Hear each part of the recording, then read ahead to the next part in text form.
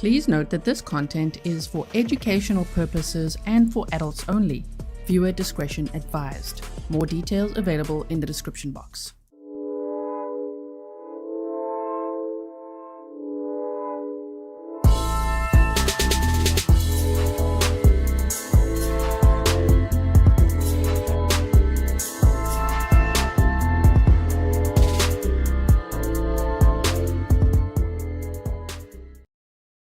Hello everyone and welcome back to another live stream with me, Gayle Kyte. This is Grizzly True Crime and we are here to watch day 3 of the Megan Boswell trial together.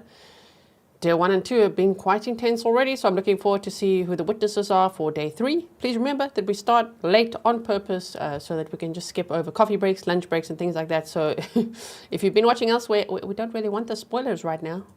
Unless there's something that's like, I need to know, like there's a graphic image coming up or something. Thank you so much for joining membership. Welcome to all the new members. Oh my goodness, I saw this morning quite a few people join. Thank you so much for joining. And again, happy birthday to Stefan, one of our fabulous mods right here. Here's Stefan. Happy birthday to Stefan. I can't believe you're here on your birthday. Thank you for being here with us. And everybody, are we ready? Welcome to all the locals in chat. Thank you also to everyone that's local. This case is from Tennessee, of course. And many of you have emailed to say that you are willing to help me with some FOIA requests and things like that in Tennessee. So I really appreciate that. I will get back to you. So now let's do this and bring this. And then we'll go back to where it started, of course.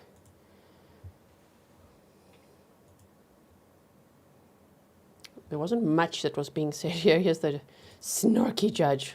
We like Judge Goodwin. I'll put there's no sound right now, okay? So I just want to see if we missed anything here. Little bit of sound. So there's a gap, as I understand it, about the autopsy report that's put down the brand. Thank you, Arizona gal. I think it's sealed. It's sealed. I was contacted by someone last night who I want to consult with on this case. But she I don't know if this is like a hot mic. Are we supposed to be hearing this or not? I don't know if they're going to issue the date or not, so I want to consult with her for her expertise, but I haven't. I'm just looking here quickly. Let's go to the beginning of the day.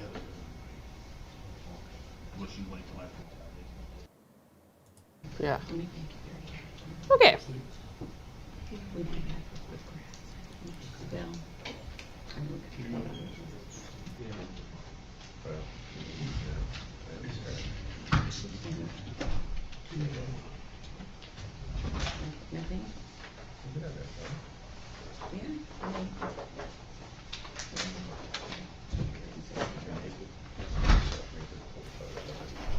Thank you, Coral and Dexter. You said I've asked my community to watch here. You all are fantastic. Thank you so much. Happy Friday, everyone, if you're watching live with me. There will be court tomorrow as well, okay? So make sure that you have your court blazers, pajamas, whatever ready, because we'll be in court tomorrow on a Saturday because this jury is sequestered. If you didn't know, that's the defendant. I'm sure by now you know, but that's the defendant, Megan Boswell. She's 23 years old now. And she's facing 20 charges in total, which includes first-degree murder for the murder of her 1-year-old daughter, Evelyn. Quite a bit of fluff here at the start of this day. There we go. They're all standing up for the jury. Shannon Webb says, who is the baby's daddy? We don't know yet. I wonder if we'll actually find out in this trial.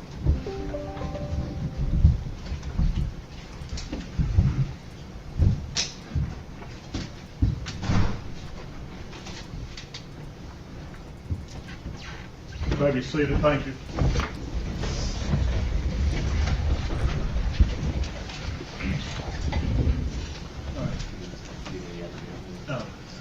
Thank you.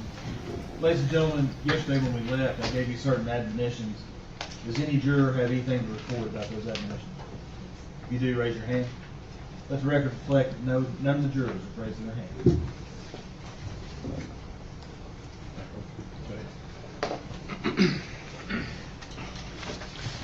Good morning, Ms. Hawkins. Good morning. A shame. It's cross-examination. This poor lady had to come back. Yeah, I've still got the banner ready for us here. So this is Bailey Hawkins, who was Megan Boswell's friend. And shame, man, she is obviously very broken about this. She was just asking the whole time, where's Evelyn? And do you have Evelyn now? And so when can we see Evelyn again? And eventually when she saw Megan doing all those media interviews, she's like, what? Why didn't you just tell me that someone took her or that she's missing or any of that? Princess Pillow said, so many cases close to me. I'm in Central Florida, so Madeline Soto is a local case and my brother lives in Bluntville. We recommend you to everyone. Thank you so much for recommending me to everyone. That is so sweet. Okay. I personally apologize that we've had to carry you over to the second day. I know that's hard for you. Certainly wasn't purposeful. I want you to know that. We heard a lot of testimony yesterday that you were one of Megan's closest friends. Would that be a fair statement? Yeah. And that you had known her for some time, even through high school years, before Evelyn was born? Yes. Okay, yeah. And I imagine that you got to know Megan quite well. And you were around when Evelyn was born. Spent a lot of time with Megan and both Evelyn the first year of Evelyn's life. Would that be a fair statement? Yes. And during any of that time in those 12 months, first 12 months up till Evelyn's first birthday, did you ever see any signs of abuse or neglect on Evelyn? The only thing that I ever really noticed was every now and again I would look back and she wouldn't be buckled up correctly, but we would just buckle her up. I understand. I guess what I'm saying is you never saw any injuries on Evelyn that gave you concern? No. You never saw? Shame. My friends were like, why don't you buckle your daughter into a seat? Why don't you care about her safety? You know, Southern Cali said, G has the Red Bull this afternoon. She ain't playing. If you guys are on Patreon, I've shared a little clip from my interview with the district attorney yesterday. Many people are guessing right. I've replied to your comments, so you can go check there, right? I'll share more. But yes, after all of yesterday's double streams and the interview, yeah, Red Bull today and a huge cup of tea. So if you see me lifting this, this tea is like, it's the size of my head. Okay, we're going to focus now. Look at this. Huge cup of, this is Earl Grey tea. Okay, so let's have a listen to this cross-examination. They sound like they're being very kind to her at this moment. Right? Anything on Evelyn. She appeared to be thriving well. You didn't have any concerns that she wasn't being fed or cared for. No. You didn't have any concerns that she was being physically abused. No. And I imagine, regardless of your relationship with Megan, had you suspected those, it's quite clear yesterday from your testimony you loved Evelyn, you wouldn't have stood for that regardless of your relationship with Megan, would you? No. Okay. And in this time that you were spending with Megan, did you ever hear Megan say or indicate that she didn't love Evelyn? No. Did you ever hear Megan say or indicate that she no longer wanted Evelyn and would maybe consider giving her up for adoption? No. Did you ever hear Megan say that Evelyn was an inconvenience on her life? No. You're familiar with Megan's background and her family situation. You're aware that Megan was in foster care, correct? Yes. And you're aware that Evelyn was born while Megan was in foster care. And would it be fair to say that the one consistent love in Megan's life was Evelyn? Yes. Above everything, her family? Yeah. Judge, we're going to object to her being able to get into the defendant's head on how she's feeling about people in her life. The way the question's phrased, Mrs. Steen. Thank you. Well, were you aware that Megan had some fractured or broken relationships? Yes. Did it appear that Evelyn was the one constant thing that brought Megan joy? Yeah. Okay. So I'm pretty sure the jury would also be piecing this together, and I'm like, wow, so things really changed when she met Hunter. Like, things really took a turn. Megan became so, and again, I'm speculating right now, but it seems to me from everything we've heard that she became so obsessed with Hunter so quickly that she immediately disregarded her daughter, you know, because she met him around, she started working there around December 2nd. And by December 6th, that was the last time Evelyn was seen alive. So that really escalated quickly. And then just everything else after that. Janet, thank you for being a member for 28 months. You said, welcome, new Grizzlies. You're going to love it here. Please also remember, if you are subscribed, which is free, you are an official Grizzly. And thank you so much to everyone who's also a member or a patron. Now, were you aware that, do you know who Tommy Boswell is? Yes. That's Megan's father? Mm-hmm. You familiar with his girlfriend? Yeah. Do you have personal knowledge that Tommy's girlfriend wanted to spank Evelyn? Objection.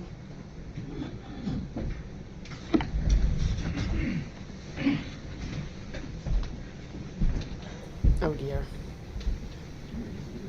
Yes, Stefan says that, yes, that escalated quickly indeed. It's really sad. I know she was 18 years old and it looked like crushing really hard over this boy, but you have a daughter who depends on you and you can't just throw her in the trash. Like, what? Shame.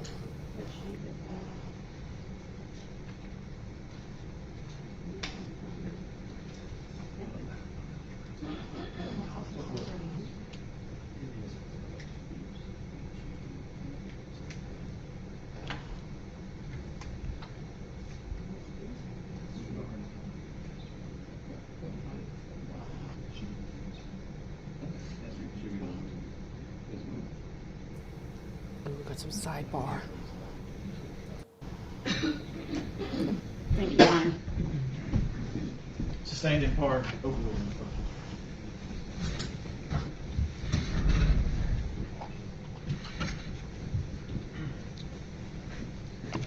in part. Ms. Hawkins, in all the time that you spent together with Megan, Megan, did you ever see her spank or hit Evelyn? No. Because that's all the questions we have. Lead rec. No, nothing, Your Honor. Is she free to go? Judge, I mean, I don't oppose that. Could you I can have release just from one the second.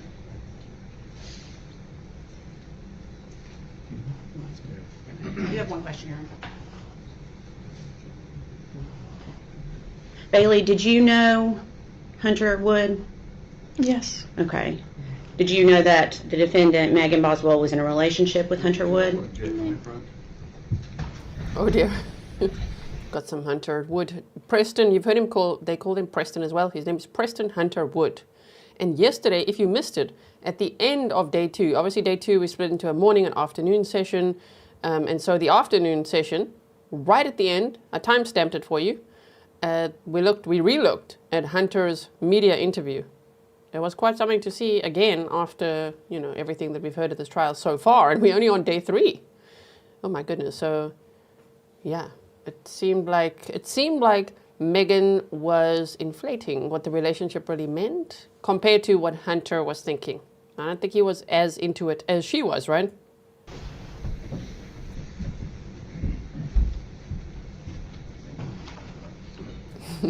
Pernil says, Snark Bar, Volume 2. Yeah, this day is kicking off snarky.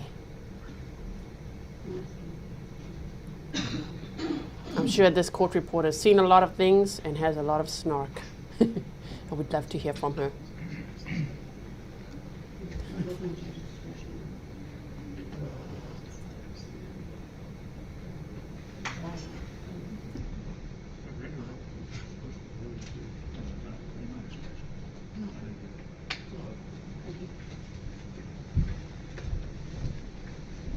Objection overruled. Thank you. And were you aware that they were in a relationship? Yes. Okay. Did you personally ever see Hunter around baby Evelyn? No. Okay. Thank you. Recross.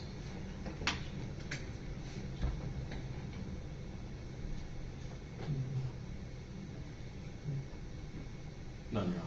All right. Is she released from her subpoena? Yes, Your Honor. Ms. Hawkins, thank you for your testimony. You're released from your subpoena. You're free to go now. All right, thank you. Yeah, I'm under. Ernest?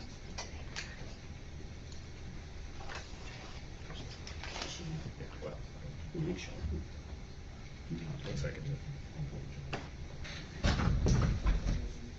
The state would call Crystal Crawford. Crystal What was that last name? Crawford. Crawford, Crawford.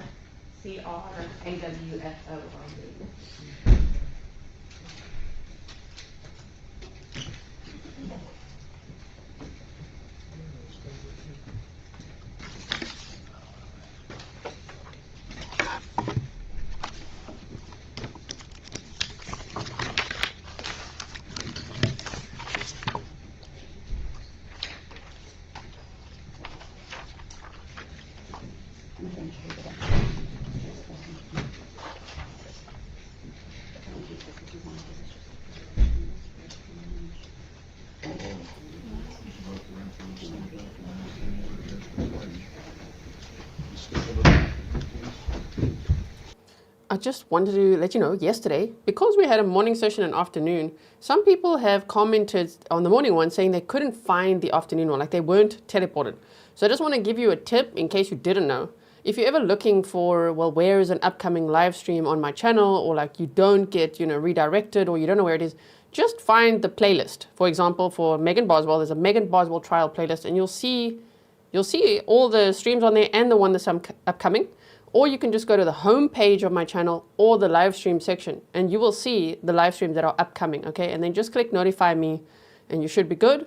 If you want a backup for notifications or a really great source of notifications, Patreon, you could join the free tier, okay? And lots of people have joined there just for the notifications, and I do share them there as well. So just a tip while we wait for this witness to take the stand. Raise your right hand. State your name.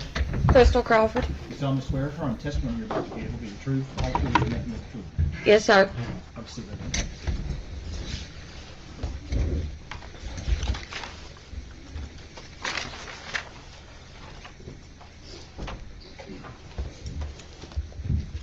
Thank you. Good morning. Good morning, Amber. Tell the jury your name and where you're employed. Crystal Crawford at the Econolodge in Kingsport, Tennessee. Okay. Is that located on Airport Parkway in Kingsport? Yes, ma'am. Okay. How long have you been employed there? I have been working there almost 10 years. Okay. What is your title there? Front desk clerk. Okay. Can you give us a brief description of your job duties at the Econolodge? Front desk, laundry, some days housekeeping also. Just whatever needs to be done. I do all his management paperwork and all that. Okay. So those duties include things like checking in and checking out guests? Yes, ma'am. Okay. And I'm assuming Econolodge creates records and maintains those records at the hotel? Yes, ma'am. Okay. When you enter information to the hotel, is it into like a computer system that's maintained? Yes, ma'am. And are those records preserved for a certain amount of time? Yes, I believe up to 5 years. Okay. When you create these records, is it essentially the same procedure each time? Yes. Okay. I'm going to pass you a document. Okay.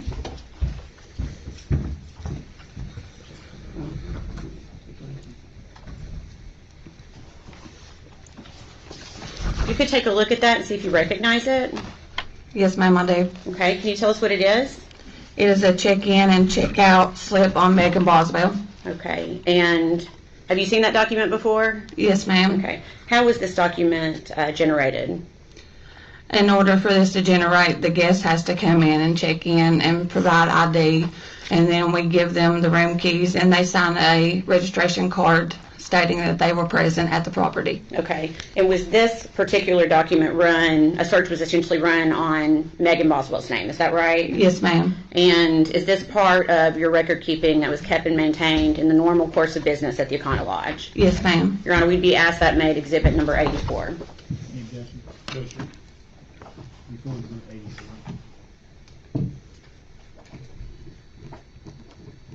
Thank you.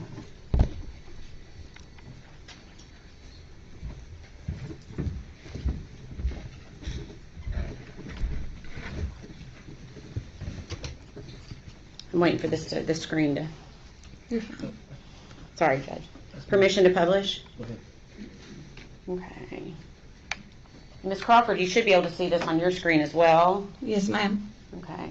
Is this the document you were just referencing that was produced at the Econolodge? Yes, ma'am. Okay.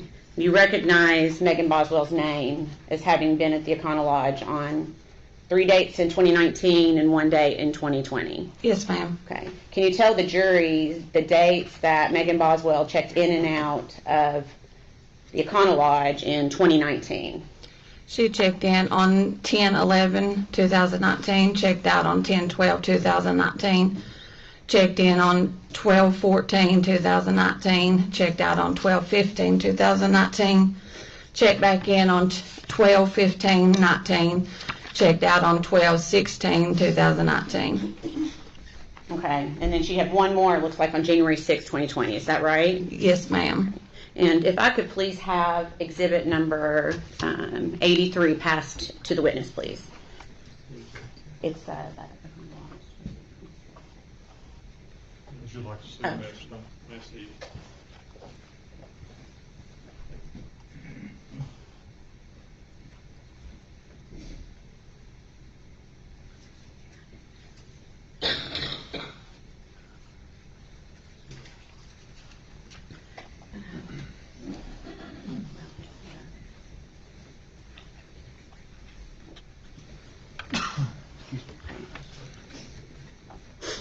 Okay, Ms. Crawford, do you recognize what I've handed you? Yes, ma'am. Okay, and can you tell us what that document is? It is a registration card for Bailey Hawkins. Okay, and what was the date of check-in and check-out on that? February 22nd of 2020 and checked out on February 23rd of 2020. Okay, all right, you can pass that back to the clerk. Thank you. Do you know who the defendant Megan Boswell is?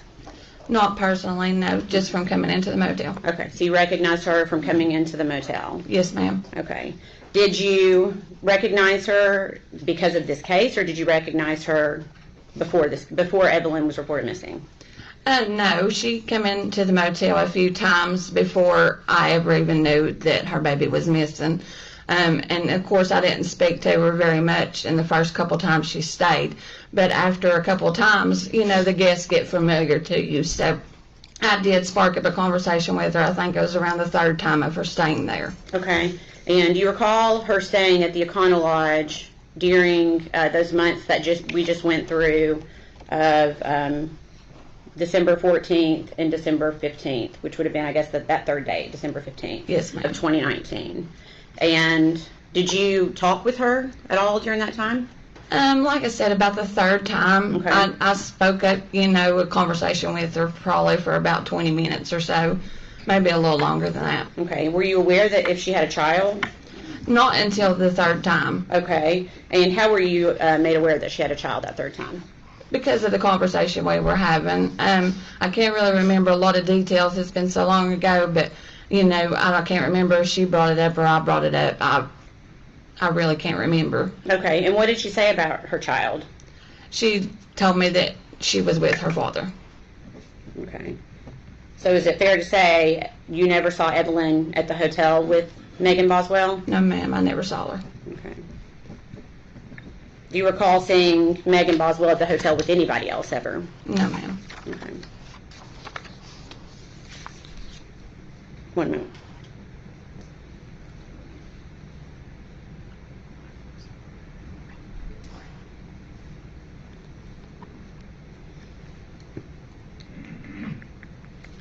During the times that you saw the defendant, the 2 times in December and the 2 times in January, did she ever appear to be crying? No, not that I can remember. Did she ever give appearance of being scared or worried? No, ma'am, not that I can remember. Did she ever express any concern to you about the safety of her daughter? No, ma'am, not that I can remember. All right. So those would be the dates they're asking about is December 14th and 15th. And the reason is because Evelyn was last seen alive on December 6th. That's what the state alleges. I don't know about who exactly on December 6th, but hopefully we'll find out. And so, yeah, that would mean, based on the allegations and the timeline so far, Evelyn was already murdered. My goodness. And so when Megan went to that Econolodge, then, sorry, just have to refresh my page here quickly. Okay, when Megan went to that Econolodge, it would mean that Evelyn was no longer with her. So that's why they're asking, what, did she look worried? Did she look sad? Was she crying? What was she doing, right? Right. Please answer any questions the defense has for you, okay? Yes, ma'am. No questions, Ms. Williams. Ms. Crawford, thank you for your testimony today. You're released from your subpoena, man. You're free to go. Thank you.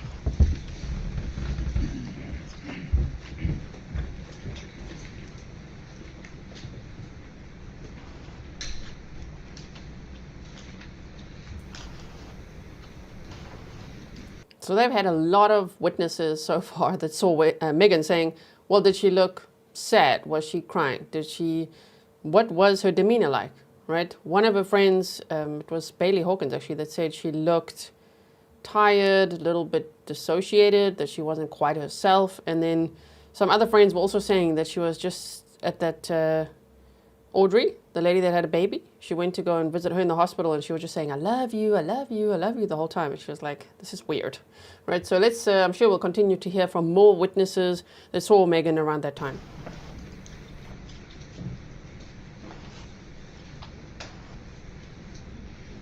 State would call Katelyn Jones.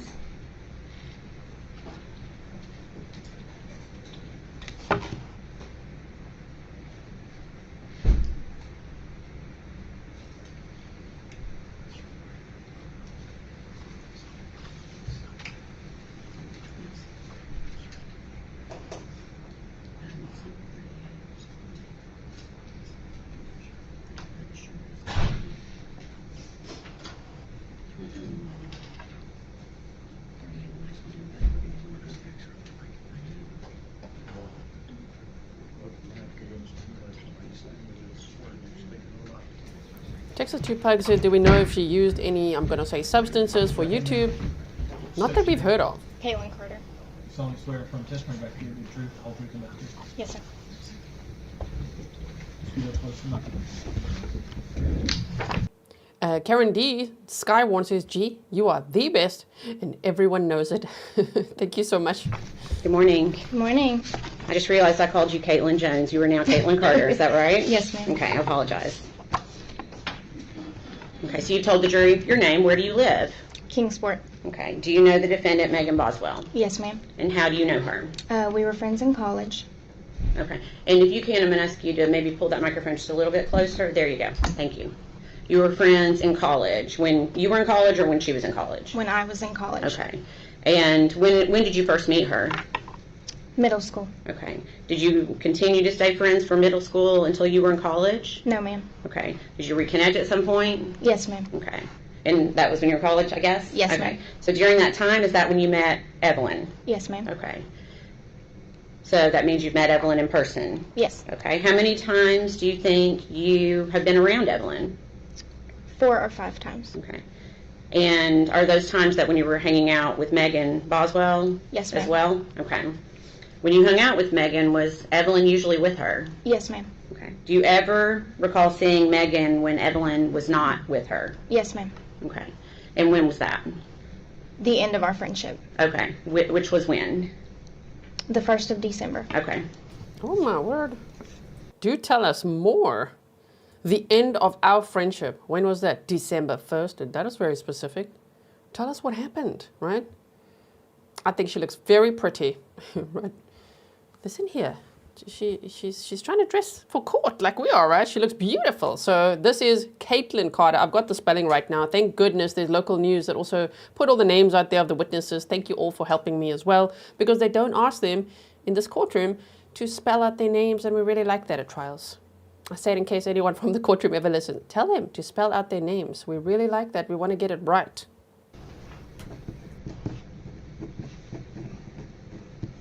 So then you're saying you saw Megan without Evelyn the 1st of December? Yes, ma'am. Okay. Prior to that, well, let me rephrase. Before, when you say the 1st of December, do you mean the first day of December, or do you mean the first part of December? The first part. Okay. I just wanted to make sure we were clear on that one. Okay. So prior to the first part of December, do you recall ever seeing the defendant without Evelyn? No, ma'am. Okay. Do you recall going to Chili's with Megan Boswell at one point. Yes, ma'am. Do you remember when that was? The end of my college semester, Okay. And do you know when that would have been? around the 1st of December. Okay. Who was there when you went to Chili's that day? Me, Megan, and Evelyn. Okay. Anyone else? No, ma'am. Okay. Did you sit at a table or a booth? Booth. Okay. And did you sit beside anyone? No, ma'am. Okay, so Megan and Evelyn were on one side of the table and you were on the other. Yes, ma'am. What was your impression of Evelyn that day? She was dirty, and I could smell her across the table. Okay. Shame. Was she, have you been around babies before? Yes, ma'am. Okay. Was she beyond what a normal dirty baby would be? Yes, ma'am. Good.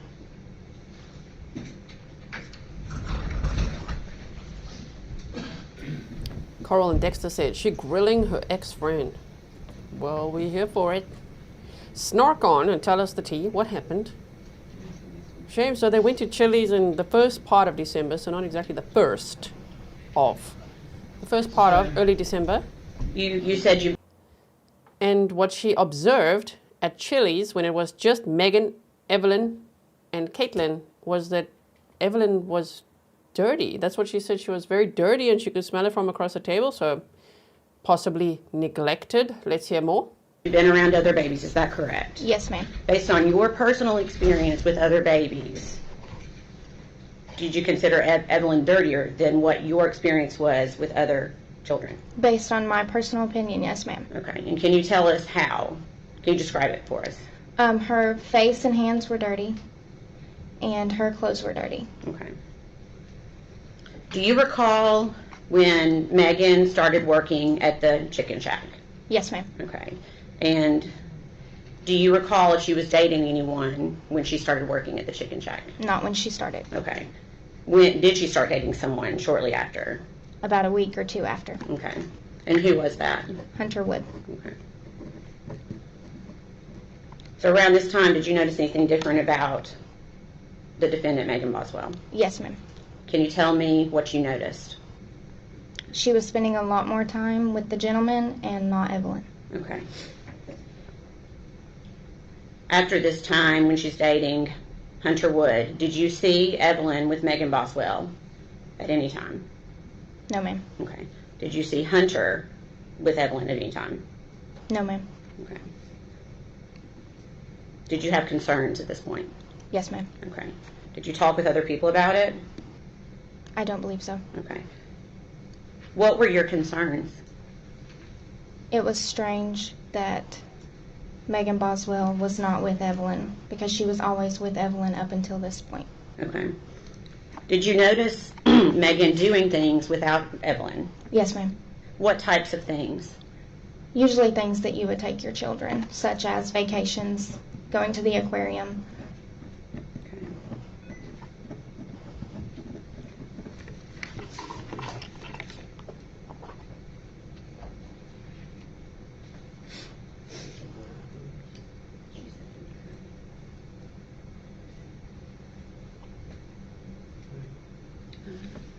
December.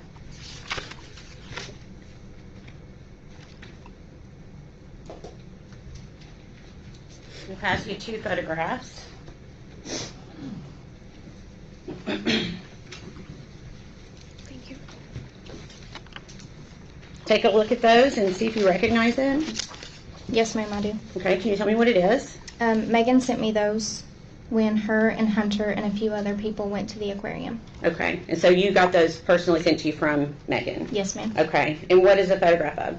Megan and Hunter Wood at the aquarium. Okay, Your Honor, we'd ask that to be made exhibit number 85.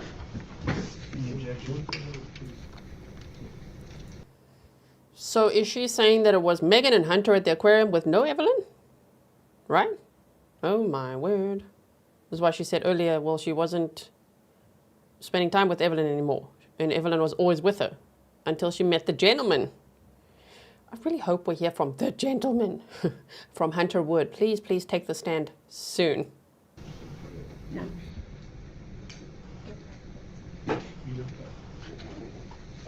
Judge, I would say that these photos are cumulative. They're essentially the same photo. If the court wants to have been, but I would note they're cumulative.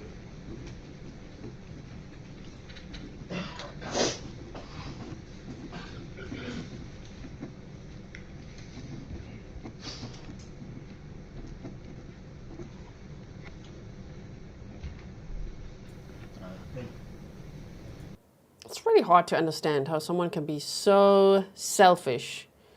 And not just someone, but a mother. Like the mother of this little girl can be so selfish as to be hunting Hunter so much that she just forgets about her daughter, just about, that's one way to say it, allegedly. I mean, Evelyn would have loved to go to the aquarium, right? Kids love to go to the aquarium and see, you know, all the fish, the jellyfish, I don't know, the sharks, everything they've got. I still love the aquarium. So can you just imagine her being like, I'm going to go with my boyfriend? In her head, it was her boyfriend, is my version of it. That's what I think was going on. It's just not sure what Hunter was doing, but I hope we hear more, because we only have his media interview and he said it wasn't serious. It was just a casual type deal, just an on and off type thing. Mm-hmm. If they're going to be introduced separately, I mean, they should be introduced separately. They shouldn't be introduced as a cumulative. Okay. You'll do 85 and 86, Your Honor.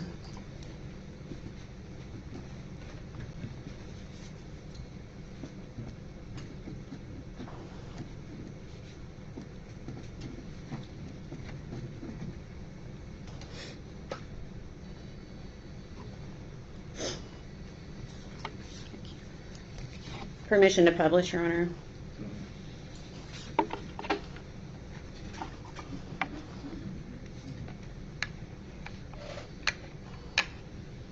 Oh my word. Katelyn, is this one of the pictures you received? They are spilling all the tea. Look at it.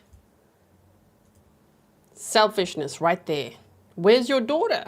What is going on here? Okay, so let's go. Received from Megan Boswell. Was it via text? Yes, ma'am. Okay. And did she indicate that Evelyn was with her that day? No, ma'am. Did she send you any pictures of her with Evelyn that day? No, ma'am. Did she seem to be upset all that day when No, she ma'am. sent you these pictures? Okay.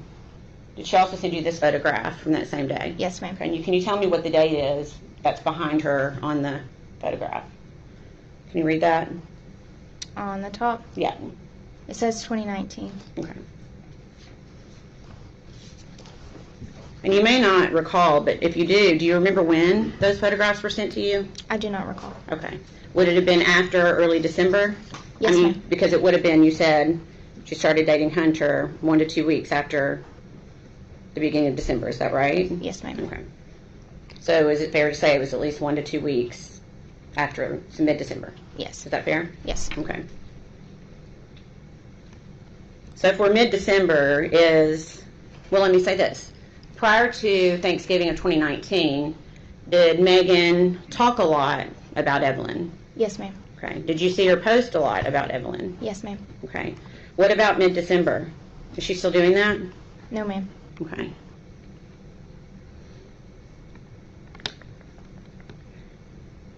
At some point, did you ask her where Evelyn was? Yes. What did she say? She said that she was with her father. Okay. When you say her father, do you know who do you think she was talking about, or who was she talking about? She was speaking of Ethan. Okay. Did she say why Evelyn was with Ethan? Yes, ma'am. What did she say?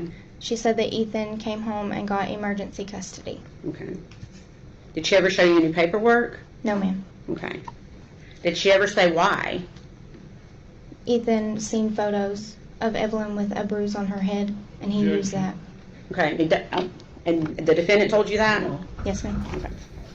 Oh my. The defense is getting, you can hear the chair going, objection.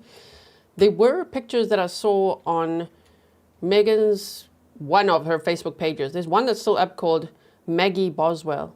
And there were people posting, you know, little pictures in the comment section of Evelyn with what looks to be a bruise on her head and, you know, bruises sometimes. Now, some people were saying, well, obviously she was just a baby, like they could fall, they could have bruises, and others were obviously saying, well, there's something wrong here, something's going on here, so interesting. Yeah, Jenny said, love this girl, right? She's a great witness.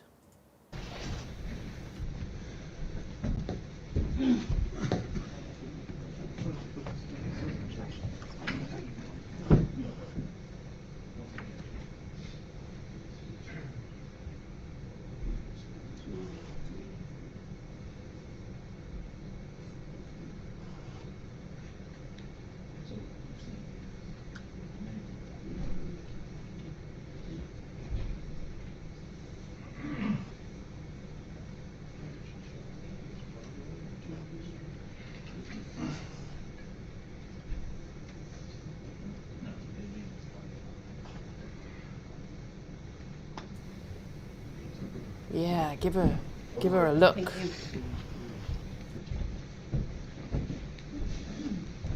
Okay, so we're gonna go back to that.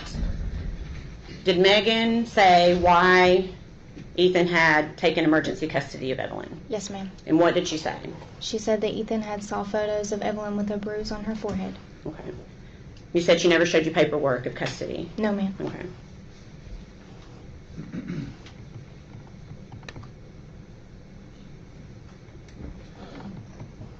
How many times did she tell you that Evelyn was with Ethan? A few times. Okay. Was that in person or via text? Both. Okay. So do you remember seeing Megan around Christmas? Yes, ma'am. Okay. Where did you see her? We met at the Pinnacle in Bristol. Okay. Was Evelyn with her? No, ma'am. Did you talk to her about Evelyn? Yes, ma'am. What did she say? She still said that Ethan had her. Okay. And do you remember Megan? So, and to the media, Megan was talking about what she bought for Evelyn for Christmas and that she last saw on December 26th. So all the lies are coming out. I hope the jury's taking notes. I believe they can take notes in this trial. Some trials they can't, like the Adam Montgomery one, they weren't allowed to take notes. But I remember the judge saying that here they can. So I hope they're taking notes because there's 12 counts of false reports to the police and they're all starting to really stack up there. And said she's got the Grizzly side eye. Yes, she does. Getting a phone call while you were talking to her that day. Yes, ma'am. Do you know who called her? Yes, ma'am. Okay. Who called her? Her father. Okay. And we're not going to be able to say what he said to her, but what did Megan say to her father over the phone? She told her father that she would be getting Evelyn back around the 1st of February. Okay.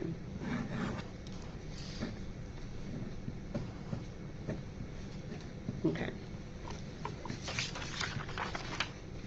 During this entire time, did Megan ever seem upset? No, ma'am. Did you ever see her cry? No, ma'am. Did she seem worried about Evelyn? No, ma'am. Did she ever seem concerned about Evelyn's safety? No, ma'am. Okay. Please answer any questions the defense has, okay? Okay.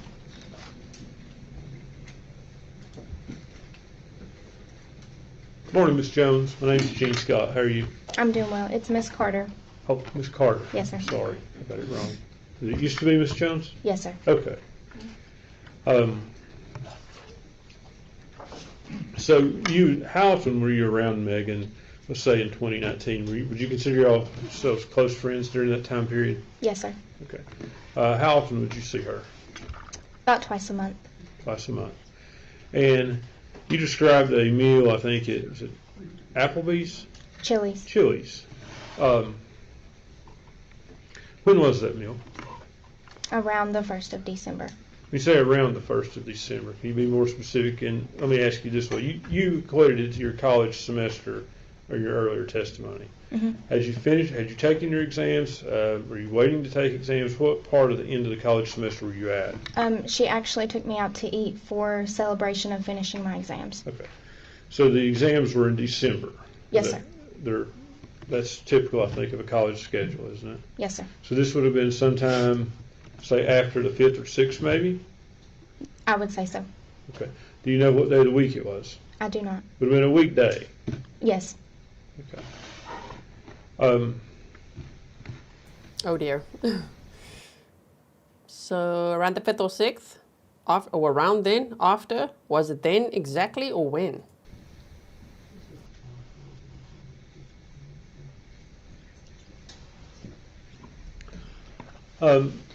Ms. Carter, you described Evelyn as being dirty that day. Yes, sir. Had you ever seen Evelyn dirty before? No, sir. Did you ever see any signs of abuse? No, sir. Did Megan seem like a loving mother to you? Yes, sir. Did she seem devoted to Evelyn? Yes, sir. Okay. Did you ever see her neglect her in any way? No, sir.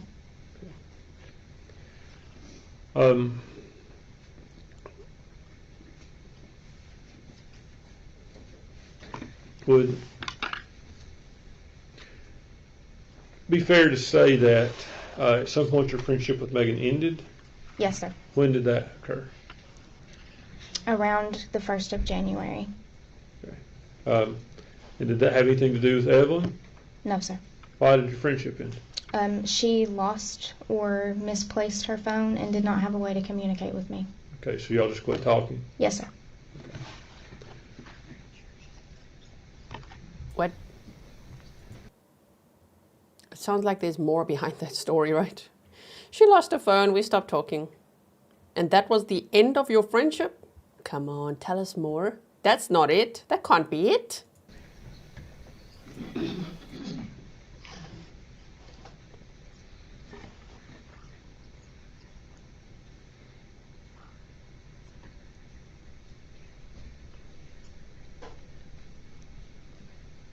Ms. Carter, just so we know, your exams, were they were after Thanksgiving? Yes, sir. Okay. And in 2019, Thanksgiving, I believe, was on the 28th of November. Does that sound right to you? Yes. Okay. So your exams would have been sometime the first week of December. Monday was the 2nd of December. Does that sound correct? Yes. Okay. How many days would your exams been? That whole last week of college. Okay. So the last day of that week is the 6th of December. Is that on That's Friday? a Friday. Okay. Okay, would that have been the day your exams ended? Yes. Is that the day you ate? I cannot recall. You said you ate it, did you eat on the last day of exams or just after the last day of exams? It was the last day of exams. Okay, so if the last day of exams were on the 6th, it would have been on the 6th? And I guess I'm gonna ask if he wants to, we need to probably check that schedule so she doesn't get confused on the day that she's talking about. Judge, can we approach? Defense, he's like, oh, Judge. Oh. A lot of tension in the courtroom this morning. Yeah, Letterer Barbera said, there it is, the 6th. The 6th was also, the 6th of December was also a date when Megan suddenly changed her story of saying, yep, especially with her friend Audrey and Bailey, right? She said, now Evelyn is with Ethan, with Ethan's grandmother and with Ethan, so things took a turn there. So that was already interesting, but if they can nail down this date, that'll be interesting too. The last time Evelyn was seen alive was December 6th, according to the state's opening statement, so that's why we're listening very carefully for who saw her on that date, and no one saw her after that.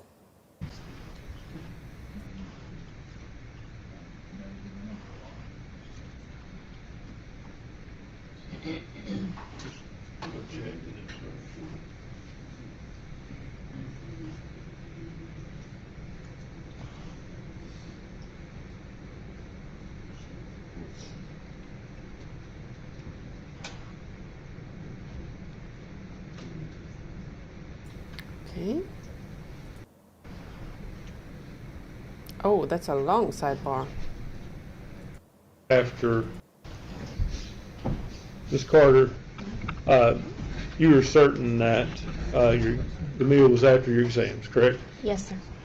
And you were also certain that the exams were after Thanksgiving? Yes, sir. No doubt in your mind? No, sir. You have no memory issue with that? No, sir. You just can't remember what day in December it would have been? Yes. Okay.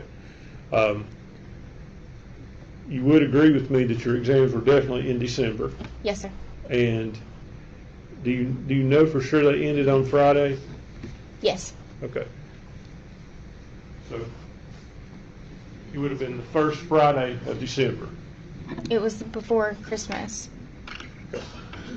Do you think they ended the first week of December? Maybe the 2nd. Okay. So they could have ended, the meal could have been no earlier than sometime the first week of December, or maybe even into the 2nd. No, sir. Okay. Do you have any difficulty in remembering that whatsoever? No, sir. Thank you. Redirect, Your Honor.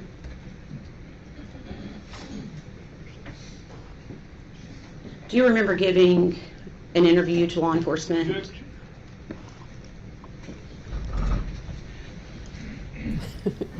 Oh my word. Redirect. Do you remember giving objection? And off they go.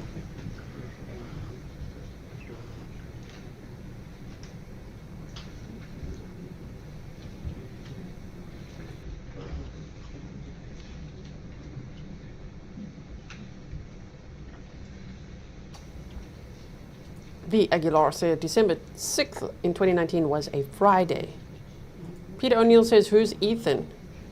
Ethan is one of Megan's exes and the one that she claimed to be the father of Evelyn, the one that she said took Evelyn. But he was stationed in the military. Right after high school, he went straight to the military. He was stationed in Louisiana. So yeah, she was the first excuse that she gave to everyone, including the police, of where is Evelyn? She's like, Ethan. Or Ethan's grandmother has her. And after that, she came up with a babysitter. And after that, she said her mother took her. Then she said her mother gave her to someone at a campsite, someone with a silver camper. And she, along the way, told her dad that, well, you know, Evelyn's in foster care. So she came up with a lot of lies. We have just a second, Your Honor.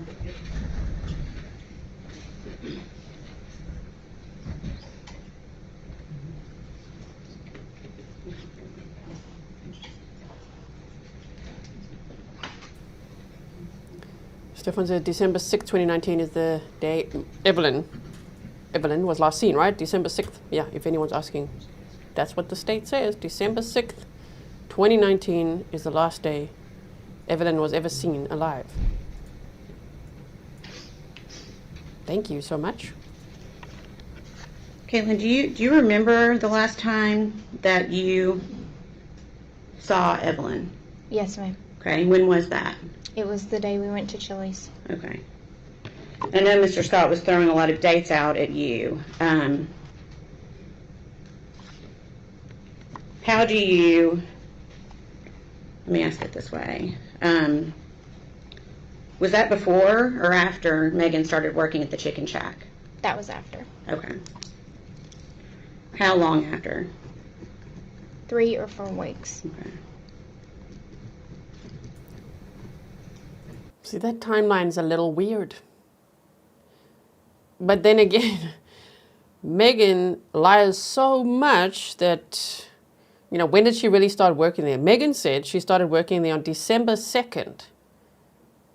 It would actually make more sense if she started working there in November then.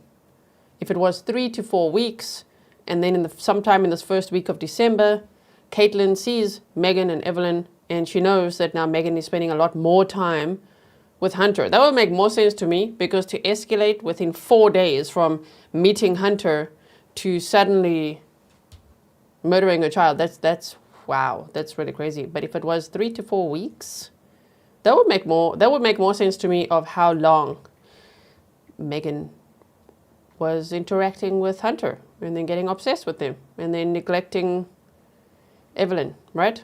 Okay, but let's hear more.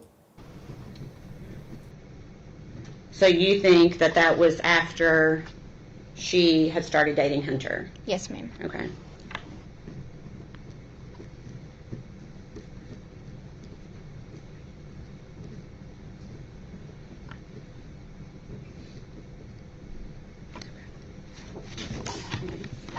That's all the questions I have. No, sir. Did she be released from subpoena? Yes, sir. Yes. Right. Ms. Carter, thank you for your testimony today. You're released from your subpoena. Thank you, sir. Well, now they're just going to have to add witnesses that can help that timeline. But don't you think that would make a little bit more sense? Imagine if Megan met Hunter on December 2nd, and by December 6th, Evelyn, that was the last time she was ever seen alive. That's like, wow. 4 days, huh? To me, if it was, okay, 3 to 4 weeks, but then again, Hunter said he never met Evelyn. He never saw her. Then again, is he telling the truth? We'll have to wait to see if he takes the stand, right? He is apparently on the witness list. I do not have the witness list. If you have the witness list, please send it to me. Tennessee can be a little tricky to get things sometimes. Yeah, V. Aguilar said she could be lying to Katelyn that she had the job for that long. That's what I'm also thinking. It could be that as well. Some of her friends had only seen Evelyn last at the end of October. So, you know, when we heard from Audrey, we heard from Bailey, they were talking about last seeing Evelyn around October. And Megan's dad said that he last saw Evelyn Thanksgiving, which would be November 28th of 2019. Okay, Janice said, yeah, I'm going to need a printout of the timeline. I mean, this is also like 5 years ago. For all these people on the stand, they have to go back in time, like in their memory 5 years back, and try to remember that. So I'm sure that's difficult, but I really hope the state is able to nail down a concise timeline for us. Obviously for the jury. I just mean we're watching as well. For us, okay?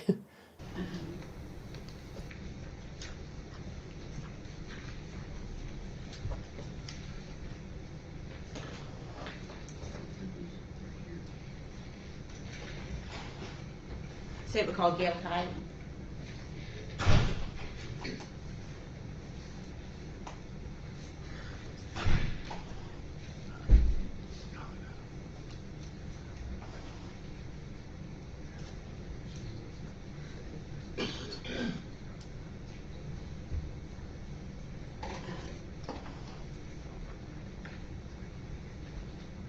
Okay, let's go forward a bit.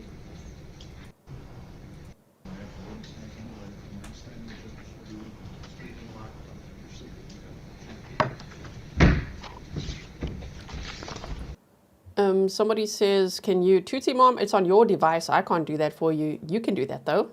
You could just turn your screen or remove it yourself or whatever device you're on. It's not on my side. It depends what device you have. So Tootsie Mom said, can you remove the chat on the right side? Can't see the witness stand through the chat stream. I don't have chat on. It's on your device. Just to make sure, in case I'm saying it, in case someone else is having the same problem, just whatever you need to do to be able to see better. Raise your right hand and state your name. Gayle Kyte. You solemnly swear affirm testimony you're about to give will be the truth, the whole truth, and nothing but the truth. I do. Have a seat right here. Good morning. Good morning.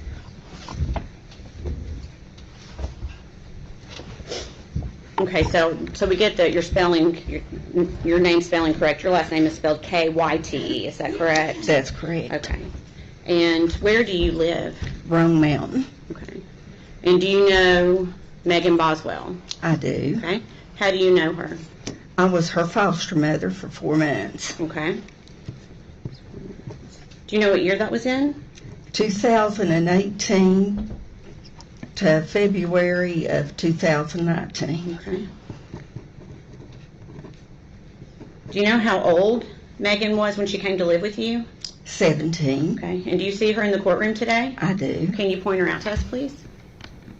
Oh, I like that. Oh, look how she's pointing out. She's right there. Wow. Okay. So Gayle Kyte, K-Y-T-E is what they said. So she said for about 4 months, right? For 4 months, she was Megan's foster mom. So it would have been what? November of 2018-ish to February 2019? Interesting. Does she know who the dad is? Tell us. Do tell us. Rochelle said, hi, G. Why does she remind me of Casey Anthony? She reminds everyone of Casey Anthony with all the stories. You said, this poor baby girl, lots of love. Thank you so much. She reminds me also of Leilani Simon and a little dash of Letitia Stauch, huh? Okay.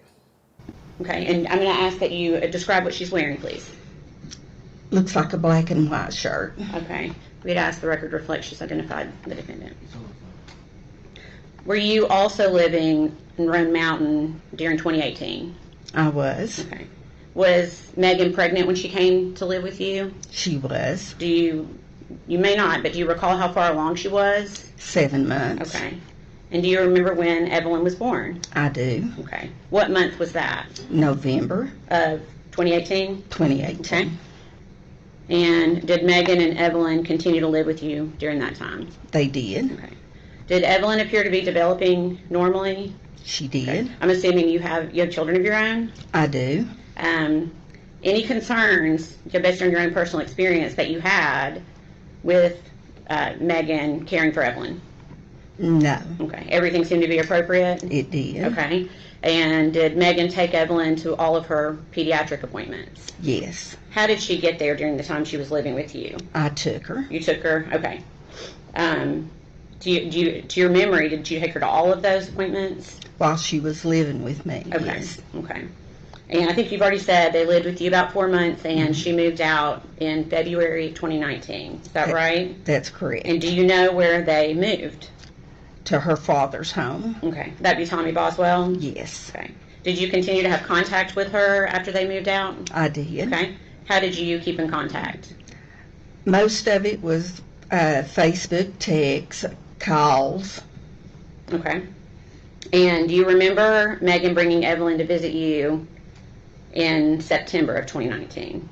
I do. Okay. And would Evelyn, so she wasn't quite 1 year old at that point, is that right? That's correct. Okay.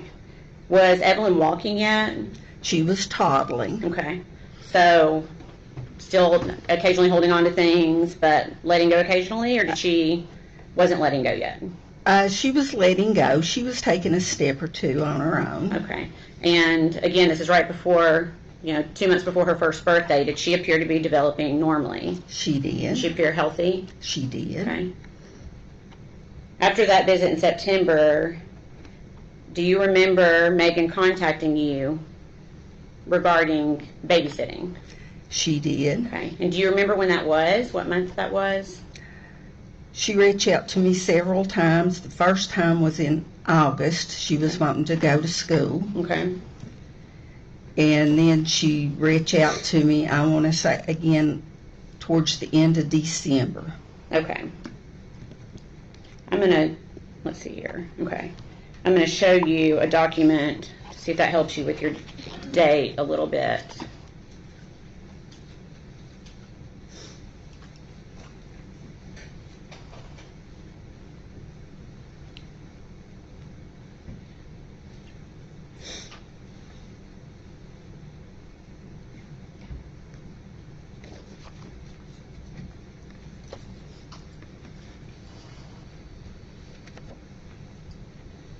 Okay. Do you we won't be able to say what it is quite yet, but do you recognize that document? I do. Okay. What is it? That's text messages between me and Megan. Okay. And what is the date of those messages? December the 3rd of 2019. Okay. And is that a fair and accurate representation of the conversation that you had with her via text or Facebook Messenger on that date? Yes. Okay. Your Honor, we'd ask that to be made exhibit number 87. No, sir. This should get interesting. Isn't she such a sweet lady? Shame. Gayle Kyte.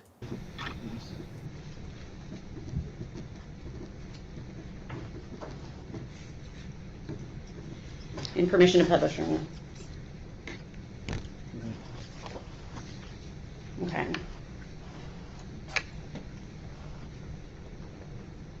Okay. Gayle, can you read that okay? I can. Okay.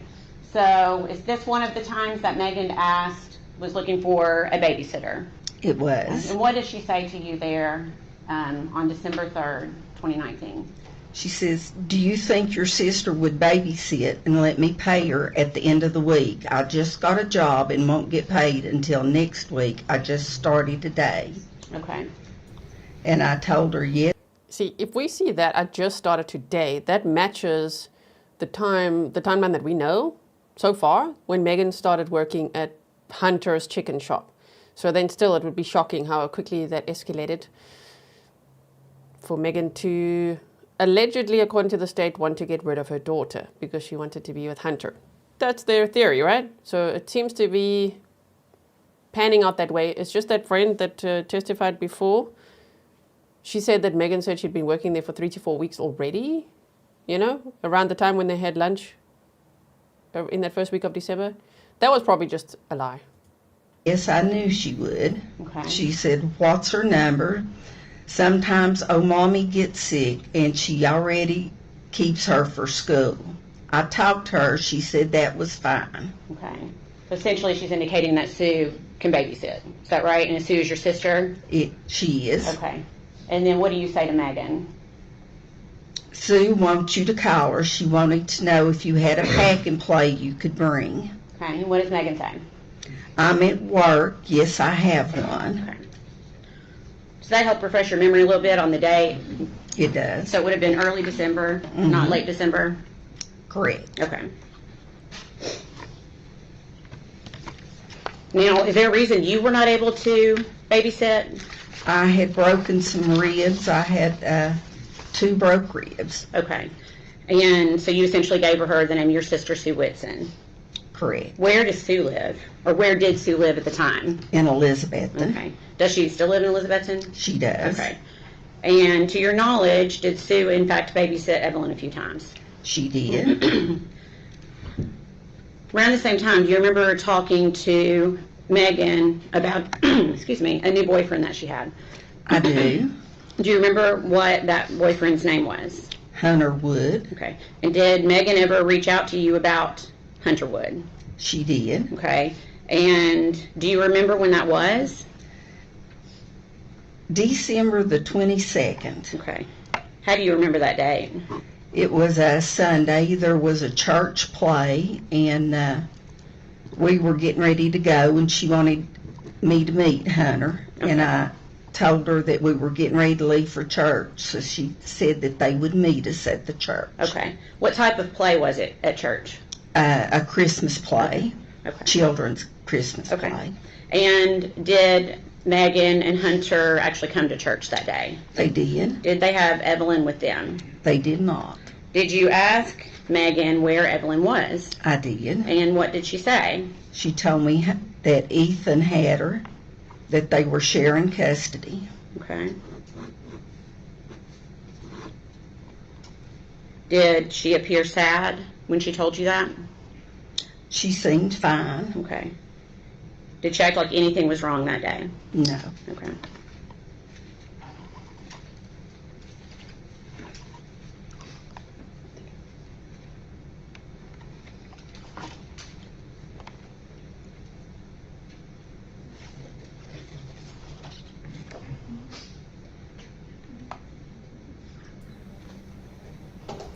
Yes.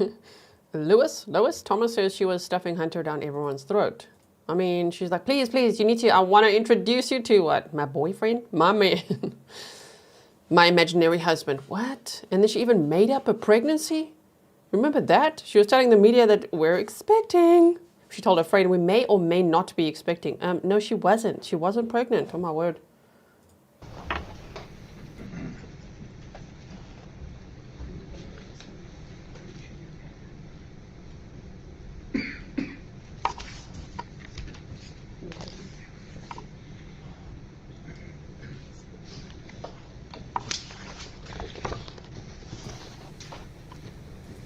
If you guys watched the first trial that I ever covered, it was the Letitia Starks trial, right?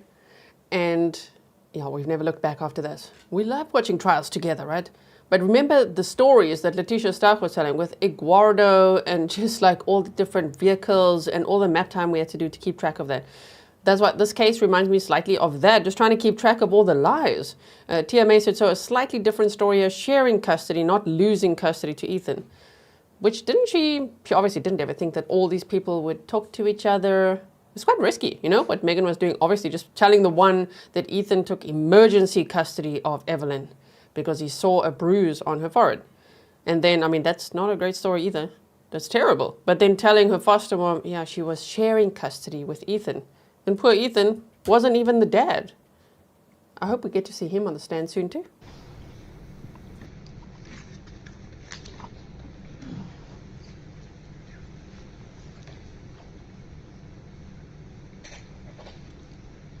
Do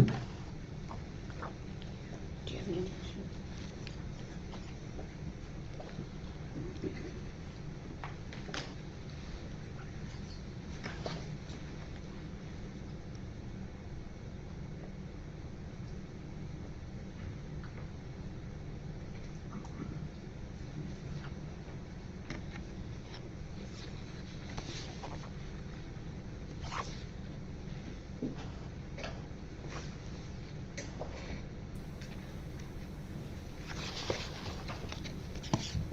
Side note, I love her jacket.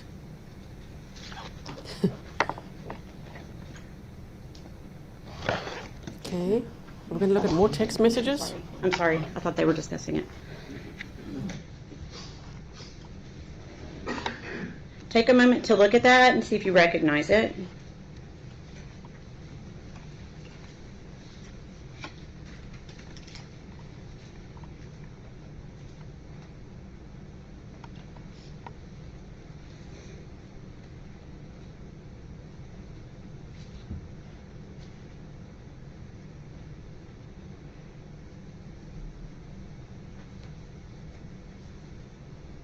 Someone sent me an article of when Hunter was arrested, so I'm just quickly trying to find it.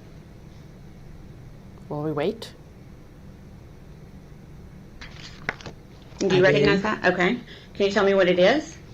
It's text messages between me and Megan. Okay, and what date were those messages sent?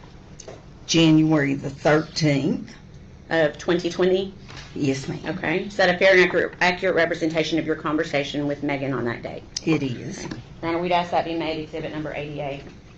Objection? No, sir. Full exhibit 88.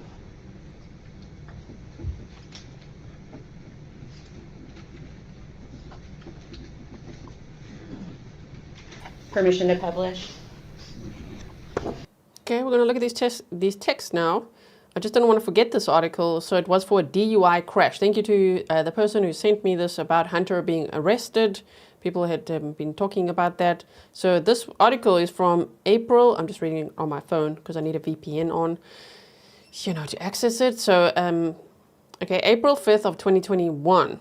So Megan was already in jail for over a year. Kingsport, Tennessee, the ex-boyfriend of Megan Boswell was arrested Thursday, April 1st of 2021 after police say he was involved in a DUI crash that sent a woman to the hospital. According to a report from the Kingsport Police Department, officers were called to the Sonic on East Stone Drive at 10:11 p.m. after being informed about a crash with injuries. So they said the driver was identified as Preston Hunter Wood, 25 years old in 2021. We could just write that down for our own records. Okay, of Blunteville. Wood was previously involved in a relationship with Megan Boswell, the mother of deceased toddler Evelyn Boswell. Megan has been charged with felony murder and now first-degree murder in her death. So that's what that is. It was for a DUI, for everybody wondering what he was arrested for.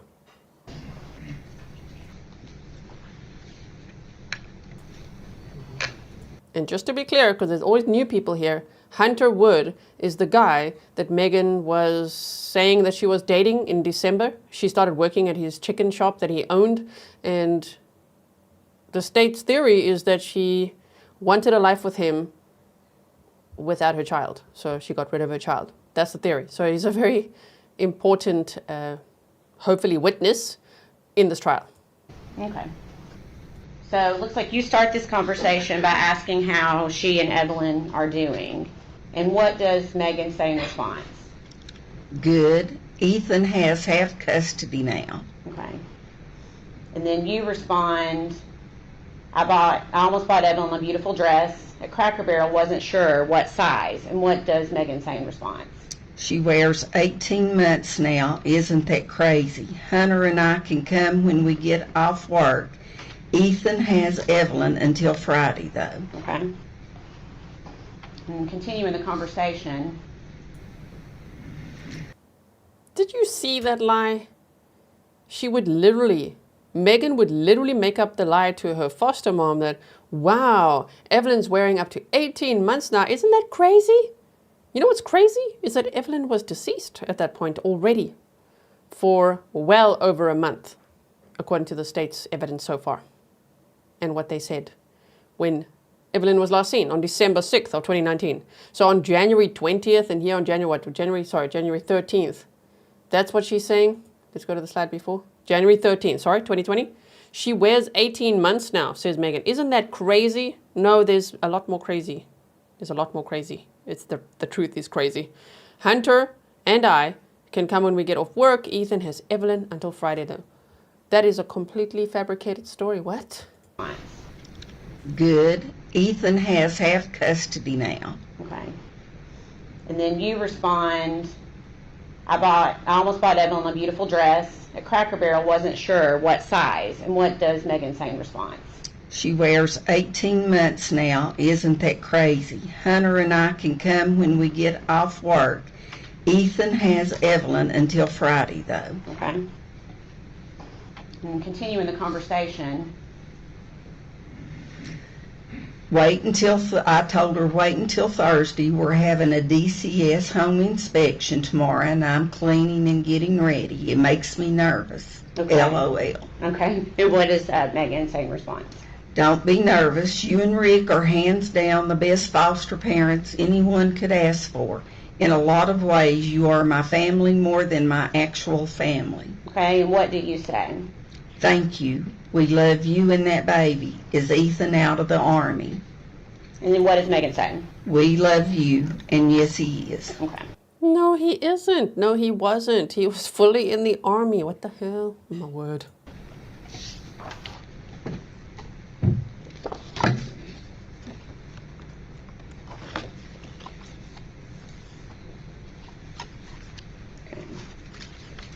We're going to move forward to February of 2020. We are not going to be able to say what somebody told you, okay? Do you remember, though, being contacted by someone named Shirley Boswell Lowry? I do. And who is this person? Megan's aunt. Okay, how did she contact you? First by Facebook Messenger, and then I asked her to give me a call. Okay, and give me just 1 second.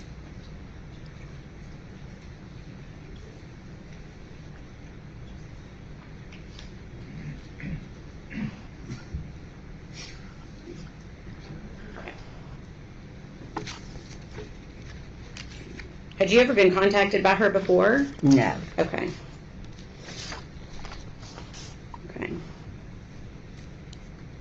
So, again, we're not going to be able to talk about what she told you, but what did you tell her about what Megan had told you?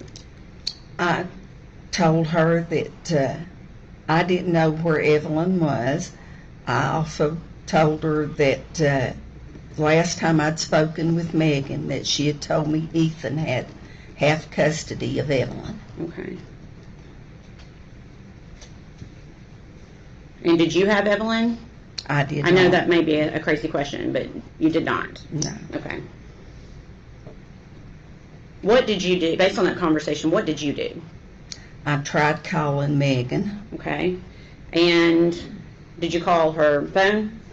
I did. Okay. And I got a hold of Tommy. Tommy, Megan's dad, Okay. had her phone. Okay. And what did you tell Tommy? I was looking for Megan, and then he discussed the same thing Shirley Okay, yeah, had we- discussed. And we won't be able to get into what he said. We can only essentially get into something that maybe Megan told you or something that you say yourself. I know it's a little confusing. Okay, so essentially you call Megan's phone, but Tommy answers. Correct. Okay, and you were essentially trying to get in touch with Megan. You didn't Correct. get in touch with her that way, so what did you do next? I texted her by Facebook. Okay. And did she respond to you? She did. She Okay. said she didn't have a phone, she couldn't talk, that it had to be by text message. Okay. And was that Facebook Messenger? It was. Okay. Did you contact anyone else that day? I did. Who did you contact? Constance Cole from DCS. Okay. And who is Constance? How do you, is that through the foster care stuff? It was. Okay. And were you able to get in touch with Constance? I could not. It was after hours, so I left her a message on her phone. Okay. And what message did you leave? I told her that Evelyn was missing. Okay.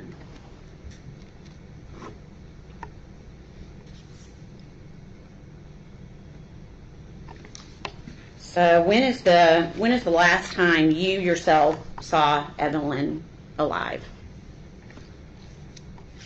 When she brought her to my home in September. September. And that'd be September 2019? Okay. Please answer any questions the defense has for you. Good morning, Ms. Kyte. My name is Gene Scott. How are you? I'm fine. You? I'm good, thank you.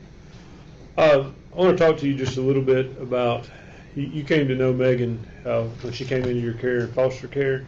That's correct. She was pregnant at the time. She was. Okay. Did you go to doctor's appointments with her, take her there and stuff? I did. Okay. How did her pregnancy go? Did it seem to go normal? It did. She was a little underweight, but she started putting on weight once she got there. Okay.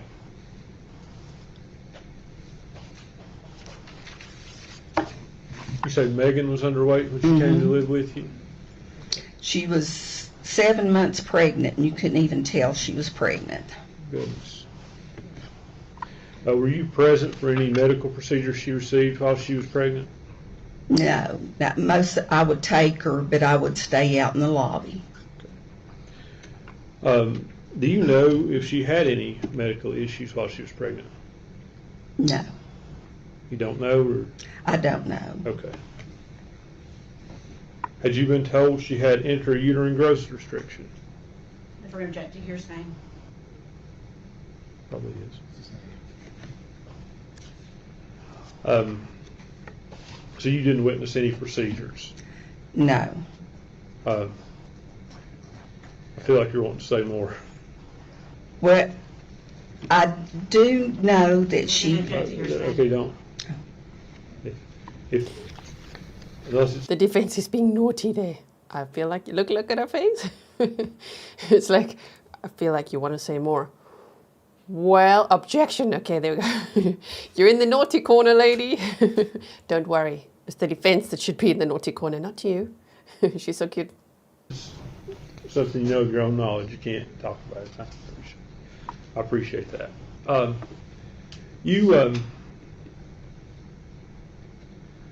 How did she act while she was pregnant? Did you take an interest in being healthy and having a healthy baby? She did. Okay. And I guess you were with her when she had the baby? I was. Okay. Did she seem to take to the baby right away? She did. Okay. And I guess, basically you were helping her raise the baby when the baby was first born. Is that? That's correct. Was she loving to the child? Very much so. Was she devoted to the child? Yes. Okay. Did you ever see any issues of her neglecting or abusing the child? Never. After she went back to her, I guess she turned 18 when have aged out of foster care. Is that? She was getting ready to turn 18, but she had got her a diploma, so they were letting her start trial visits, and then the trial visits led to her being going back to her father's home. Okay. And how did Megan seem to take that going back? She was fine with it. Did you keep in touch with her? We did. Okay. Up through, you said the last time you saw Evelyn was in September of 2019, right? Correct. So up until that time, did you ever see any signs of abuse, neglect, or anything but a loving mother? No.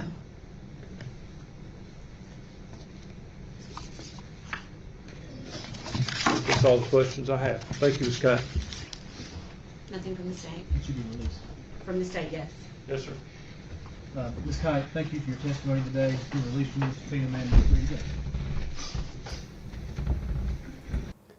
to go. Ace, Richard, you said do other modern countries have such an issue with teen pregnancy and then them killing the child? Doesn't everyone universally have a problem with that? With anyone killing a child? I don't care what age they are. It's horrific, right? Good.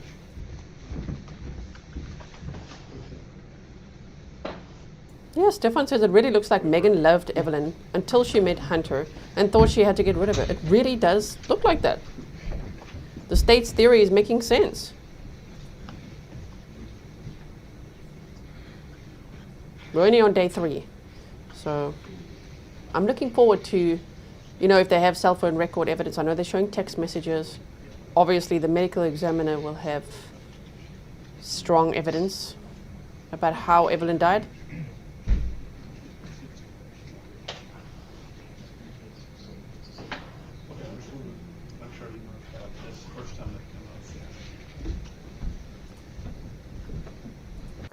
Also, It's Me D said, so Miss Gayle was the one who reported Megan to DCF when they visited her, or this is a separate report?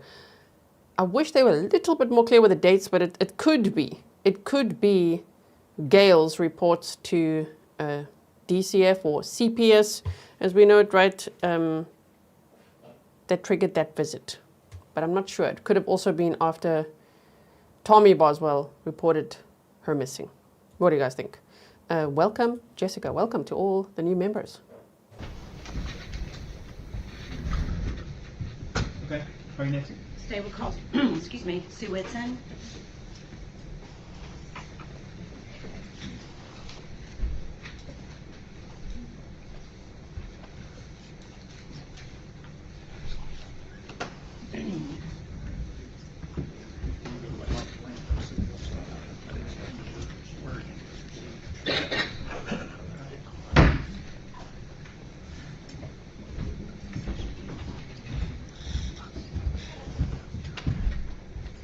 Raise your right hand and state your name for me. Sue Whitson. Do you solemnly swear or affirm the testimony you're about to give will be the truth, the whole truth, and nothing but the truth? Yes, I do.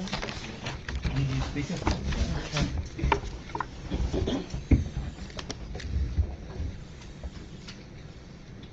Thank you, Carrie. You've always got such a good memory. Oh my word, you said yesterday, the DCS guy said that he received a call from Tommy Sr. I was also thinking, I think it was Tommy that triggered it, but it's interesting to know that people were starting to be like, wait a minute, where's Evelyn? So they mentioned a Shirley Boswell Lowry, who we haven't heard from, but who's Megan's aunt.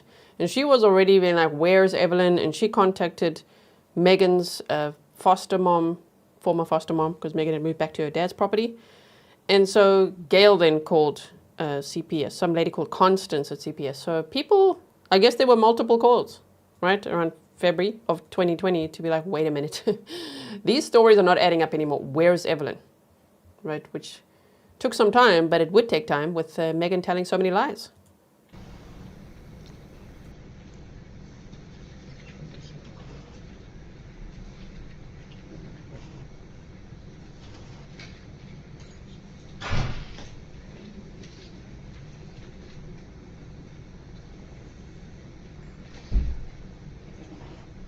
Sue.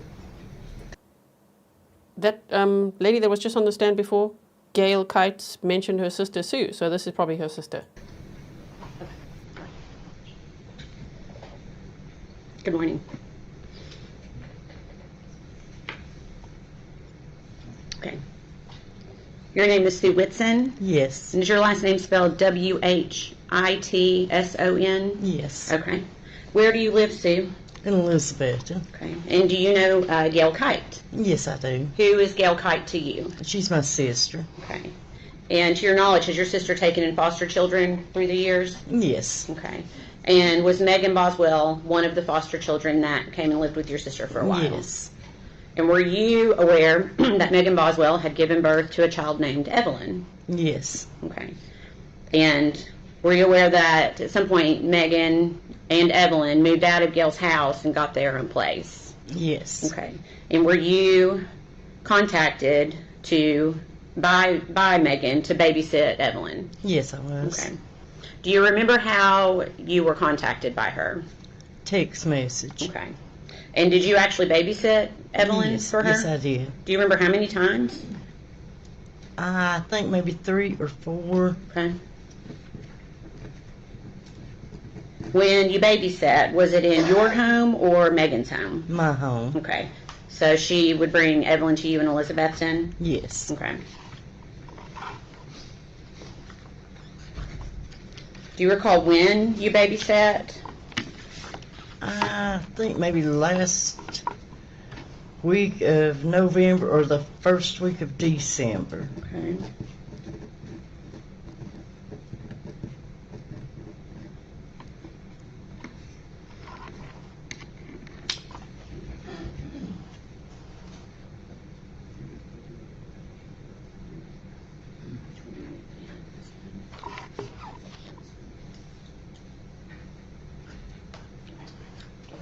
I'll pass you a document.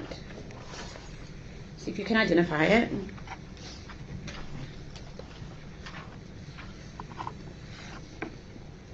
It's Evelyn. That's Evelyn. And is that a photograph that you took? Yes, it is. Okay. When did you take that photograph? I'm saying maybe about the second day I kept her. Okay. All right. Is that a fair and accurate representation of what the photograph looked on the day you took it? Yes. Okay. We'd request that be made exhibit number 89. No objection. Full exhibit 89.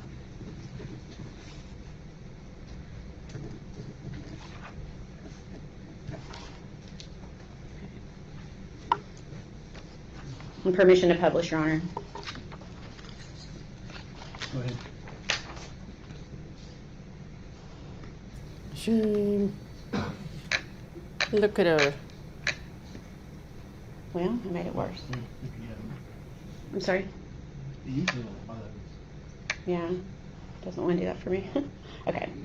Is this the photograph we were just talking about?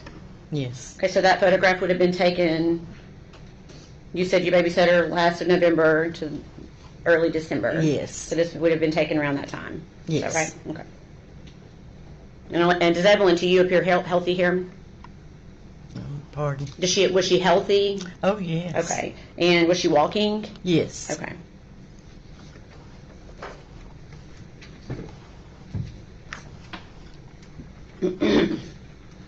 Do you remember the last day that you babysat Evelyn? Pretty much. Okay. Do you remember what time Megan picked Evelyn up that day? It was late that night, say maybe 10:30. Okay. And you may not recall, but do you recall the date? I'm not sure. Okay. Did Megan indicate that she needed you to babysit again after that day? No, she said that she wouldn't need me no more. Okay. Oh, wow. Sorry, what? Wouldn't need you no more. No more babysitting. Thanks. Bye. Well, that's a red flag, especially in hindsight, obviously, right? And did she tell you that when she picked Evelyn up, or did she tell you that later? She told me later. Okay. So when she picked her up, did you think you were going to be babysitting again? Yes. Okay. When did you learn you wouldn't be? Maybe a couple days later, she got to where she wasn't bringing her. She just wasn't bringing her? No. Okay.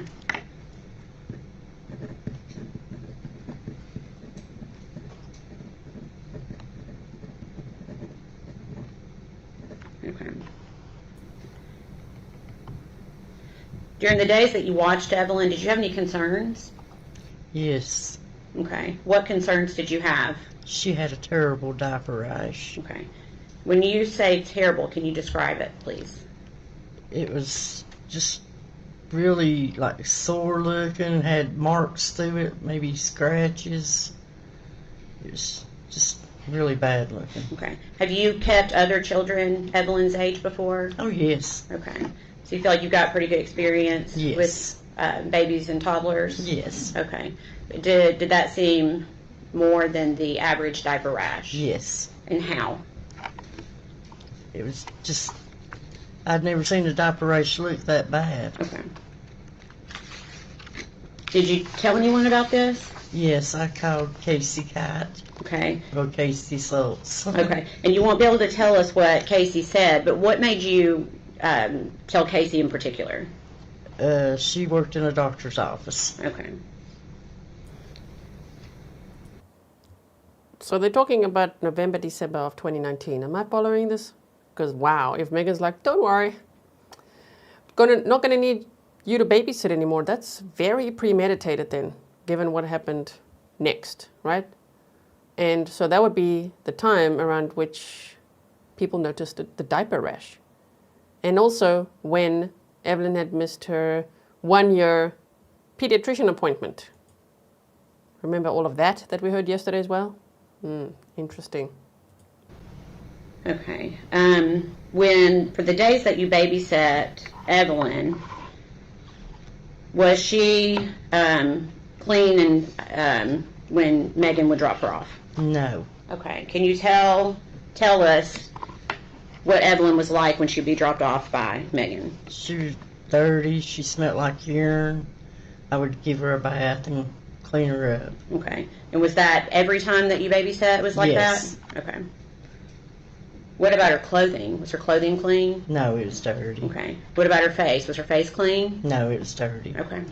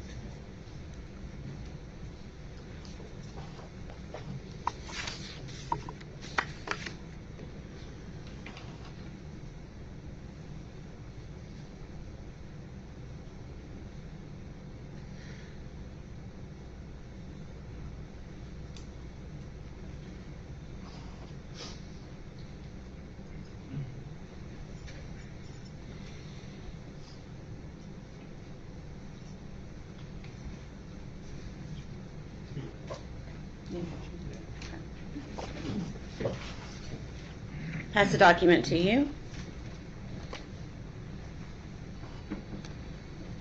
Take a moment to look at it, see if you recognize it. Yes. Okay, what is it? Text between me and Megan. Okay, what's the date of that? December the 21st. Of 2019? Yes. Okay. Is that a fair and accurate representation of the conversation between you and Megan on that date? Yes. We'd ask that be made exhibit number 90. No, sir. Full exhibit 90.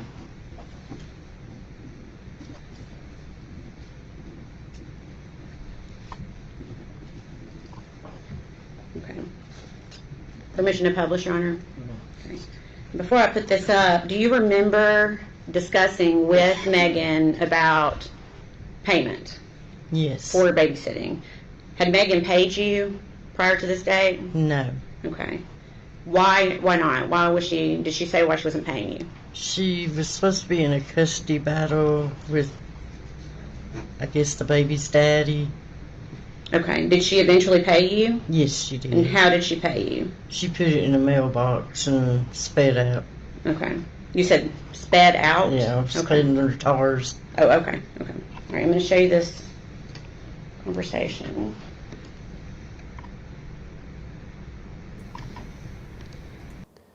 So Brenda is asking, where did they show pictures of the inside of her trailer? It was during Austin Feller's testimony on day 2, I think the morning session. It's timestamped for you. So you'll see it'll say Austin Feller testimony. And I think I'll also put a timestamp where it says pictures of the trailer. So you can go and find that there. I have also screenshotted those pictures and put them on X. So if you follow me there, you'll find them there as well. Just in case anyone missed that. It really was filthy. Austin, who took over the trailer that Megan had lived in with Evelyn, said that the floor was covered in dirty diapers. He said there was feces on the floor. There was milk, like open milk in the oven. He didn't even want to touch the fridge. They literally had to clean that whole trailer out and take everything to the landfill. And he had to basically remodel the trailer to just make it livable. And he wore a mask while taking all this out because he said just the odor and just everything about how filthy it was absolutely disgusting. Yes.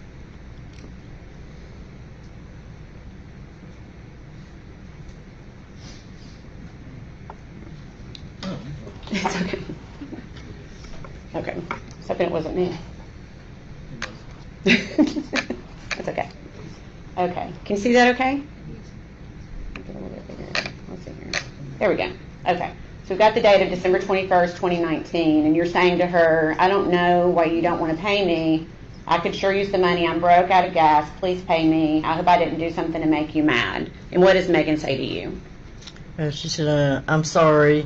My baby's daddy is taking me to court. I have I guess that's supposed to be a lot of problems lately. I'm on my way. I'll put it in your mailbox. Okay. And what does she say after that?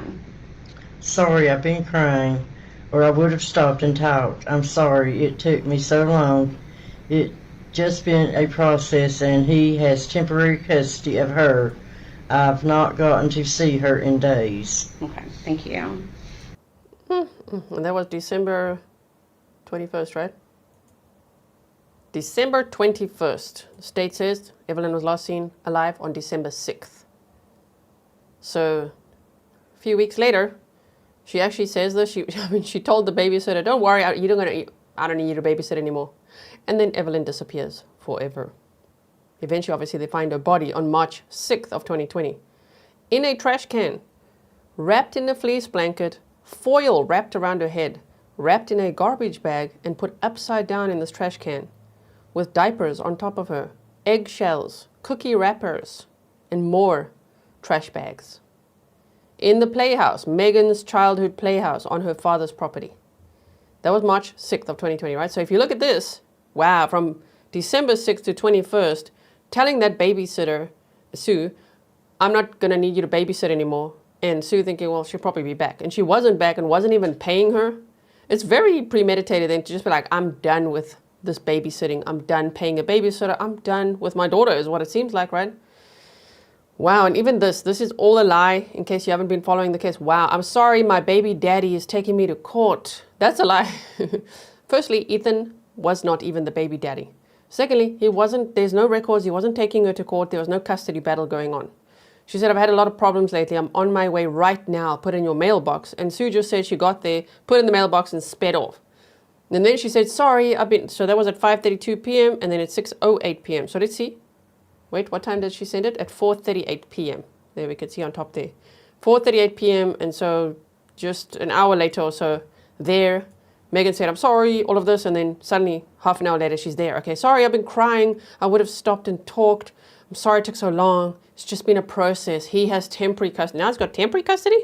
So either you got emergency custody is one story, the second story is shared custody, and the third story is temporary custody. Different stories to all the different people. I hope the jury's paying attention to all of this. I'm sure they are, right? But it's like, wow, I'm sorry it took me so long. It's just been a process. He has temporary custody of her, so I've not gotten to see her in days. It is alleged that she murdered her. It is alleged that she threw her child away. Wow. So to be like, haven't seen her in days. What, you've seen Hunter a lot, huh? Carrying on with her life. Oh, wow. Going to the aquarium. Thank you. Okay. Sue, please answer any questions that the defense might have for you, okay?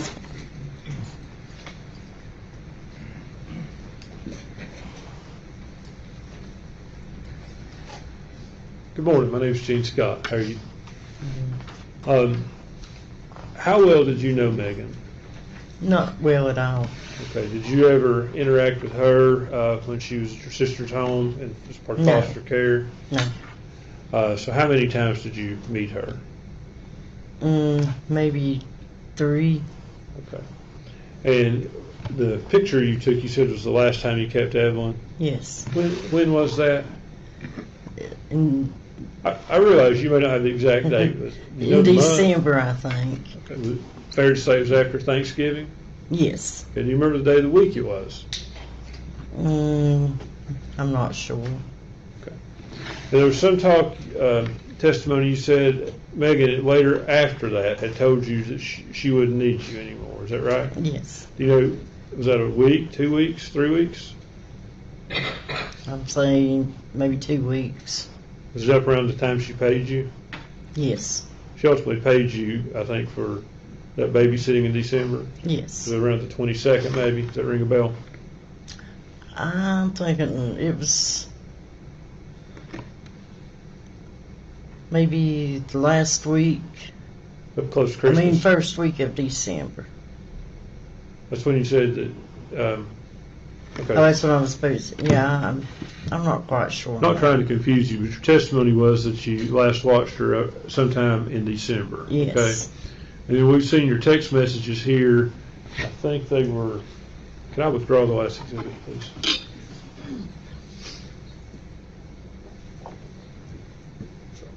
December the 21st is when you texted her asking her about the money. Okay. So would it have been after that she told you she wouldn't need you any further? It could have been. Okay. Thank you, ma'am. Your Honor, can we have just a moment? Yes. So she didn't know Megan that well, but still, it's important to know that Megan was like, don't need you anymore as a babysitter. That was important information. Stefan said the challenging part for the prosecution is to prove premeditation, and they are getting really close now. Yes. Yes, I think that challenge has been accepted and they're getting very close to that now. We don't have any other questions, Your Honor. May she be released. Yes, sir. Ms. Whitson, thank you for your testimony. You're released from your subpoena, ma'am. You're free to go.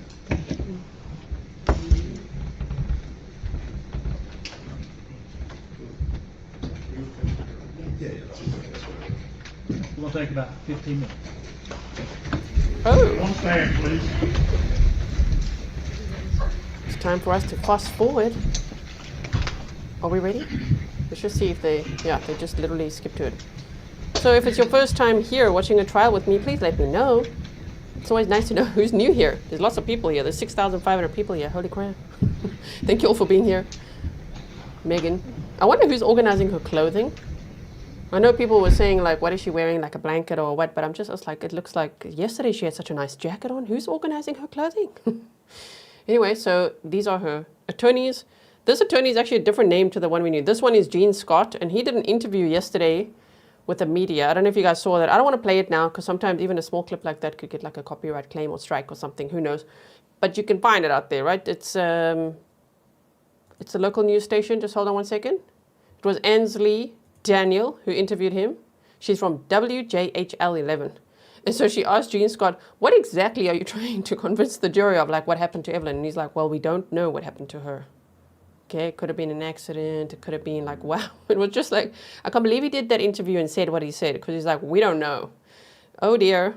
Well, I think the state and their medical examiners, I think they're going to testify to a little bit more than not knowing, right? I think that's going to be, we already saw a snippet of the medical examiner's testimony from a previous pretrial hearing. So if you didn't see that, we did it as part of the trial prep, and there were a lot of specifics, a lot of evidence, which is of course why, based on everything, she was charged only in June of 2024 with first-degree murder. That gave everyone a bit of a surprise. I want to say fright, a surprise, because she was already arrested in February of 2020 for lying to the police. And then after that, after they found Evelyn's body, she was charged with child abuse, child neglect, tampering with evidence, abuse of a corpse, and 2 counts of felony murder. And that's where it stood, right, for 4 years. And then in June of 2024, bam, first-degree murder charge. Like, oh, my word, okay. So, yeah, that also escalated the case. And here we are now at the trial in February of 2025, watching this together. Wendy Bailey says, my first trial. Oh, my word. So not even your first, is it your first trial ever watching and not just the first time here with us? Amazing. Okay. So let's just fast forward here quickly and we can get going. So, yeah, I think the state obviously has to prove, because of the first-degree premeditated murder charge, they have to prove the premeditation. But yeah, as Stefan just said, we're getting closer to that. If you guys didn't know, it's Stefan's birthday today, and he's choosing to be here with us. I think that's so amazing. What an honor. Thank you, Stefan. I really appreciate that. Mid-recess 15. Or stand through recess. Off they go. So if this is your first time watching a trial here with me or being here with me, this is what we do. We teleport. We fast forward. We abbreviate. Look. Buckle up, everyone. Here we go. We just skip through these breaks. That's why we start later. I see the judge's face there. Wait, judge. Saw you. There you are. There's the judge. He's got a very snarky demeanor. I like it.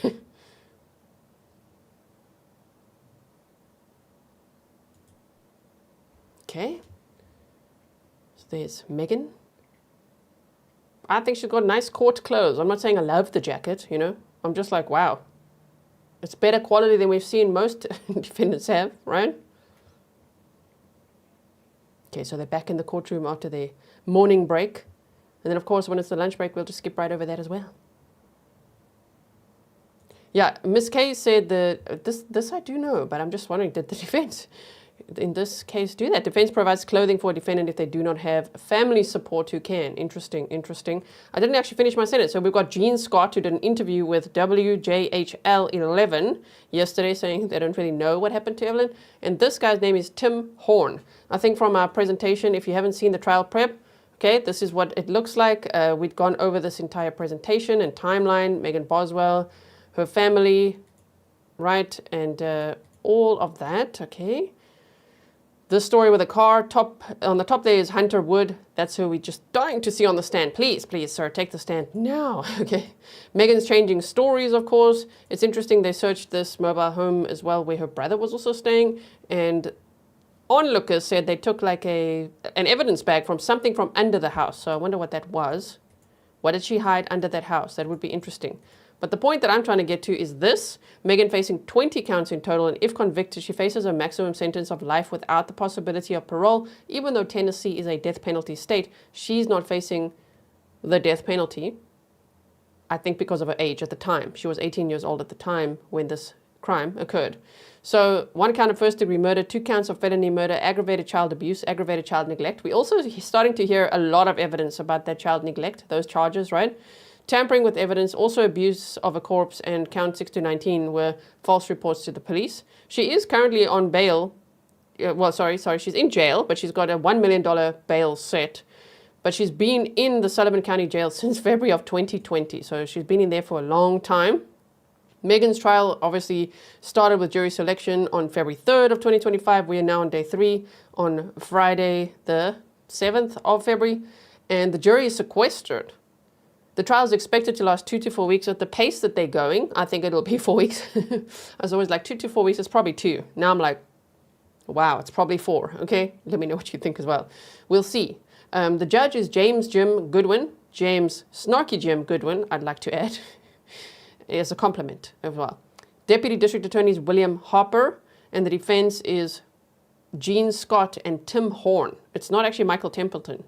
Her former defense attorney, Brad Sproles, actually withdrew in October, and the reason that this trial took so long to get to, which is pretty much a good thing actually, because imagine if it happened earlier, well, they would have just added the first-degree murder charge at some point. But now there's so many charges, including first-degree murder, but there were delays because of COVID, and also because she got a whole new defense team. Okay, so let's keep going here now. Bring the jury in, and let's see. Don't tell us if you're already lurking somewhere else, you naughty. We don't want spoilers. Any sound? Thank you. There we go. Quite next one. This day we'll call Erica Stacey.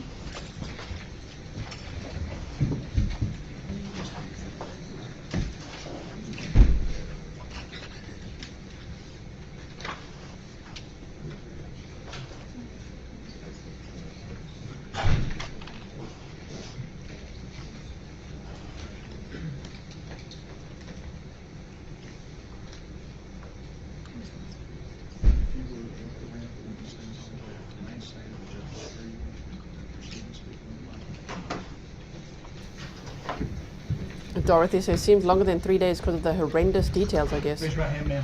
You solemnly state your name, sorry. Erica Stacey. You solemnly swear or affirm the testimony you're about to give will be the truth, the whole truth, and nothing but I do. the truth. So, you speak up and speak in the truth. Okay.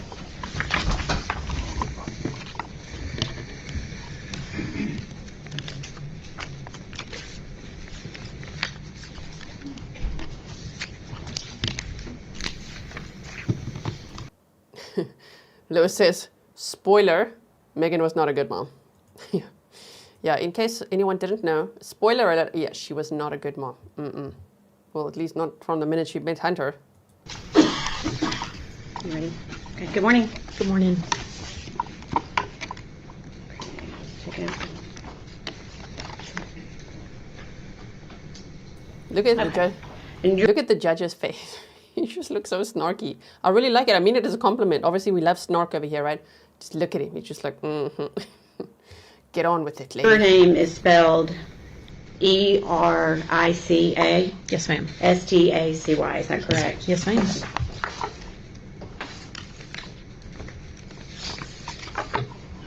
Miss Stacey, where do you live? Kingsport, Tennessee. Okay. And do you know the defendant, Megan Boswell? I do. How do you know her? She dated my son, Caleb. Okay. And do you remember when they dated? It was spring of 2019. Okay.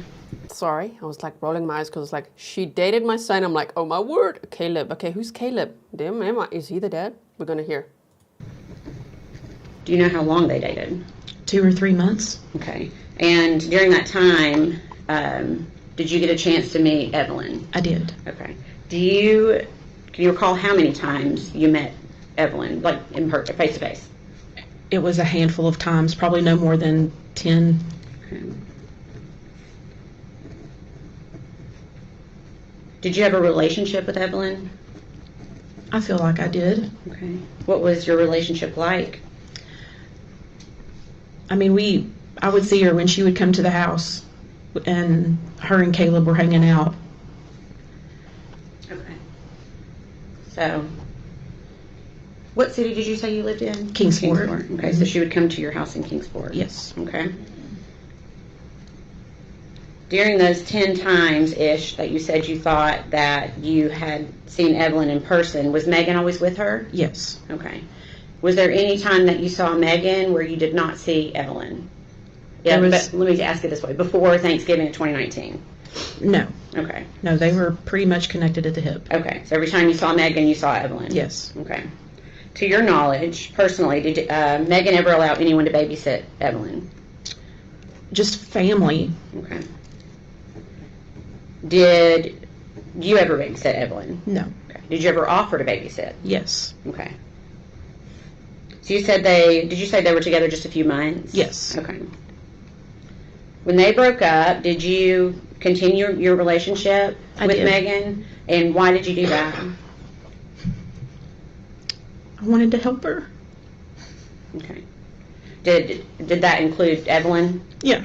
Okay.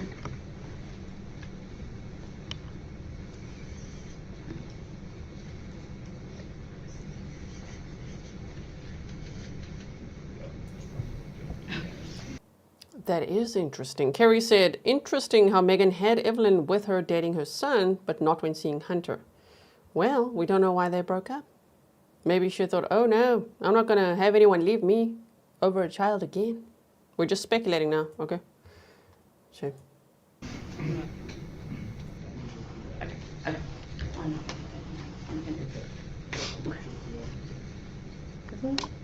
Why? Okay.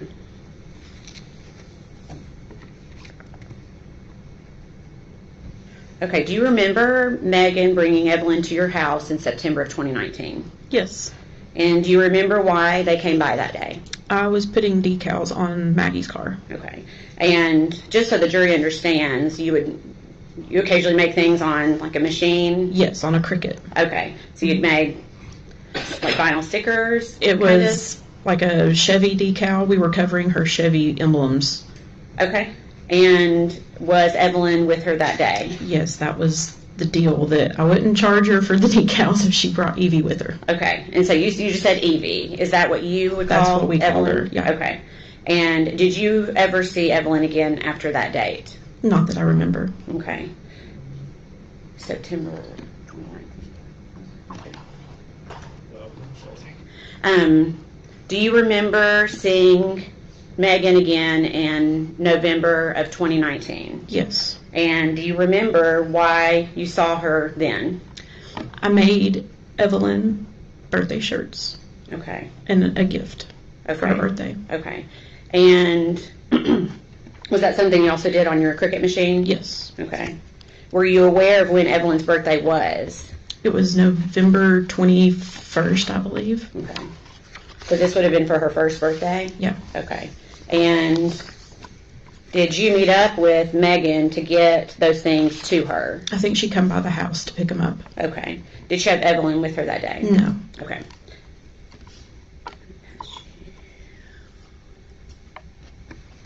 Can you go ahead and pass? Okay.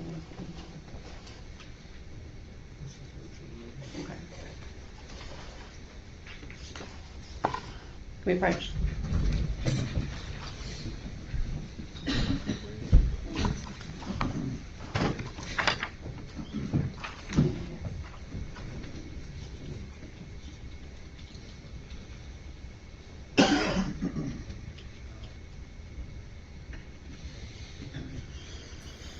We do like that they're asking them to spell their names, or that they're spelling their names for them. Thank you so much. Was that for us? We like that. Ask her when Evelyn's birthday was. Does she even know? You know? With how little it seems like she cared.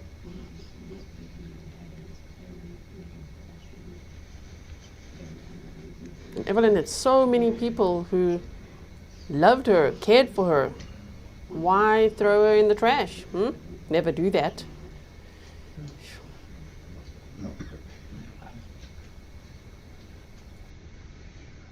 Okay, let's go forward a bit.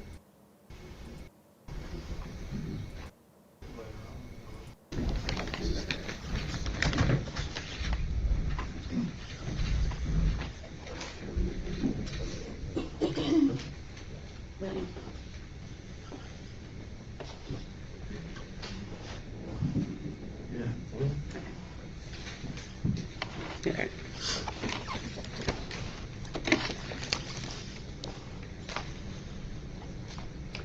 have gloves up there, Miss Stacey? Yes. Okay, if you don't mind, grab a pair of gloves. Okay.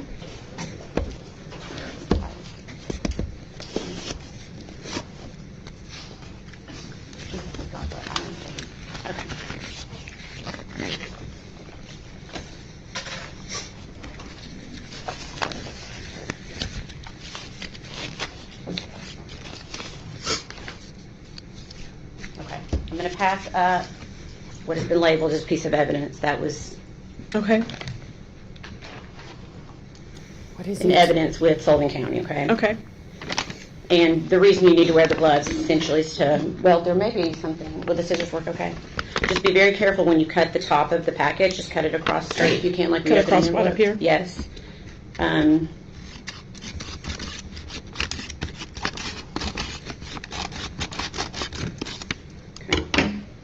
And then, yes, if you can go ahead and just take out what's in the envelope, and don't show it to the jury yet, but see if you can identify that. Yeah. Okay. Can you tell me what it is? It's the shirt that I made for Evelyn for her birthday. Okay. Your Honor, I guess at this point, we would ask for it to be made Exhibit 91. One moment. For identification.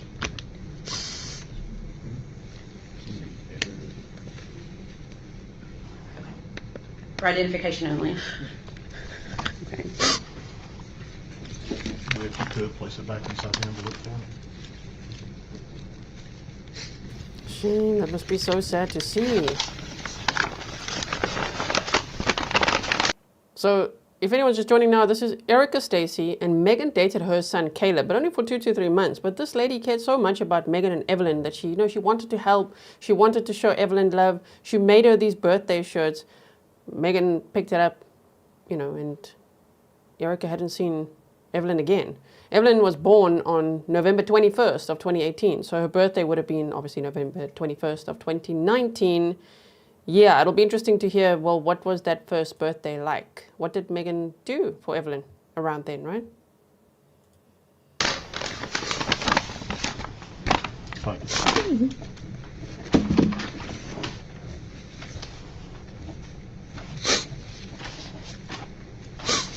Erica, because of the rules, the way the rules are laid out, we can't yet show that. But I'm going to ask you, if you could, to please tell the jury what it looks like. It was a blue long sleeve shirt that had the yellow baby shark on it. That was her favorite one. Okay.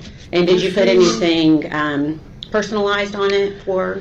It just talked about it being her first year, her 1 year birthday. Okay. Okay. And you personalized that for? I did. You had put that on to the. Okay. Okay. All right. I'm going to pass you again. We're going to do the same thing. This is the last one. Okay. Okay.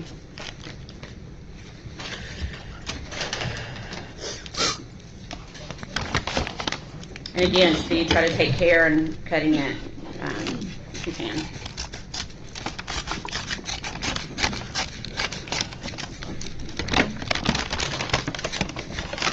Pull it all the way out?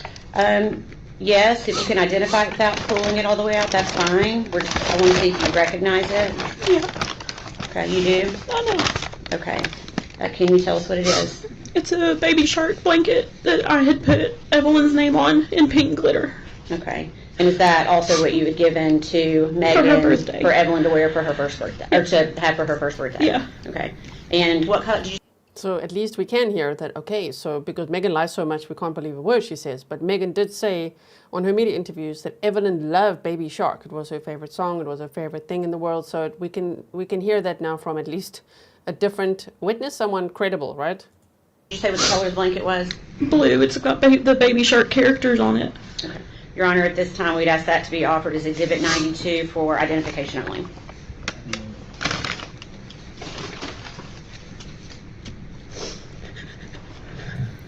Shame, man. You've got this baby shark emoji. So those two items, are those the two items that you gave to Megan before Evelyn's first birthday? Yes. And what was the purpose of those items? The shirt was to be worn for her birthday party that I was told was being planned. Okay. And then the blanket was the gift. The blanket was the gift. Okay, gotcha. Okay.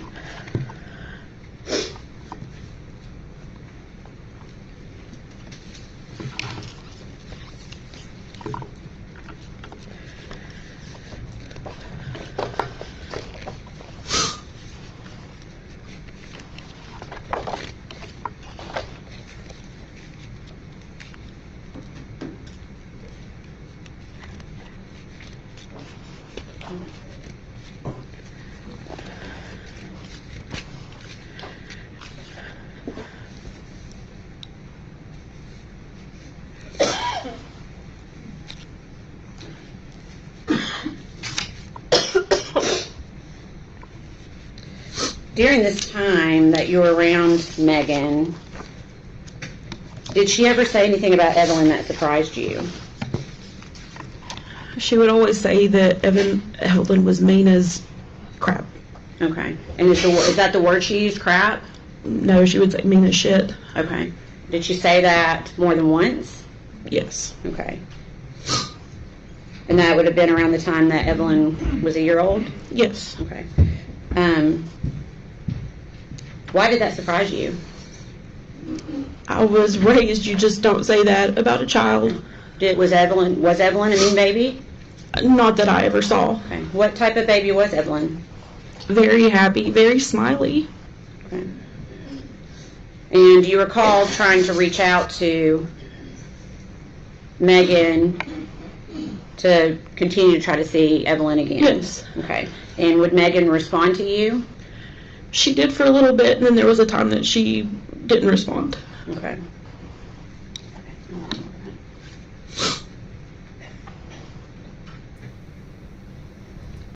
So she says that Megan said that baby Evelyn, excuse my French, was mean as shit. Like, why is Megan saying that about a baby? Like, that baby's mean. No, I think you're mean. Look at your charges now, lady. You're the mother.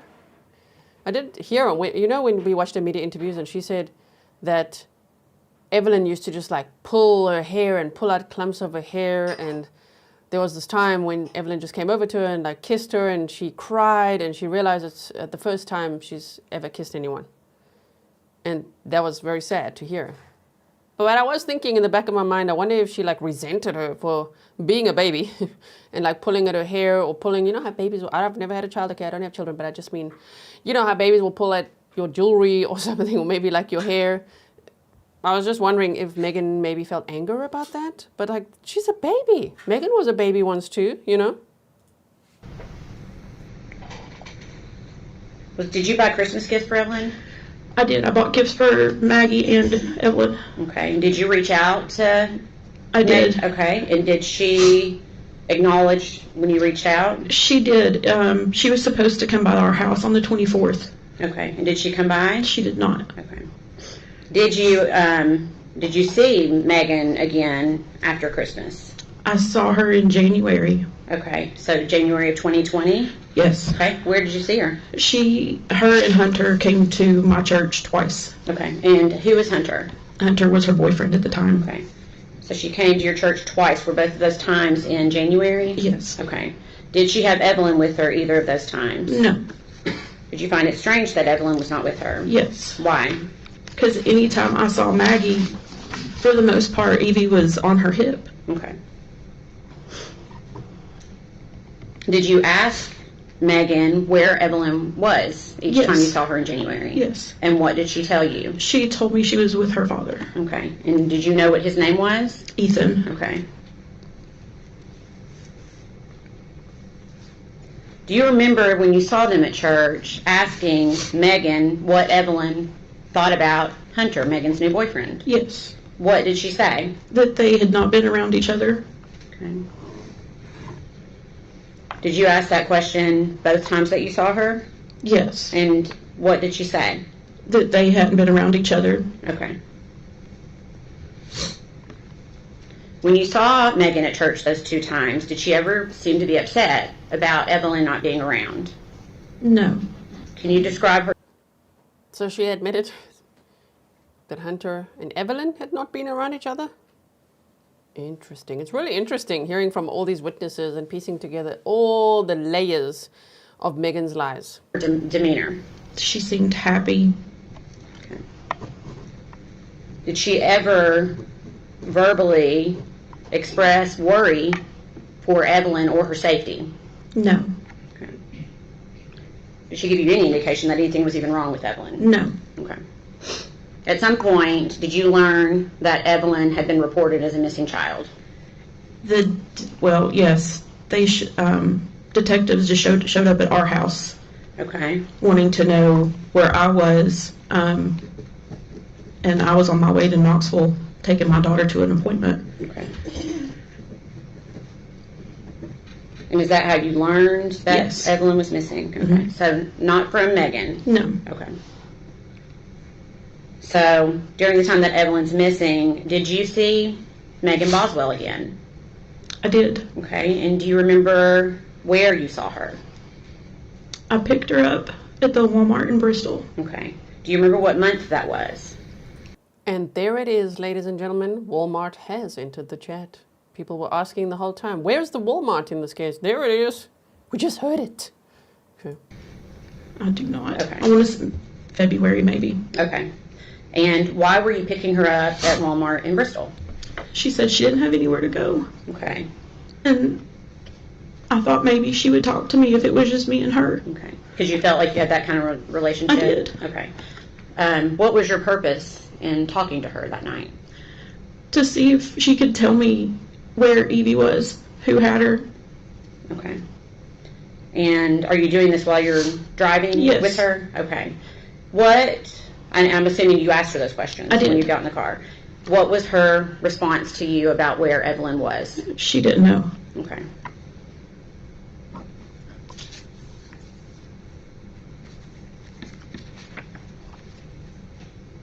Did she ever tell you, did she mention Ethan? Because she told you about Ethan before. Did she mention Ethan that day? It was that Ethan had her. Ethan had quit answering her calls, her text, wouldn't answer the door. Okay. What was her demeanor in the car that night? Emotionless. Okay. Can you tell me what you mean by that? There was nothing. Like, most answers were, I don't know, and there were no tears. There was no frantic, what I think I would have been had my child been missing. There was none of that.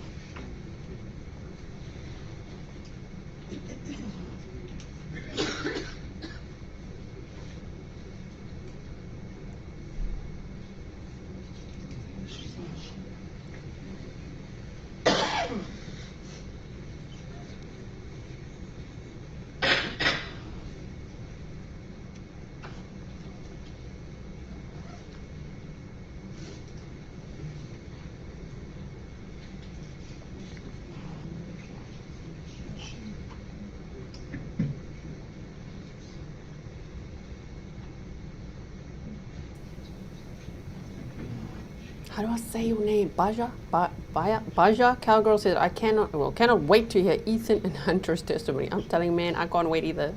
Please, can we teleport to there? I don't even know if it's today. Don't tell me if it is, right? Sherry says Ethan Jones. It was Ethan Perry. Overruled.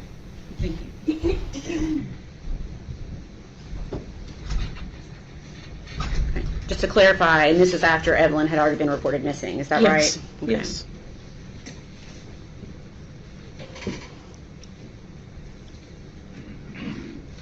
During the time that you knew Megan, do you feel like you got to know her fairly well? As best as I could. So that would be from the time she started dating Caleb. Mm-hmm. Okay. And you said that was in spring of 2019. Is that right? Yes. Yes. Did you see Megan on the news interviews that she gave? I did. Okay. Did you watch those interviews? Of course. Are they going to introduce it into evidence? Please show it again. We'll watch it again, right? Okay, but do tell. Look, I love this. Look, I posted. Yeah, she's about to tell us. And what did you think about those media interviews? I'm sure her friends and like Erica was like, what is she talking about on those media interviews? I mean, the public thought it was quite crazy. It was very sus. Lots of changing stories. The police were like, oh my word, this is just, there's so many lies, let's lock her up. immediately charged with false reporting to the police because they quickly found out she's lying about everything. She's wasting our resources. We need to find Evelyn. Okay, so Megan was promptly arrested. And yet, as I say, we, the public, when everyone watched it, thought it was crazy. Like, look at all these lies. But yeah, what did people that knew her think? Was the Megan that you saw in those television interviews the same Megan that you knew? No. How was she different? It almost seemed rehearsed, practiced. She just. Okay. I don't know how to describe that. Okay, we can stop with that.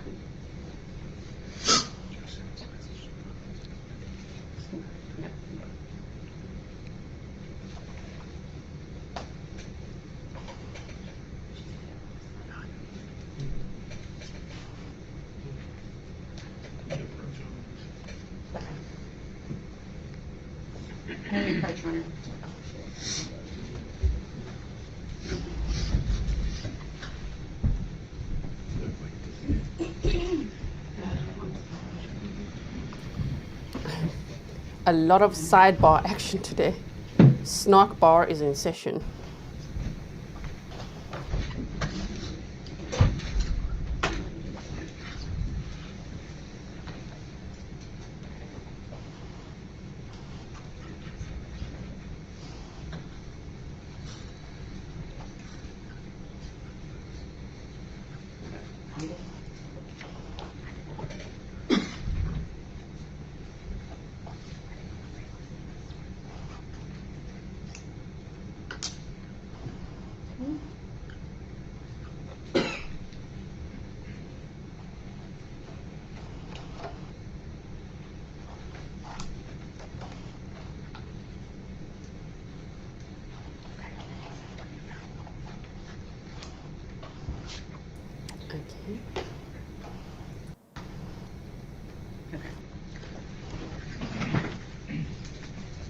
I'm going to pass you 2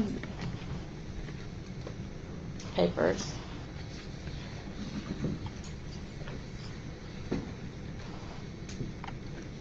And ask if you recognize them. I do. Okay. What is it? It's messages between myself and Maggie. Okay. For what date? January 8th, 2020. Okay. Is that a fair and accurate representation of your conversation with her on that date? Yes. Okay. Your Honor, we'd ask that be made exhibit number 93. Any objection? No, sir. Full exhibit 93.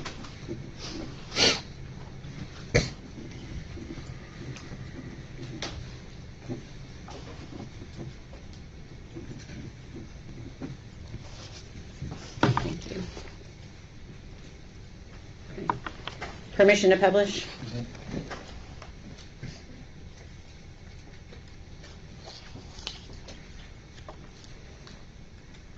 Okay. First one. You stated, I've been worried to death about you. Are you okay? Why did you send that message? I mean, that's right in the midst of people looking for Evie. And I hadn't heard from her. Okay. So Evelyn had not been... See, that's interesting, yeah, because she hadn't been reported missing yet. She said that's right in the midst of people looking for Evie, which is a nickname for Evelyn. January 8th of 2020. Evelyn was officially reported missing to the police on February 18th. So that was still more than a month later. Reported missing yet at that point.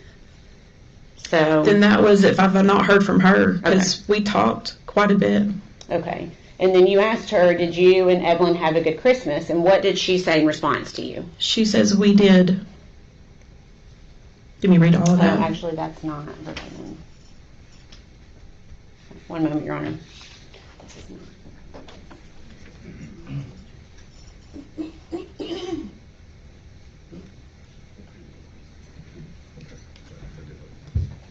We approach.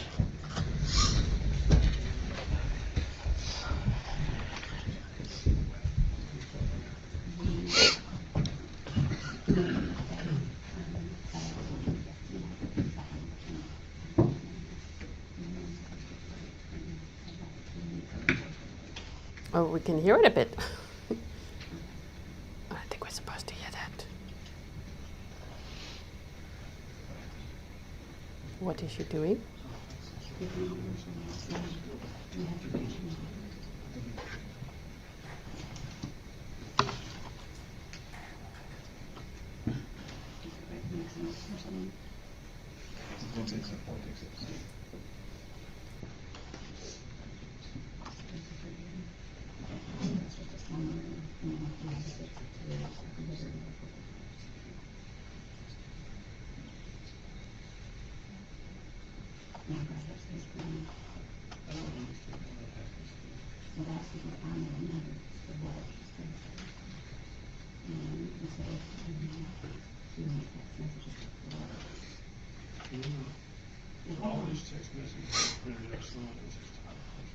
Okay, I'm gonna go forward a little bit here. What's happening? Okay, wow, okay, that was quick. Wait, she stands up in a moment. Please don't come in here and share spoilers. It's very uncool. We don't want it. We're watching on a delay on purpose, okay? So we can skip lunch break. So don't come in here and be like, you know what happened? No, no, no. We don't want to know. We're watching together right now.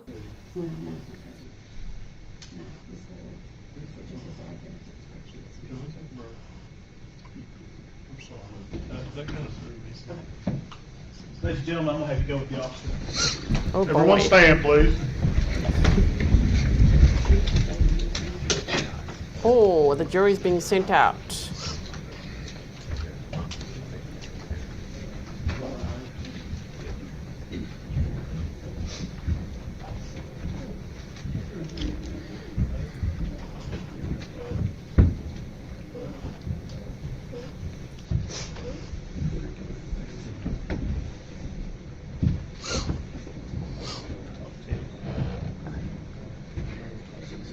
You may be seated. Thank you.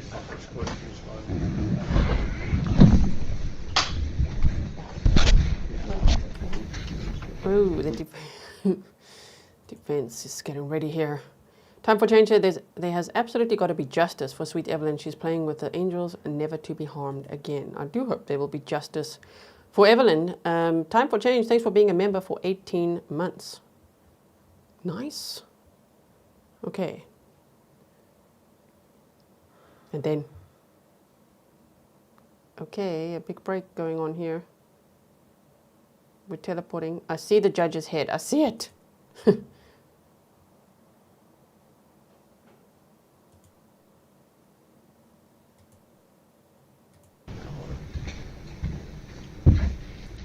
We need to talk before we bring the jury in. Let me take a client then.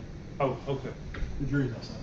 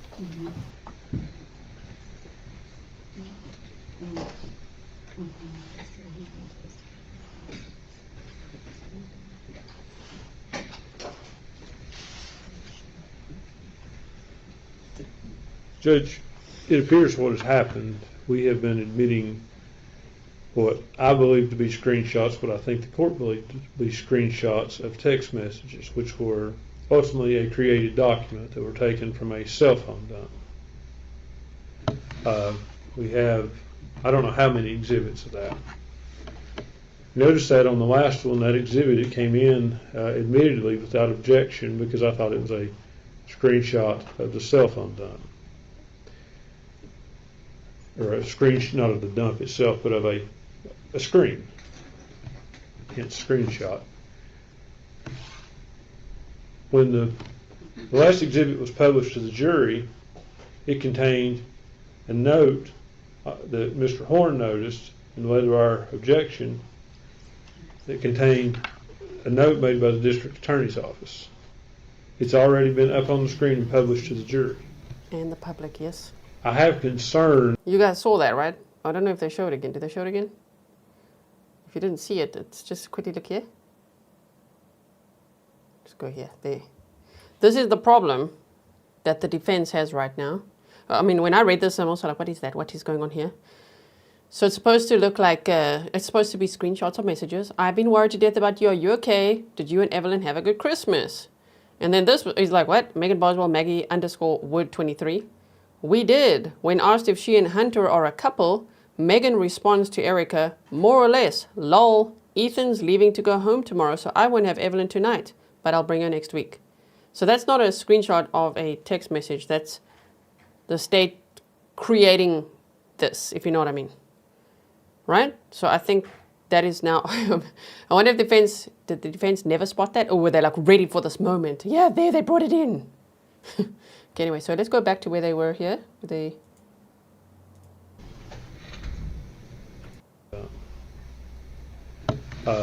We have, I don't know how many exhibits of that. Notice that on the last one, that exhibit, it came in admittedly without objection because I thought it was a screenshot of the cell phone dump. Or a screenshot, not of the dump itself, but of a screen. Hence screenshot.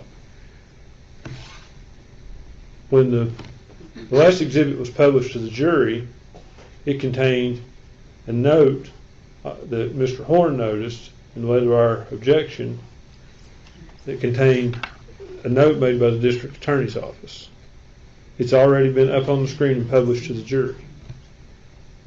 I have concern now that all of these documents, and I have concern that there could be other errors that we haven't caught. At this point, I'm going to move the court for a mistrial.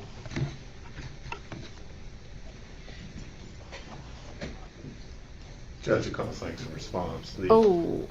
Oh my. Okay, we on day 3. Imagine that, a motion for a mistrial. I mean, it looks like doctored messages, right? It doesn't look like screenshots of messages. It looks like the state doctored those messages because of that little one at the bottom, right? So, yeah, motion for a mistrial. Imagine waiting 5 years and then a mistrial being declared. Damn. If so, don't worry. Whenever it happens again, we'll be there again. But let's see what the judge decides. Which will take some time, I'm sure. I know the Instagram messages actually are screenshots of what was on the phone, so those are not. The other ones are taken from the either Facebook proceeds or text conversations that were dumped from the phones. They're identical. And one thing we've done is put them in a format that makes them look like what you would see if you were looking at Facebook Messenger or at a cell phone. That's the only thing. The one that was most recently up in front of the screen is admittedly not verbatim what was in the text, and that's what was caught. It's just human error in reviewing all this. But everything else is identical. They've all been read. Most of them have been read in court. And those messages and Facebook communications Mr. Scott's had those for several years now and reviewed them. And if he disputes the veracity of them, he can sit there and go back through and check them word for word. But they're identical. There's nothing substantively that's been placed before the jury that's either inaccurate or misleading. The only thing that's not correct is that last one that was up on the screen. Otherwise, it's just it's not a substance thing. It's just the fact of what they the only thing we've changed is how they look on the screen. The profile pictures I told Mr. Scott, they're taken from Facebook Messenger. There's nothing, we haven't created any content as far as that's concerned. So there's nothing that's been put before the jury that's in any way. But they did create that little note, which makes it look like doctored messages, which I understand the defense's point then. What if they're all doctored, right? I'm not saying that that's what happened. I'm just saying it does look like it. I just showed you guys the note before this, right? Mr. Darcy says, thank you for your hard work. Thank you so much. Misleading or inaccurate. So the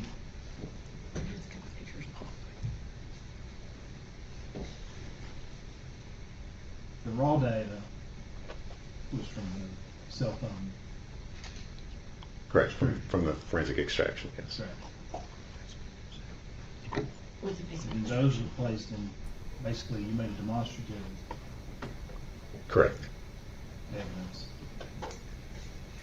So Erica Stacey had sent Megan Boswell some text messages, and what was supposed to be Megan's reply was really what looked like a reply, but it was a note that the state had created about Megan's reply, instead of just having Megan's reply in it.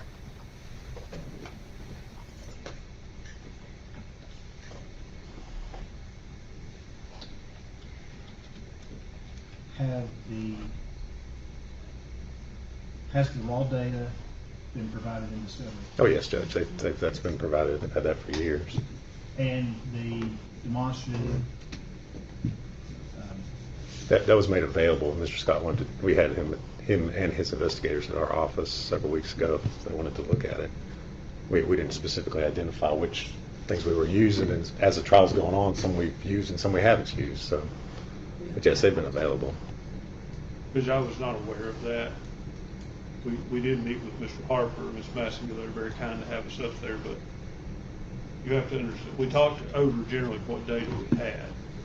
I don't remember talking over this demonstrative data. We do have the cell phone extraction. And as these are coming in, the way they look to me, I'm not raising a big stink at it at the time because it looks like screenshots. Picture's worth 1,000 words. And so we see this last one come in. But as far as someone sending me the demonstrative data and saying, we're going to use this or we have this, no. That's my understanding now. In everyone's defense, these files are huge. I can't tell you that I can say chapter and verse, which is in every folder, and I doubt they can either. But at the same time, I find myself now in a position where we're in the middle of the trial. It would be near impossible to go back and compare all of these documents. I don't think Judge Evelyn, if you want me to, I don't think it'd be that difficult for us to pull these messages from what they come in Facebook, and I mean, if you want to compare them, we can isolate those. I don't think that'd be difficult at all. I mean, it's not that many messages that have been admitted at this point.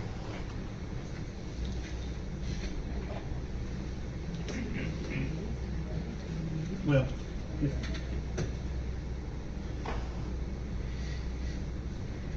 since the raw data has been given, I'm not going to drag this trial because of the discovery. Now, I think if the extractions hadn't been. The judge said he's not going to declare a mistrial, right? Wait, snarky judge. Let's try to put some closed captions on here.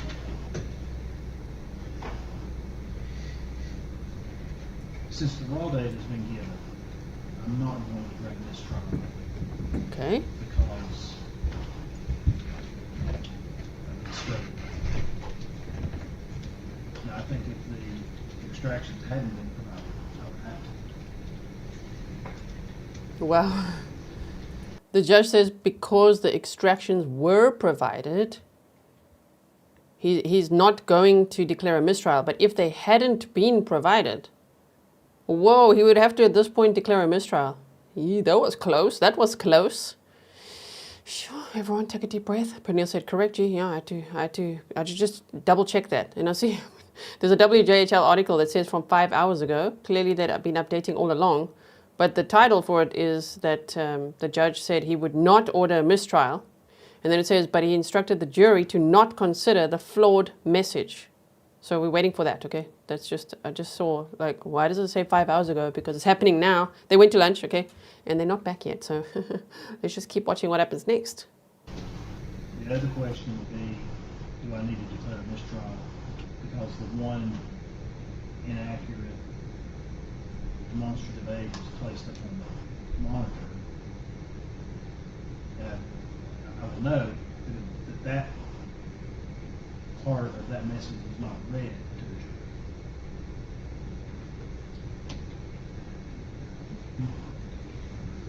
It was not read to the jury.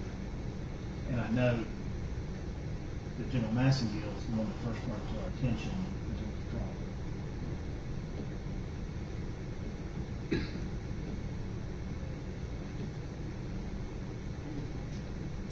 So I'm not going to order a mistrial at this time for that. I will give a curative instruction that if any of the jurors read that last bubble for the few seconds it was up there,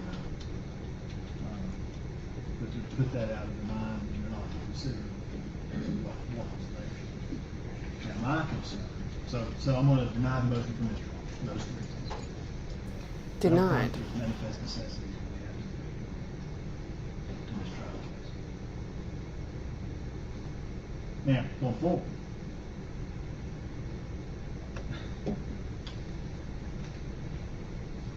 Well, I guess going forward, I'll just take any objections as they come.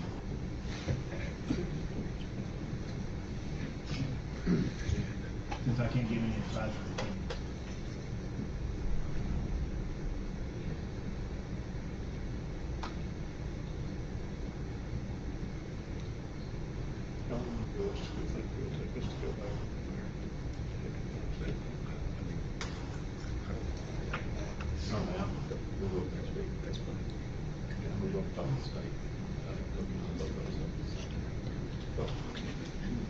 I just don't want you to go talk to me. Look at the court reporter's face. She's like, Well, I don't take that long. A couple hours, probably.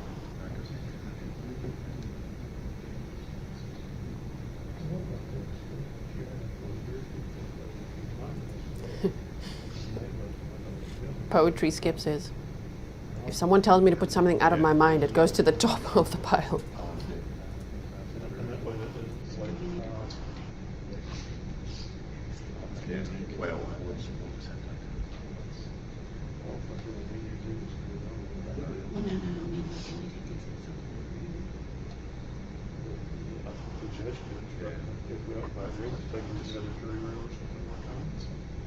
Well, that's fine.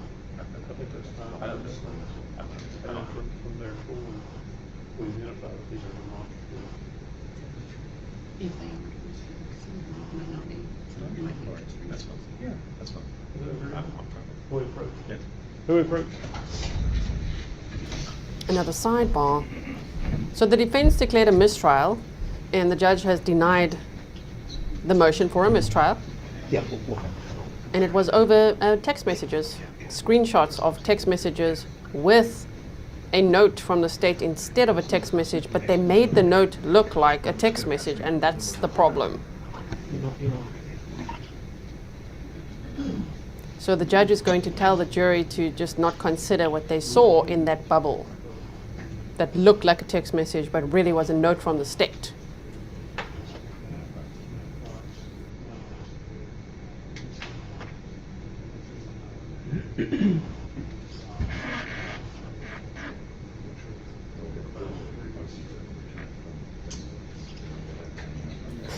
Pernille. Defense hot mic. We've identified that these are demonstratives.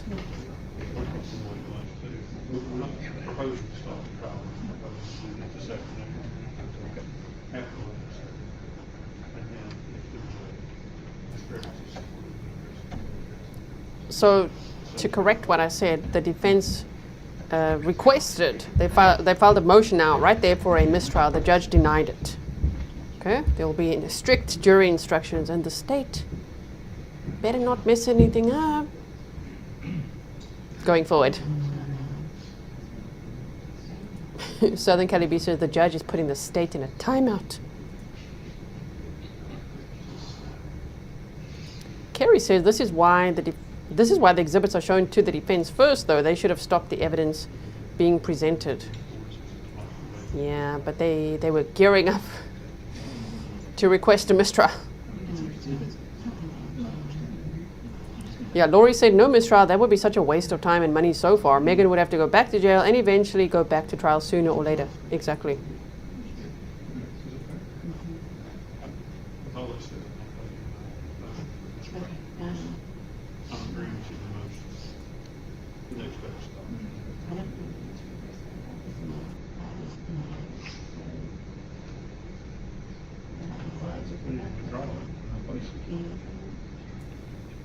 Zoe B says it's really not that big of an issue. The messages were not completely fake. One just had an extra narration.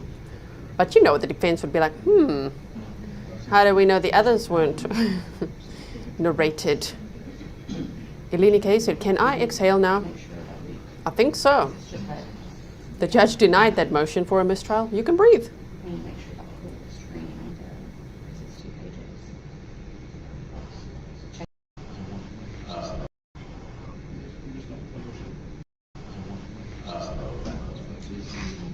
Look at the court reporter shaking her head. Well, we need to probably clarify that.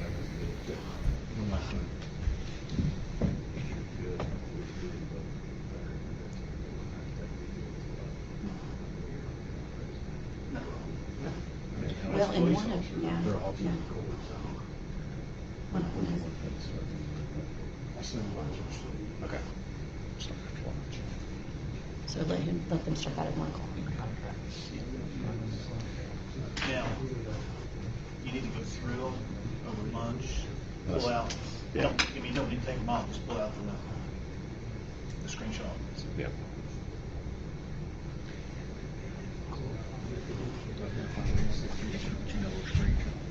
No, most of them, yeah, most of them are not screenshots. Actually, most of them are Facebook screen Yeah, but there's some screenshots. We really don't need it.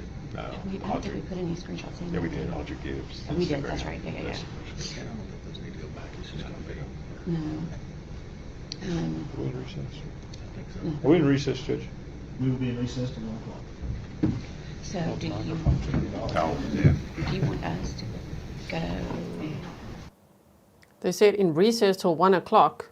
In real time, it's 1:45, and they are not back yet. So the state would have to now prepare proper screenshots.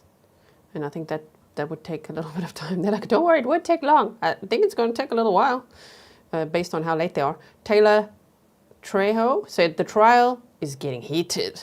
Thank you so much, Taylor, for your sticker. The trial is indeed getting quite interesting here. We're teleporting big time now. You see, we are 2 hours behind the stream, and now, you see, imagine if we had to just sit here for all these 2 hours. There's a judge. Hi, snarky judge. Wow, he's like, So they, literally. Okay, so what I can do now is refresh the feed, and then we'll be all caught up. At least we saved ourselves 2 hours. 2 hours of waiting. So however long we wait now, it'll be less than the 2 hours extra that we skipped. Now, somebody had emailed me, and there's a few things I quickly want to share with you. Number one, is it this one? Look at this. I love it when Grizzly send me pictures of their pets watching with us. This is Pickles. Pickles is watching. Look, he's watching the trial. He or she, Pickles, is watching the trial. Isn't that cute? Thank you so much to everyone who sends me pet pictures watching Grizzly True Crime. That is so cute. So that's number one. Secondly, I got an email about Megan's friend, and her name, wait, I'm going to get it now, was Madison Broom. Now, yesterday we saw her brother testify. Do you remember? Her brother spoke about, well, I can just do this, and then we'll put it back on when it's back on, okay? Her brother spoke about his sister in past tense, and we were wondering at first why, but she'd passed away. Now again, I've got the article on my phone here, and I'm going to read it to you because I need a VPN to access it, and I don't want to mess with my stream right now, okay? So that's why. See, I'm already seeing heads moving in here. So just stand by. I'm going to quickly tell you about this, because I remember that they said at some point that one of Megan's friends would have testified or something. But this article is from, it says, Kingsport mother mourns daughter's death after smoking synthetic marijuana. So probably not, because Megan was arrested in 2020. But let's just hear what happened to that friend. So it says, for the first time we're hearing from a grieving mother who said her teenage daughter died from a form of synthetic MJ. On Wednesday afternoon, cards covered 17-year-old Maddie Broom's bed. Her jewelry, clothes, and books were all still in place. The only thing missing was Maddie.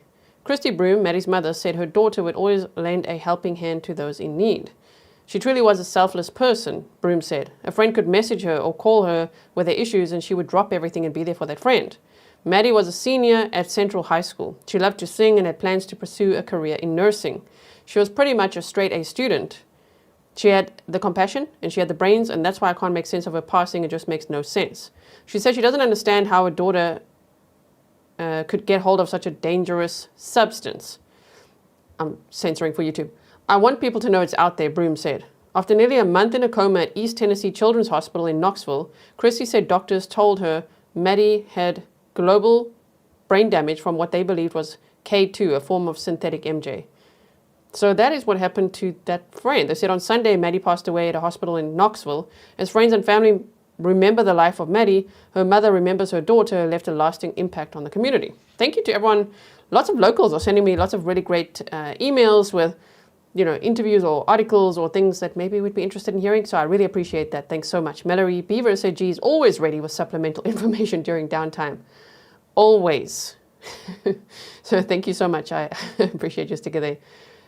Misty said, Google says that it's very rare for jurors to be sequestered, but we've seen a few here. Thank you, jurors. Yeah, we've actually seen a few here, and they said in Sullivan County, Tennessee, it hasn't happened in, I think they said 15 to 20 years, right?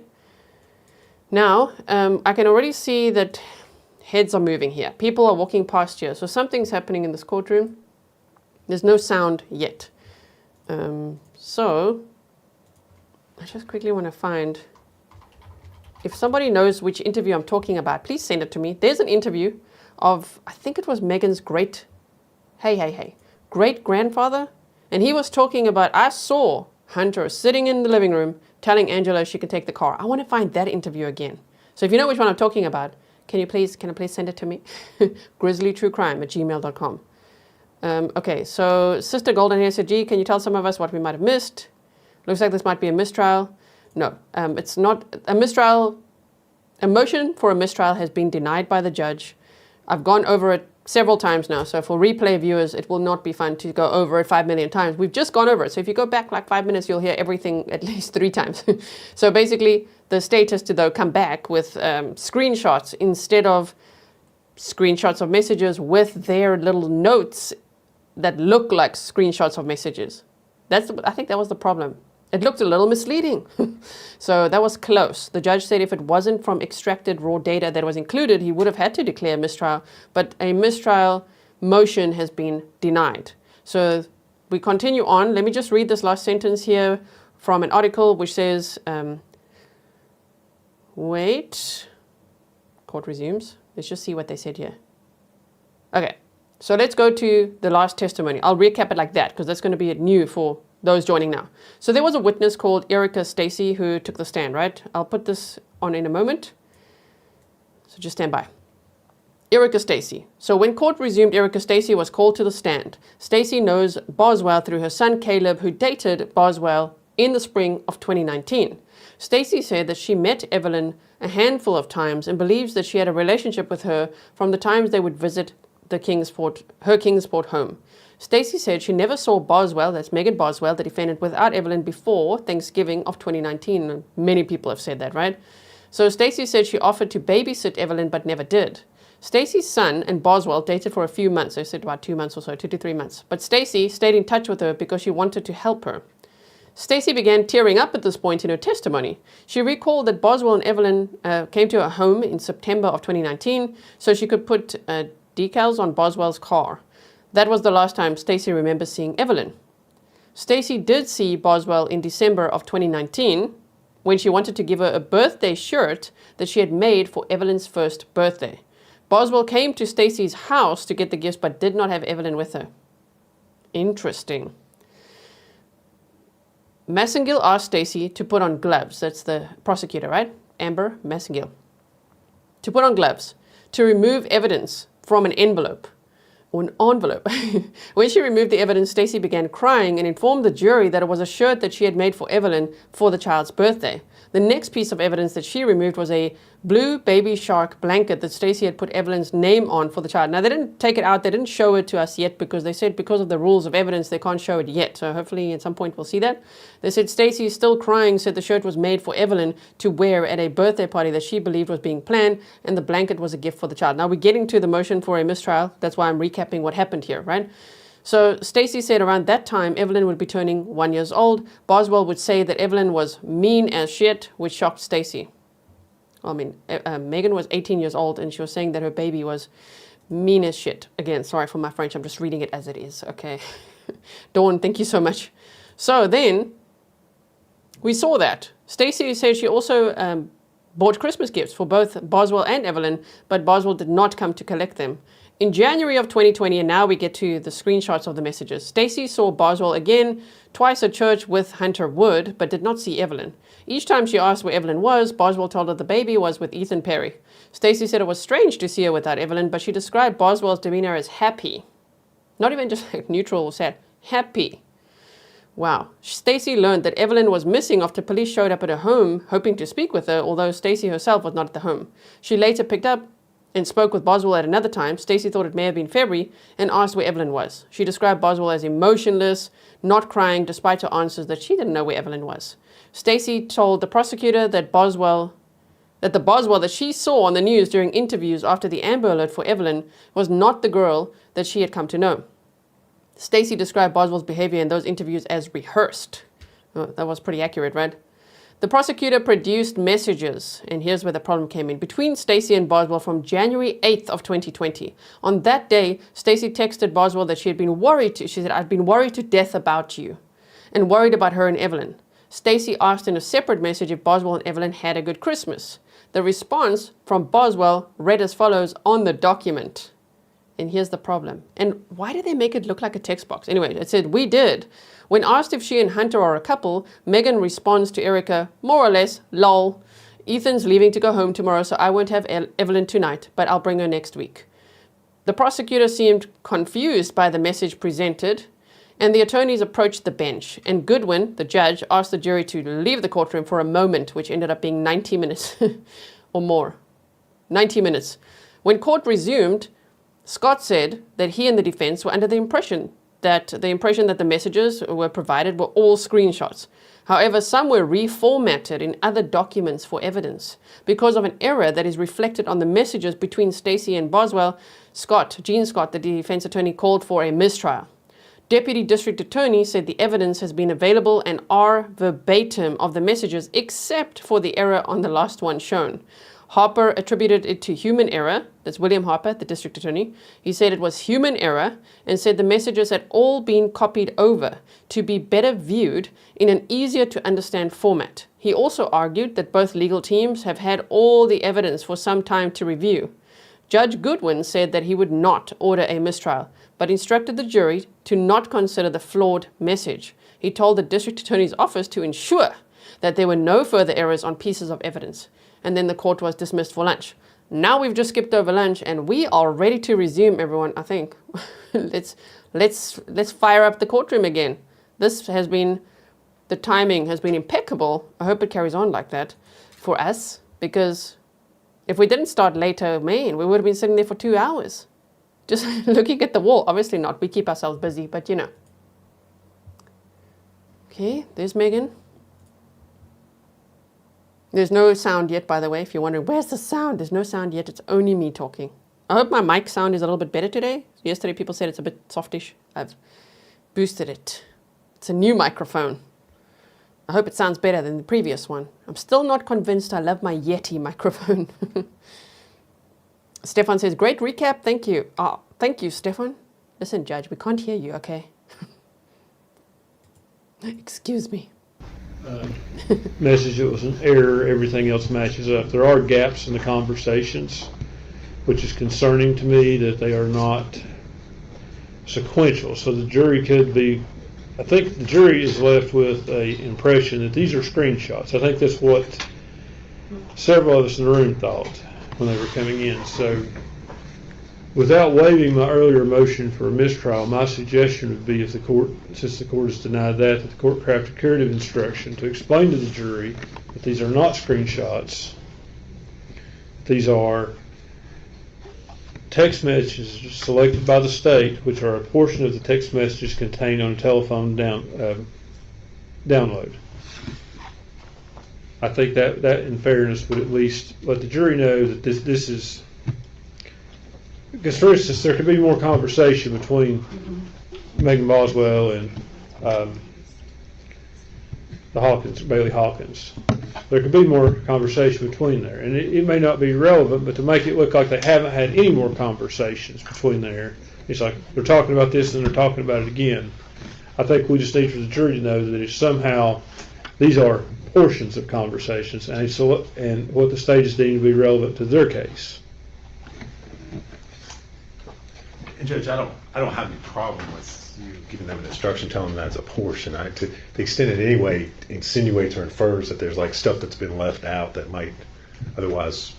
I mean, yesterday we were arguing about how cumulative everything was. I mean, part of the reason we didn't do that was to avoid having 20 pages of text messages read to the jury that had nothing to do with the case. So that's part of the reason why they were clipped the way that they were. But, you know, as Mr. Scott said, there's nothing that's been left out or any way misleads the jury in any way. So I have no problem with the court giving an instruction as to explain what those messages, that whether they're taken from Facebook or Instagram or text, are. I don't have any problem with that at all.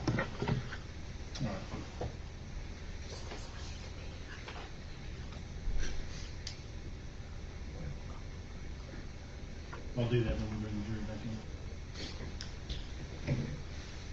Your Honor, so far as Exhibit 93 goes, would that be for the exhibit in dispute? Would that be for ID only at this point? For this, well, I know.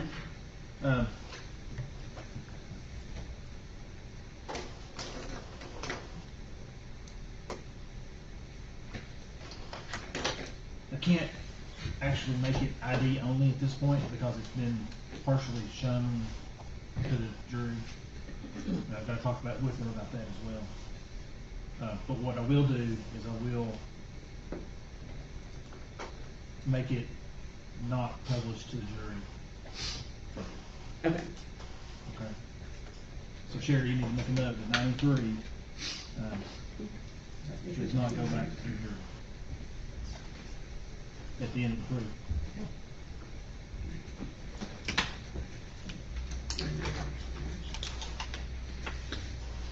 Check to make sure I'm clear.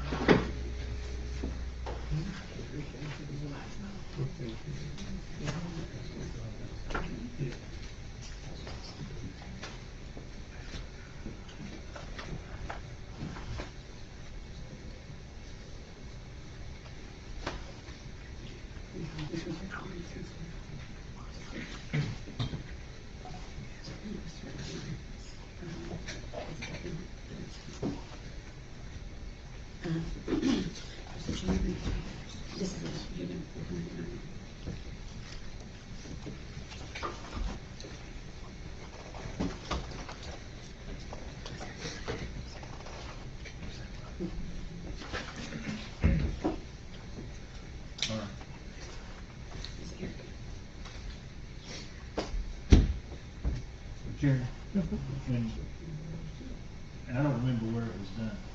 Was the motion for mistrial, did we make that at sidebar, or did you make that? It was made for the lectern. It's in the record. It's in, yeah, I just want to make sure. Okay. Stay ready to proceed? We are, Your Honor. Yes, sir. Bring the jury in. And I believe you were still on your direct of Ms. Stacey. Miss Erica Stacey. Yep. We'll go ahead and have her. If the jury's ready, we'll bring them in.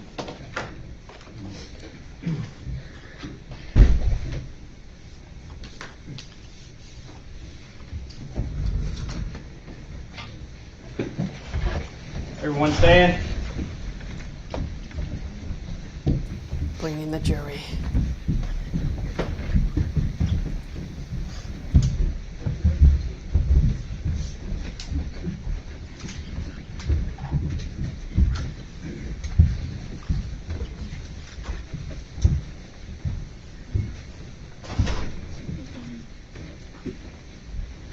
Be seated.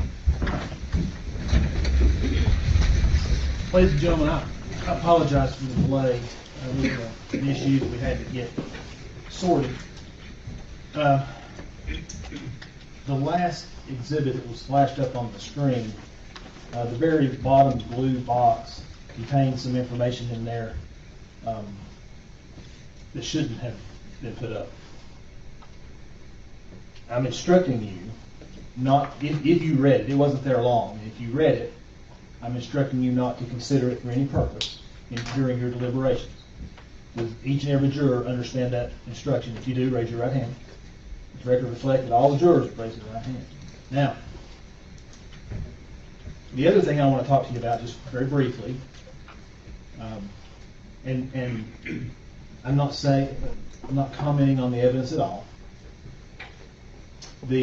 Some of these exhibits appear to be screenshots of conversations, either text, Facebook, Instagram, whatever other social media platform that there is. And they're not actual screenshots. They are snippets of conversations taken from a phone extraction that was done. Okay? And I just want you to understand that. Which means that it's not necessarily a sequential stream of conversations back and forth. Does everybody understand that? Okay. All right. I think that's it. I believe Miss Stacey was on the witness stand. You will come back, Miss Stacey?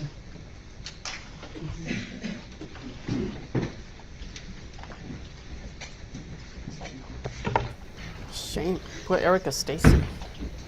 Gotta continue. Miss Stacey, you're still under it. No, you're still under it. Sit there and speak up in your mouth.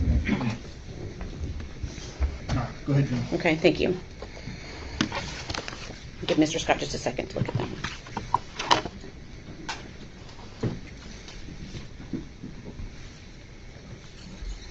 Okay, I'm going to pass you a document to see if you recognize it. Okay.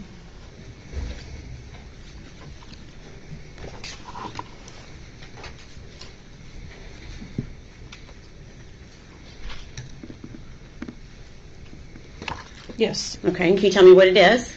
Messages between Maggie and myself. Okay. And when you say Maggie, you're talking about Megan Boswell? Megan, yes, okay. Sorry. And what is the date of those messages? January the 8th.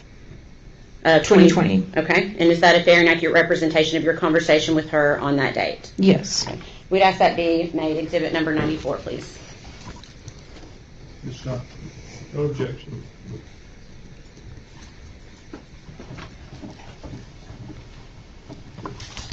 Permission to publish? Okay.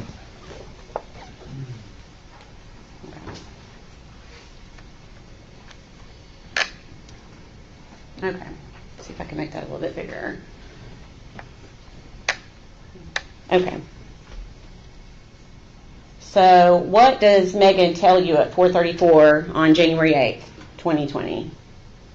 That her and Hunter are for sure coming tonight, meaning church. We tried to come on New Year's, but there wasn't a service. Okay, and what did you say in response? I've been worried to death about you. Are you okay? Okay. And then what did you say after that? Did you and Evelyn have a good Christmas? And then what did Megan say to you? My phone is broken. LOL. We did. Did you all? Okay. And the second part of that exhibit. And then how did you respond to Megan? We sure did. I'll bring your presents tonight and give them to you. So are you and Hunter a couple? And what did Megan say in response? More or less, LOL. Ethan's leaving to go home tomorrow, so I won't have Evelyn tonight, but I'll bring her next week. Okay, and what did you say to Megan? Okay, what does Evelyn think of Hunter? And what is Megan saying? She's not really been around him much because Ethan's in and has had her a lot. He won't get another break until he's out in September. Interesting, huh? So Hunter is saying, he said, I've never met that child. Now that sounds very cold language, but he never met her. He said to the media, I've never met her. I saw pictures of Evelyn. This is Hunter Wood that was Megan's casual sort of boyfriend in December of 2019, right? And so Hunter is saying to the media, no. I've got this chicken shop and Megan applied for a job and she started working there, but it's not like a full-on relationship. It's very, very casual, and I've never met Evelyn. Seen pictures, that's it. So Megan herself telling Erica Stacey she's not really been around him much or at all because Ethan's in, that's who she pretended was the father of a child who ended up not being, and has had her a lot. He won't get another break till he's out in September. Wow. Just a crazy Jen says more or less equals he has no clue. I'm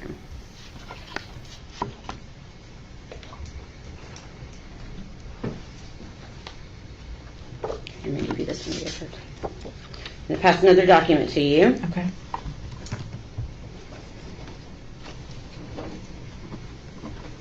I'm going to ask if you recognize it. Yes. Okay, can you tell us what it is? Again, messages between me and Megan. Okay, what's the date of those messages? February 24th of 2020. Okay, is that a fair and accurate representation of the conversation on that date? Yes. Okay, we ask that be made exhibit number 95.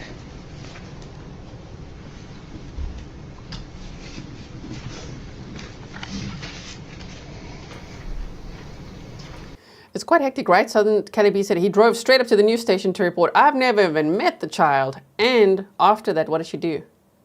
Right after his interview, if you look at the timeline of the dates of those media interviews, Megan started talking big time to the news saying, I'm pregnant, so I can't do a polygraph. My word. So when Hunter says no, it's casual, it's not a real relationship, I've never met the child, she's like, I'm pregnant. Sure. In front of the cameras, can you imagine? Permission to publish. Oh. Okay. 90%. Before exhibit 95. Okay. So it looks like this happened after Evelyn had been, or you had been notified that Evelyn was missing. Is that right? Mm-hmm. And what do you say to Megan? Can you tell me who has or had Evelyn? I'm worried sick about her. And then what does Megan say to you? My mom did. That's why TBI was looking for that BMW and she's being questioned. And then what did you say to Megan? What did your mom do with Evelyn? The news said she wasn't with them. And then what question do you ask Megan here? Has she had her this entire time? And what does Megan say? Yeah, I'll talk to you later. I'm just trying to gather pictures of her, but thanks though. Okay.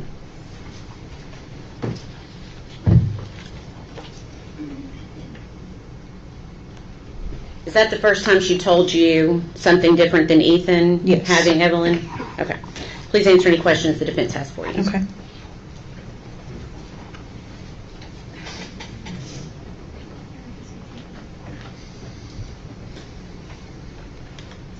Miss Stacey, my name is Gene Scott. How are you? I'm okay. How are you? Good. Thank you for asking. It's my understanding you knew Megan through her dating your son, Caleb. Yes, sir. When did they date? It was spring of 2019. Okay. So, how old was Evelyn the first time you met her? Oh, goodness. I honestly do not remember. It was early spring. Okay, so sometime around March. Was that a fair estimate? March or April, yeah. Okay. So she'd have been somewhere 4 to 5 months old? Yeah, I was going to say 5 or 6, maybe. I don't know. Because she was born in November, so if Right. it were 6, that would put the relationship into May. Was it that late? I want to say they started dating somewhere around April. Okay. So, how often would you see Evelyn with Megan? Anytime I saw Megan, Evelyn was with her. Okay. And I'm assuming when you saw Evelyn with her, you never saw any signs of abuse or neglect. Is that fair to say? I did not. Were you able to ascertain the relationship between the two of them? Did Megan come across you as a loving mother? It seemed perfectly normal. Most babies that age tend to cling to mom, and Evelyn did that. Okay. What was Megan's personality like back then? She was usually kind of quiet till she got to know us a little bit better, and then she would come in and she would just have normal conversations with us. Okay. But at that point, she wasn't unfriendly. No. You described her earlier as being unemotional. The one time that we were in the car together, yes. That was different than her normal personality. Yes. You think you described her as unemotional? She could have been withdrawn. Would that be a fair assessment too? Numb. Numb. Numb. Just would be a good description. Okay.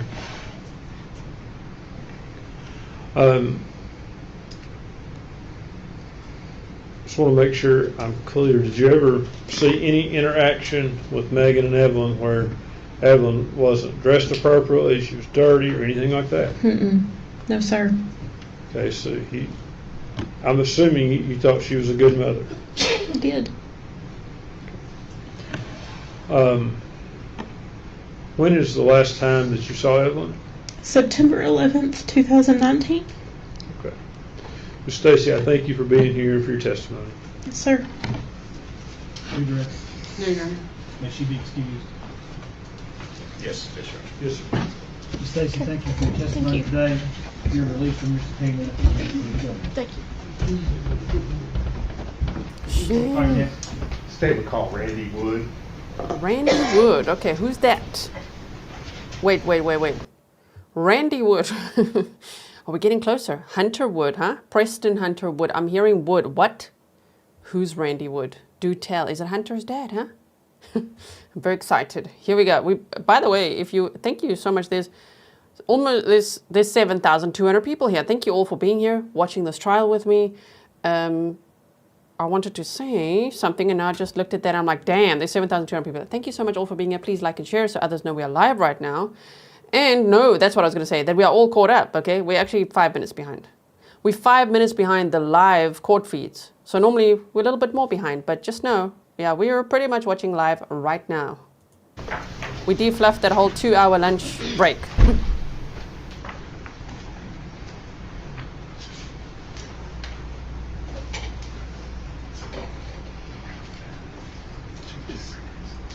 Oh my word, I'm so excited to see who Randy Wood is. Unless he changed his name. Is Randy Hunter?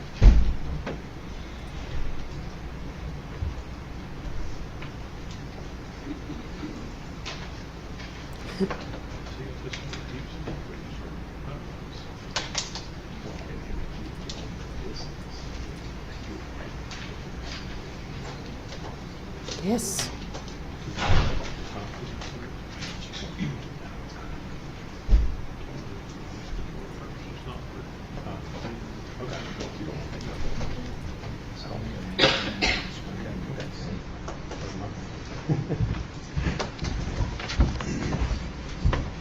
Raise your right hand, sir.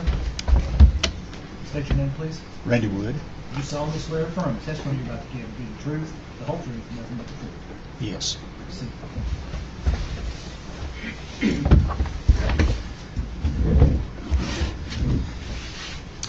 Thank you, Judge. You're Randy Wood, is that correct? That's correct. All right. And Mr. Wood, where were you living back in 2019? Let's see, 217 Sandy Point Drive in Blumpville. All right. You said Blumpville. Was that in Sullivan County? Sullivan County. Okay. And just for context, kind of tell us where that's located. Where is It's that? located in Barefoot Landing on the lake. Okay. Out by the lake out there? Yes. Behind the airport. Airport, okay. All right. Now, we've heard some mention earlier in the trial about Preston Hunter Wood. Is he your son? Yes, he is. All right. Ooh. Okay, we've got Hunter's dad on the stand, everyone. Who's Hunter? The guy that Megan was speculatively very obsessed with. Now, back in December of 2019, did you open a restaurant here in Blumpville? I did. All right. If you would, kind of tell us what it was and what you were serving. The name of it was Hunter T's Chicken Shack. I was the only owner of the place. It was right there on Highway 75. All right. I sold chicken, roasted chicken. Okay. Was it a sit-down restaurant? No, it was a drive-through, just like Pal's. All right. And it's over there right across kind of from Northeast State? Yes. Okay. Now, you mentioned you were the only owner. Did you have employees, people that worked for you? Yes. Okay. How many people? How many Well, employees? let's see. We interviewed. We hired everybody that filled the application. They are going to have to at some point say, "Sir, please let me finish the question for the court reporter before you answer." Right? Aren't you also waiting for that? Like, hello. Say it. Wait, sir. Wait with your answer. We do want to hear the answers, but just hold on. Because usually there only about half shows up the day you open up. So I probably had about 12 employees. Okay. And who made the decision as far as who was being hired or not? I did. Okay. And one of those employees that showed up to apply for a job and work there, did you know Megan Boswell? I didn't know her till she filled the application out. That's the first time I met her. Okay. And did she apply for a job with you? Yes. And did you hire her? Yes. And do you see Miss Boswell sitting in the courtroom here today? Yes. If you would, point her out and describe what she's wearing. Sitting right over there with the glasses on. She's sitting right there. Points at her again, sir. So wow, so really, Megan lies about everything. That's just, we know this already, you know? So it was not Hunter that owned the shop. Does Hunter lie too? I don't know. It was his dad that owned the shop, right? Randy Wood. And Megan applied. Now we want to know timeline. Please, sir, please tell us the timeline. When did she apply? When did she start working there? Let's go. Judge, for the record, he's identified the Record so reflect. All right. Mr. Wood, do you remember what day you opened? It was the first Monday in December, and it was the second. Okay. Second day of December, is that 2019? Yes. All right. Was Miss Boswell working that day? Yes. Okay. And you mentioned you didn't have a whole lot of employees. Who was in charge of making the schedule and deciding? Jason Facette made the schedule and everything. Okay. Was your son Hunter an employee there? Yes. All right. What did Hunter do? He was mainly just an employee. Okay. Because Jason sort of run the place when I wasn't there. All right. So Hunter and Megan worked there as co-workers. Yes. Did you work there at the restaurant? Were you there on a regular basis, or? Pretty much so. Yes. Okay. So you saw Hunter and you saw Megan together at the restaurant. That's yes. a fair statement. Yes. All right. Where was your son Hunter living at that time? He was living with me at that time. Okay. Out that lake. Yes. Okay. Out there. Did he? Right? That wasn't just me mishearing. We even watched it again yesterday. Hunter said that he owned it in the news interview. He wishes. Your dad owned it, sir. Okay. Please put Hunter on the stand. It's really nice to hear from his dad, okay? But can you bring your son out, sir? We would like to see Hunter. Did he have a vehicle that he drove then? Yes, he had a Ford truck what he drove. All right. At some point in time, did you realize that your son Hunter was in a dating relationship with Megan Boswell? Well, it was a weird situation, to be honest with you, because she got her car repoed one day at the chicken shack, and I made Hunter take her to the doctor that day, and because she didn't have a ride. Okay. All right. So that's how they started running around together, because she didn't have a car. Okay. So at some point in time, you realize they're dating. Well, they was together a lot. Okay. Yes. Okay. You can say dating if you want to, or all together right. a lot. Yes. Okay. Oh, shame lady's face. You can say dating if you want. Megan wants to say it. She really wants to say it. She even changed her Instagram handle to Megan_Wood23. Yes, she already changed her last name to Wood. Sir, she wanted to be your daughter-in-law. I don't know if Hunter wanted that though. Kate said, please hit the like over 7K in chat. Thank you so much all for being here on a Friday even. And at some point in time, did she come to live at your house? Well, she didn't have anywhere to go when they repoed the car. And apparently her father, what she said, kicked her out. So I let her come stay. She stayed about 3 nights there. That's all she stayed. Okay. Were you aware that she had a small child?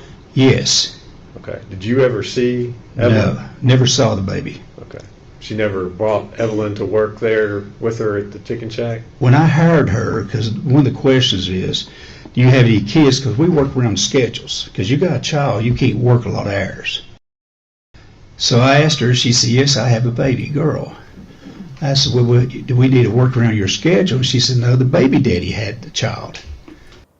Damn. It was just, I don't know if we really caught up there. It was like, yeah, okay, we are. It was just weird. Did you see the speed? We normal speed? Yes? Seemed like we all caught up. I just didn't want it to jump, you know? Sorry. Mainly just an employee. Okay. Because Jason sort of run the place when I wasn't there. All right. So Hunter and Megan worked there as co-workers. Yes. Did you work there at the restaurant? Were you there on a regular basis, or? Pretty much so, you know. Grizzlies, I'm very sorry, but we were about 5 minutes behind and it skipped forward. Sometimes it does that on our live stream, so I don't want to miss a single detail. So I'm going to make sure, I mean, we saw when he pointed. Let's just make sure. Roasted chicken. Okay. Was it a sit-down restaurant? Roasted chicken, Everybody that filled the application out, because usually there only about half shows up the day you open up. So I probably had about 12 employees. Okay. And who made the decision as far as who was being hired or not? I did. Okay. We listen from here again. And one of those employees that showed up to apply for a job and work there, did you know Megan Boswell? I didn't know her till she filled the application out. That's the first time I met her. Okay. And did she apply for a job with you? Yes. And did you hire her? Yes. And do you see Miss Boswell sitting in the courtroom here today? Yes. If you would, point her out and describe what she's wearing. Sitting right over there We did want to see that with the again. glasses on. Judge, for the record, he's identified. Everybody, notebooks out. We're paying big time attention now. All right. Mr. Wood, what do you remember what day you opened? It was the first Monday in December, and it was the second. Okay. Second day of December, is that 2019? Yes. All right. Was Miss Boswell working that day? Yes. Okay. And you mentioned you didn't have a whole lot of employees. Who was in charge of making the schedule and deciding who was? Jason Facette made the schedule and everything. Okay. Was your son Hunter an employee there? Yes. All right. What did Hunter do? He was mainly just an employee. Okay. Because Jason sort of run the place when I wasn't there. All right. So Hunter and Megan worked there as co-workers. Yes. And so what was Hunter? He was mainly just an employee, co-worker of Megan's. So not the owner then. So in the media interview, a little white lie was told, just like, oh, I'm the owner of this chicken shop. No, you're not. Your dad is, but okay, moving on. Did you work there at the restaurant? Were you there on a regular basis, or? Pretty much so, you know. Yes. Okay. So you saw Hunter and you saw Megan together at the restaurant. That's a fair Yes. statement. Okay. Yes. All right. Where was your son Hunter living at that time? He was living with me at that time. Okay. At your house out that lake, yes. Okay. Out there. Did he have a vehicle that he drove then? Yes, he had a Ford truck what he drove. All right.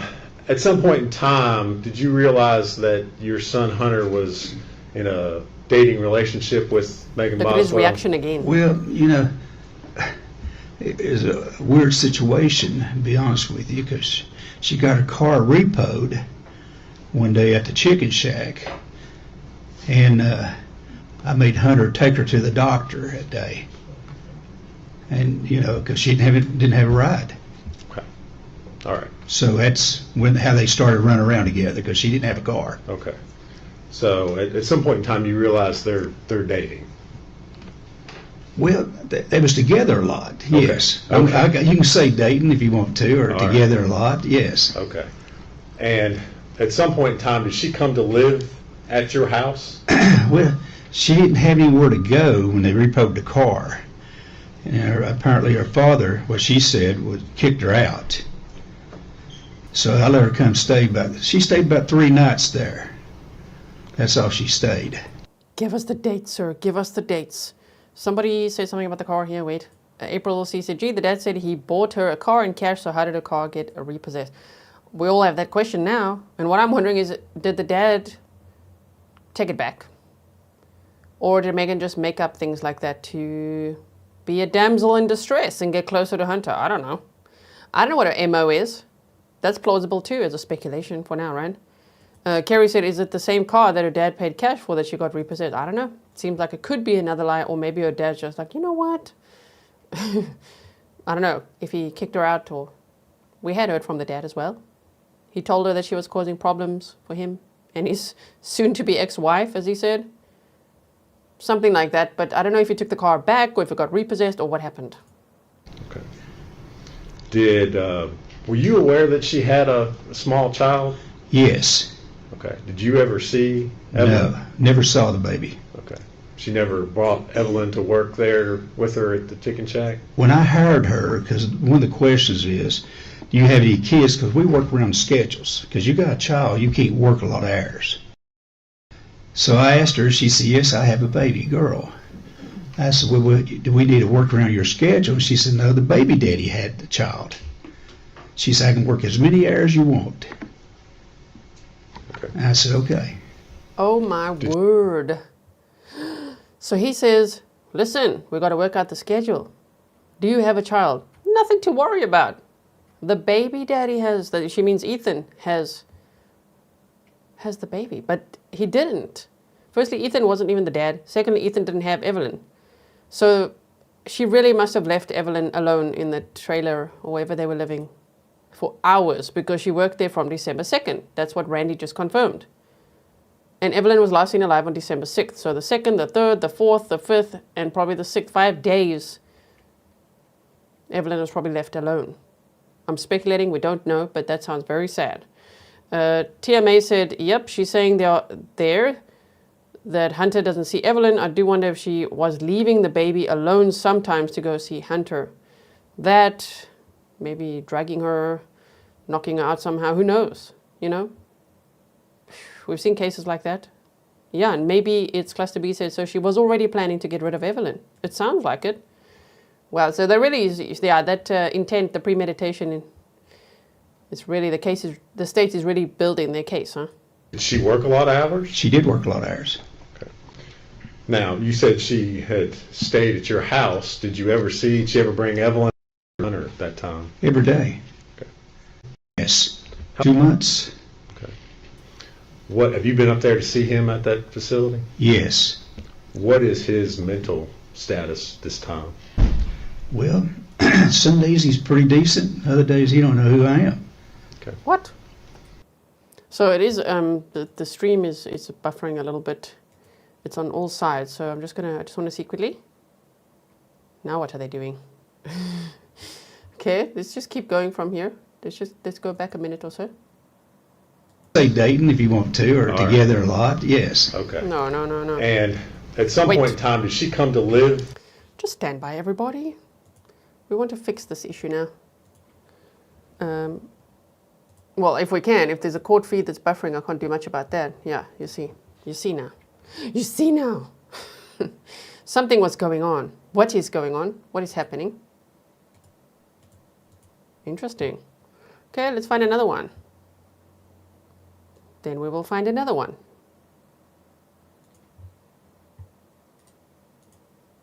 Thank you all for being here. Wait 1 second, please. Let's refresh this one. And what is happening? Okay, court's on a short break. Court TV says court is on a short break. All right, and so let's go back. With him that requires him to be restrained or anything? No. Okay.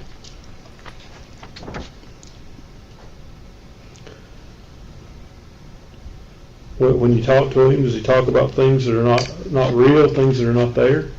What the heck? They're talking about Hunter's mental health here now. Okay, wait, no, we got to go back. Hold on. Around your schedule, she said, no, the baby daddy had the child. There we go. She said, I can work as many hours as you want. Okay. And I said, okay. Did she work a lot of hours? She did work a lot of hours. Okay. Now, you said she had stayed at your house. Did you ever bring Evelyn over? The baby never was in my house. Okay. Did she ever bring any high chairs or playpens? No, nothing. Diapers, baby bottles? Nothing. Okay. Did you ever see your son Hunter around? Evelyn? No. Okay. How often did you see Hunter at that time? Every day. Okay.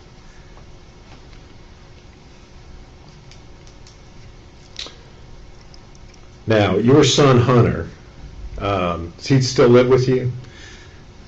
No, he started living with his mother, but he's at the hospital at the moment. Okay. He's at a hospital. Where is he in a hospital? Marion, Virginia. All right. Is that a mental hospital? Yes. How long has... So we're not going to hear from Hunter. Oh my word. Hunter is in a mental health facility? Okay. All right. That's what his dad just said. Sorry, I'm just processing with you. I'm like, what? Has he been there? 2 months. Okay. What, have you been up there to see him at that facility? Yes. What is his mental status this time? Well, some days he's pretty decent. Other days he don't know who I am. Okay. Would he be able to come into this courtroom and testify? No. Okay. You mentioned that he'd been there for about 2 months. Yes. Had he had mental health problems prior to that? Yes. Okay.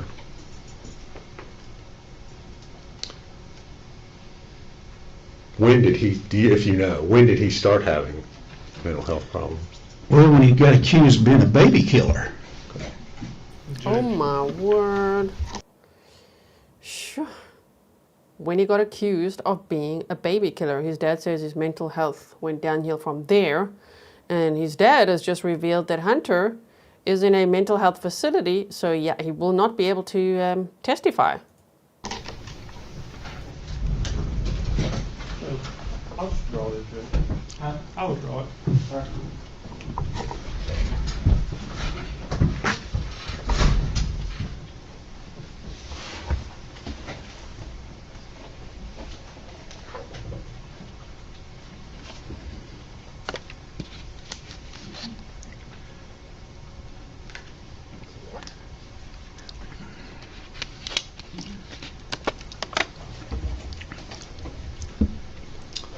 Thank you, Mr. Wood. If you would answer any questions Mr. Scott has for you.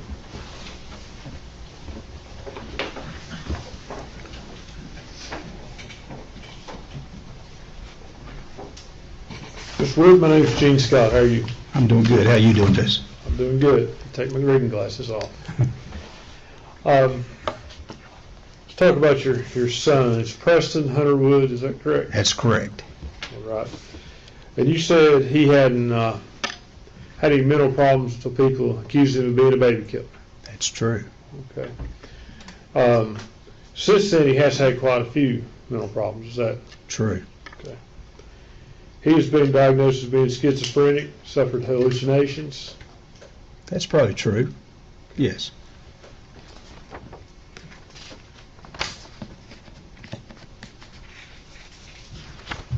Has he been violent towards you or his mother? No. Never been violent towards his mother? No, as far as I know, we're divorced. Okay. Okay, so I'm not there. And you say that if he were brought into this courtroom, he wouldn't be in his right mind to testify. That's very true. Could you describe his state to us a little bit more? Well, he talks about things, sometimes you don't really know what he's talking about. I mean, I don't know how to put it. It's sad. I mean, this young man was a 4.0 student in school. Now he's, I don't know if he's ever going to function in his life again. Mm-hmm. Does he hallucinate? I don't know if he hallucinates or what you call it. I don't know, the definition of hallucinate. I mean,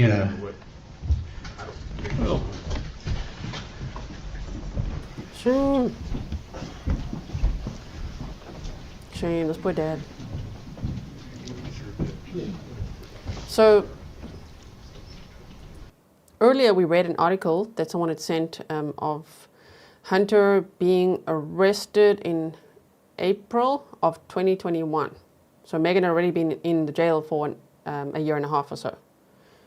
A year and 3 months. And that was from a DUI. So he was probably already then, that would then be signs of him not coping, right? With all the accusations, with everything that was going on, I would assume. I'm only assuming now based on the information that we are receiving, right? Angie said the defense is gearing up, shaking my head. Blue Bear Art says, don't make him speculate. He's not a doctor. Exactly. Wow. Okay.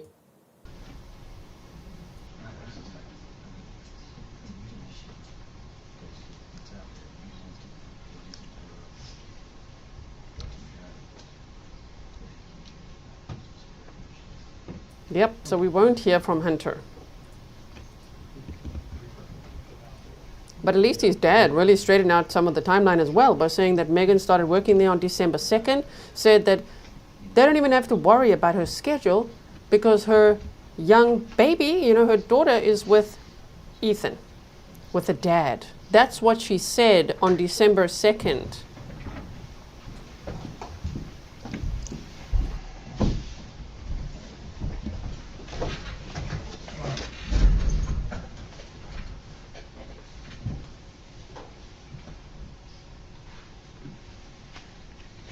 What do you observe when you visit your son? Well, mainly I just talk about anything that's pleasant. I understand. Yeah. Is he able to talk with you about things that make sense, or does it not make sense to you? The things he talks about with you, does it make sense always? No. Has he talked about Evelyn Boswell? No.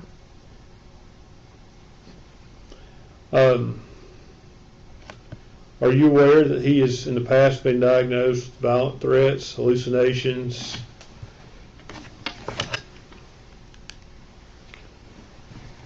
And delusions? No.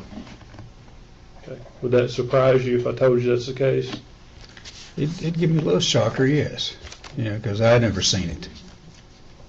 So you don't know about that? I've never seen that before. Okay. I'll move on. Have you ever seen him be aggressive? No. Okay. Is there any security measures about, as far as when you visit with him, that requires him to be restrained or anything? No. Okay.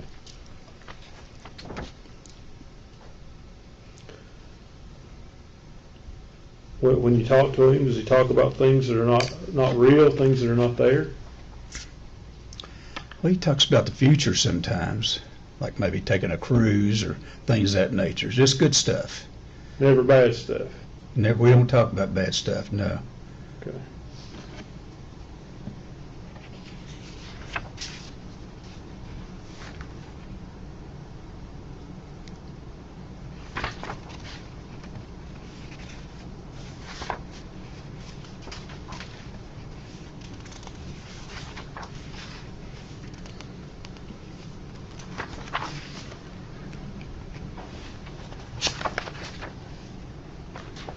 I have a minute, Judge.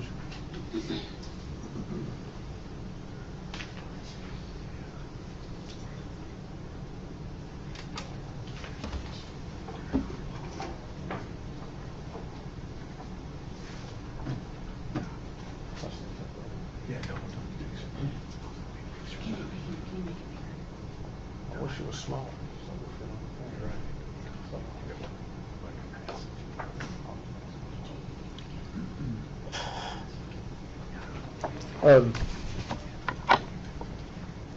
Has Hunter ever discussed anyone stealing his thoughts with you?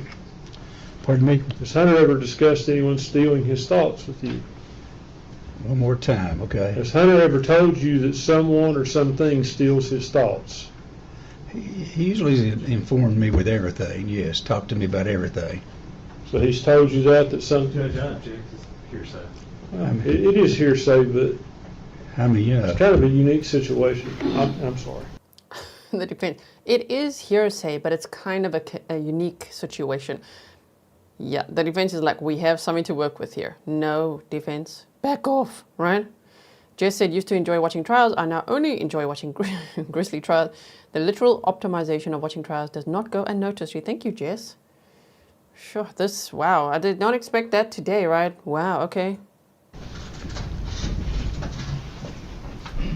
I think the defense is being inappropriate now. I know they're trying their best to shift blame. Like, let's blame the guy who's now in a mental facility, right? The defense is like, ooh, that's the perfect guy to blame. Let's go there.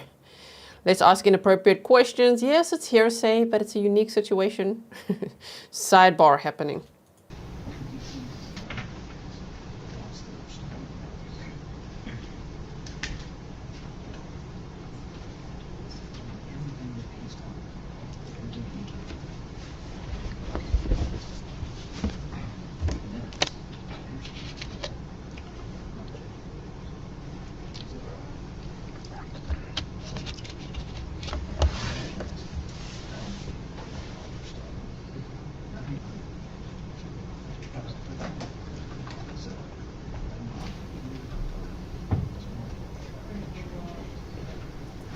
Okay, I see a few people in chat, maybe you're not familiar with the case, or I don't know, but you said there's a couple of questions like, who would Hunter be accused of murdering? Which baby? Evelyn. Megan said to the police as well, she made up this whole story and all kinds of tears sort of flowing, okay? And so she told the police that her and Hunter had slept in a bed one night with Evelyn between them, and that one of them, implying Hunter, had rolled over Evelyn and smothered her. And when they woke up, Evelyn was no longer breathing. And so she then took a bit of a leap and said that Hunter basically disposed of Evelyn's body. As if Hunter would know exactly where the playhouse is on her father's property and would go there. Yeah, okay, I don't believe that. I don't believe that. So, but anyway, that's why Hunter was blamed. And he was blamed a lot on social media at the time when this case, you know, was happening, when Megan did all her media interviews, when Hunter then spoke to the media. On social media, they blamed Hunter a lot. Everybody thought he was sus. I think some people still think he's sus. I mean, I just want the timeline. I don't know, but yeah. Carl said Hunter appeared to be coherent in his TV interview. Yeah, he did. But one could always crack, I guess, if, you know, if pressure is applied. I mean, he's been under a lot of pressure, I would say, and the worst kind of everybody calling him a baby killer. You know what I mean? So anyway, we found out today that he is in a mental health facility. He will not be able to testify. We didn't see Megan's reaction to that at all yet. Maybe they'll pan to her at some point. But that is who he was blamed for murdering.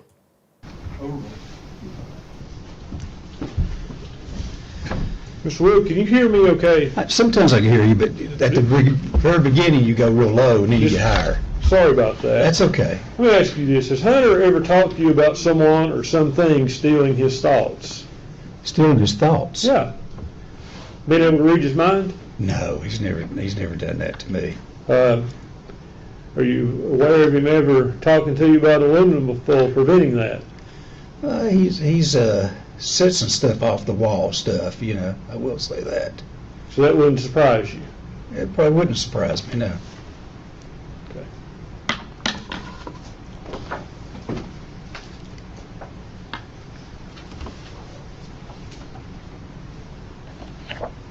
Sir, I've handed you a photograph. Could you identify that photograph? That is my son standing in front of the Hunter T's Chicken Shack. You say your son, Hunter Preston Hunter Wood. Preston Hunter. Yes. Okay. Judge, we would offer that as the next exhibit, and I don't think it will fit on the projector to publish to the jury. I'll just ask that it, okay. We'll give it a try. Sorry. It would be, generally objection. No objection. Full exhibit 96.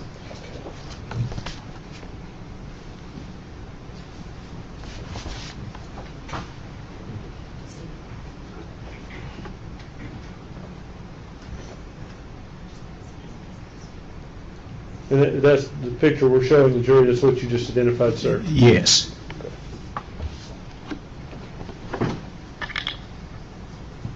I'll have just one moment, Judge.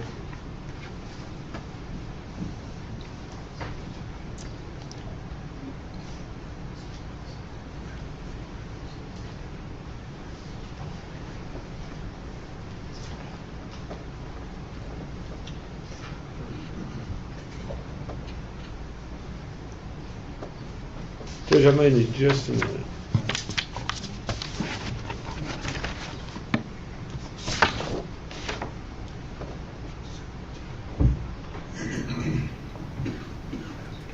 So just remember, everyone, unless you didn't know, that the Hunter's media interview was 5 years ago. It was in February of 2020. So that's a long time. So I think it would be unfair to speculate if there were signs of his mental health struggles or something then. A lot can happen in 5 years, and he has gone through the worst on social media, being blamed for murdering a baby that he says he never even met. So if one were, as one should, to give him the full benefit of the doubt, that's pretty horrific. And he had a DUI accident in 2021, and I think a woman ended up in hospital from what we read earlier. And so even that would add to, you could see there was pressure, right, being applied from everywhere. And it's been a long road to get to this trial, and people have never really stopped looking with a side eye.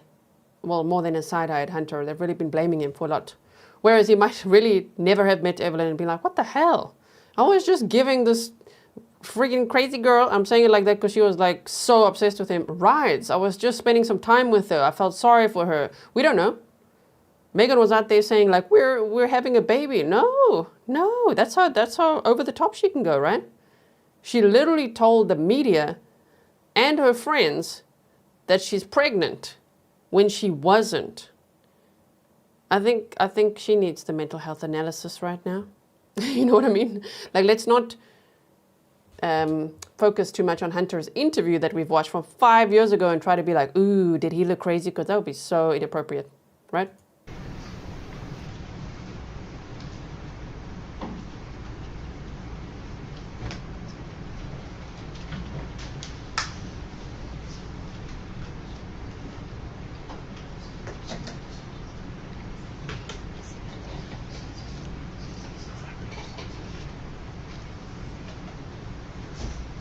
Sir, answer this only if you're aware. Are you aware of anything in his medical history about his thoughts about people or things stealing his thoughts?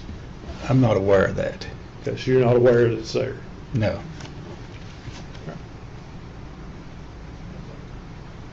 Judge, that's all the questions I have. Mr. Wood, thank you for being here. You agree? No, no. May he be excused? Yes. Yes. Mr. Wood, thank you for your testimony. Thank you. You're released from your subpoena, sir. You're free to go. Okay, thank you.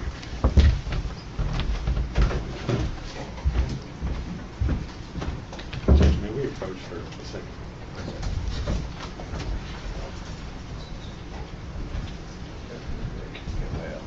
I think so, but absolutely.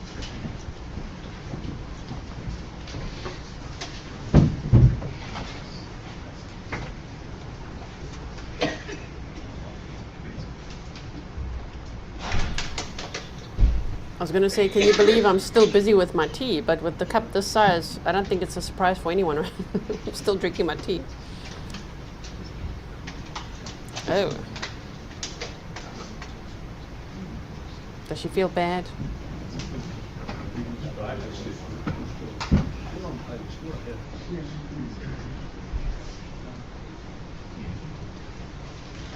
All right.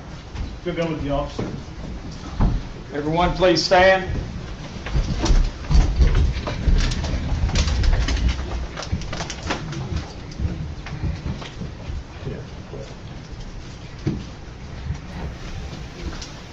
I love the way the judge commands the room. Everybody, please stand.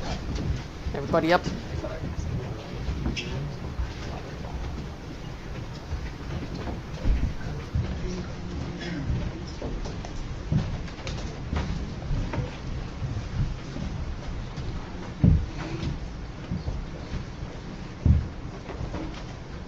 Be seated.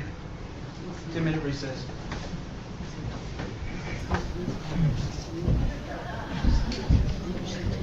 "15-minute recess, and perfectly we can just skip ahead because of all my talking in between. Isn't that nice? You get information and we get to teleport. So here we go. And we're back. Yes, ma'am. Are we going to begin without?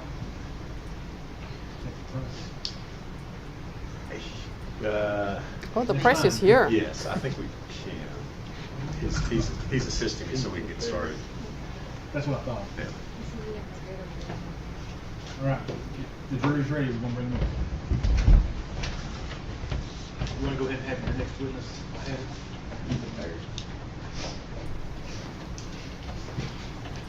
So somebody says, wait.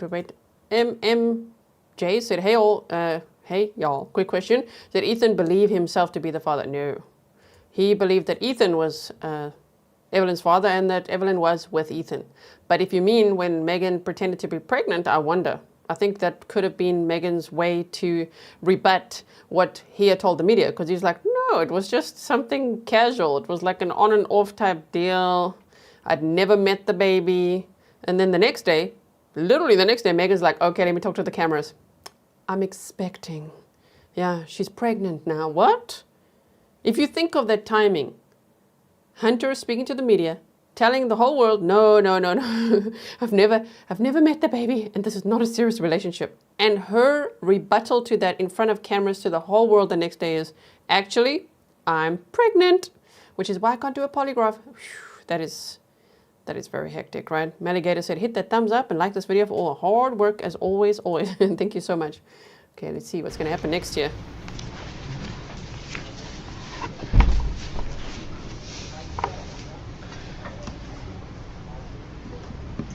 Yes, Stefan, she even, that was from a text message, right? When she said she's impregnated. Impregnated. Oh, wow.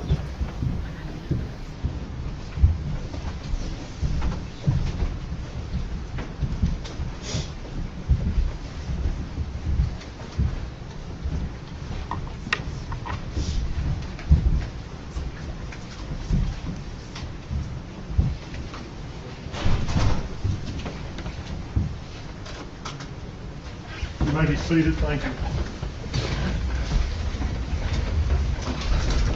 Okay, Jim, call your name. State would call Ethan Perry. Oh my word, Ethan Perry, yes. Okay, now everyone, sure, we gotta buckle up over here. Ethan Perry is the guy who Megan said was the dad, was Evelyn's dad. The one that she blamed for taking Evelyn. The one that she said he took emergency custody. He has emergency custody of Evelyn. Then she said temporary custody. Then she said shared custody. But she first shifted the blame there, and that's the first time police realized that she's lying. She's literally sending us on a wild goose chase by saying, Ethan has her. He was stationed in the military. They called him out. Like, listen, we heard that you've got Evelyn. He's like, what? I don't have Evelyn. So we're going to hear from Ethan Perry now. This is a very important witness, right? Okay, so here we go.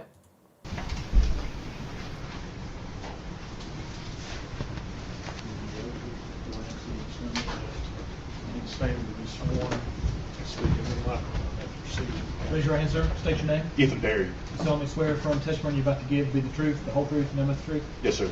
Have a seat with you.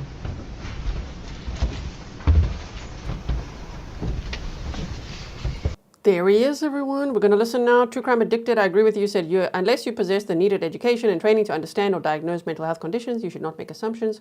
People with schizophrenia are not usually violent towards others. Yeah, here in this community, we don't make assumptions about mental health at all. The mods are constantly sharing, please don't armchair diagnose. So I absolutely agree with you. And yeah, I think it would be inappropriate and unfair to anyone, right? Okay, so. Good afternoon, Mr. Perry. Good afternoon. If you would scoot up close to that mic there so we can hear you good. Better? That's great. That's great. You are Ethan Perry, is that correct? Yes, sir. And Mr. Perry, how old are you? I'm 25. All right. And where do you live? Kingsport. All right. Do you know the defendant, Megan Boswell? I do. And how do you know Miss Boswell? We dated in high school. All right. Do you see Miss Boswell seated in the courtroom here today? I do. If you would point her out and describe what she's wearing. A white top and glasses. All right. Black hair. All right. Judge, let the record reflect he's identified the defendant. Record so reflect. All right. So you indicated you all dated while you were in high school. Is that correct? Yes, sir. And when would that have been? I was about 15, and she was about 13, so I'd say about 2014, 2015. And where were you all in high school? Sullivan Central High School. All right. That here in Blunteville? Yes, sir. Okay. How long did you all have a dating relationship? I'd say at least until I got out of high school, whenever I joined the Army. Okay. Now, when you were in high school, where did you live? In Bloodville. Okay, and who did you live with? With my grandfather and my step-grandmother. And who were they? Carl and Sherry Perry. All right. Did you also, as you were growing up, for a period of time, live with Paul Miller? Yes, sir. And who is Mr. Miller to you? He is my step-grandfather. All right. And when did you live with him?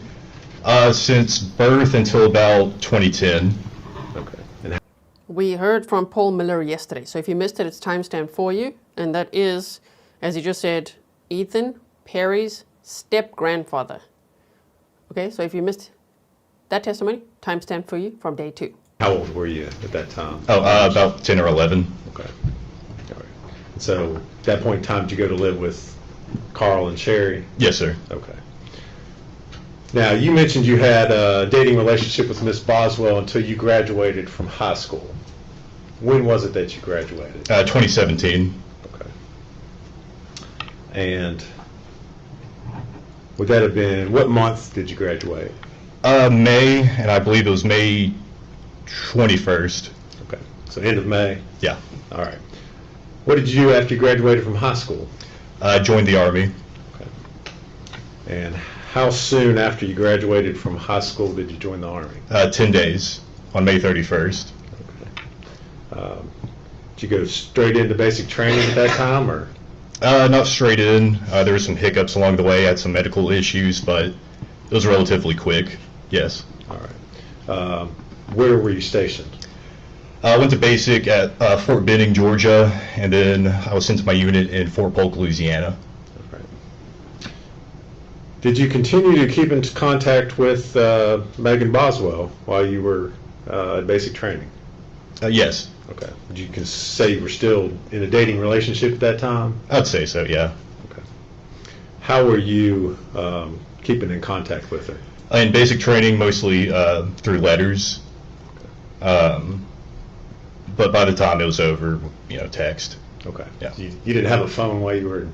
It was like once a month we got our phone, but it was only for like 30 minutes. I can't really remember any conversations that we had specifically. Okay. But you were still continuing to communicate with her the old-fashioned way by writing letters? Correct. Okay. So as your time in the Army continued, did you continue to have a relationship with Miss Boswell? Yes. Okay.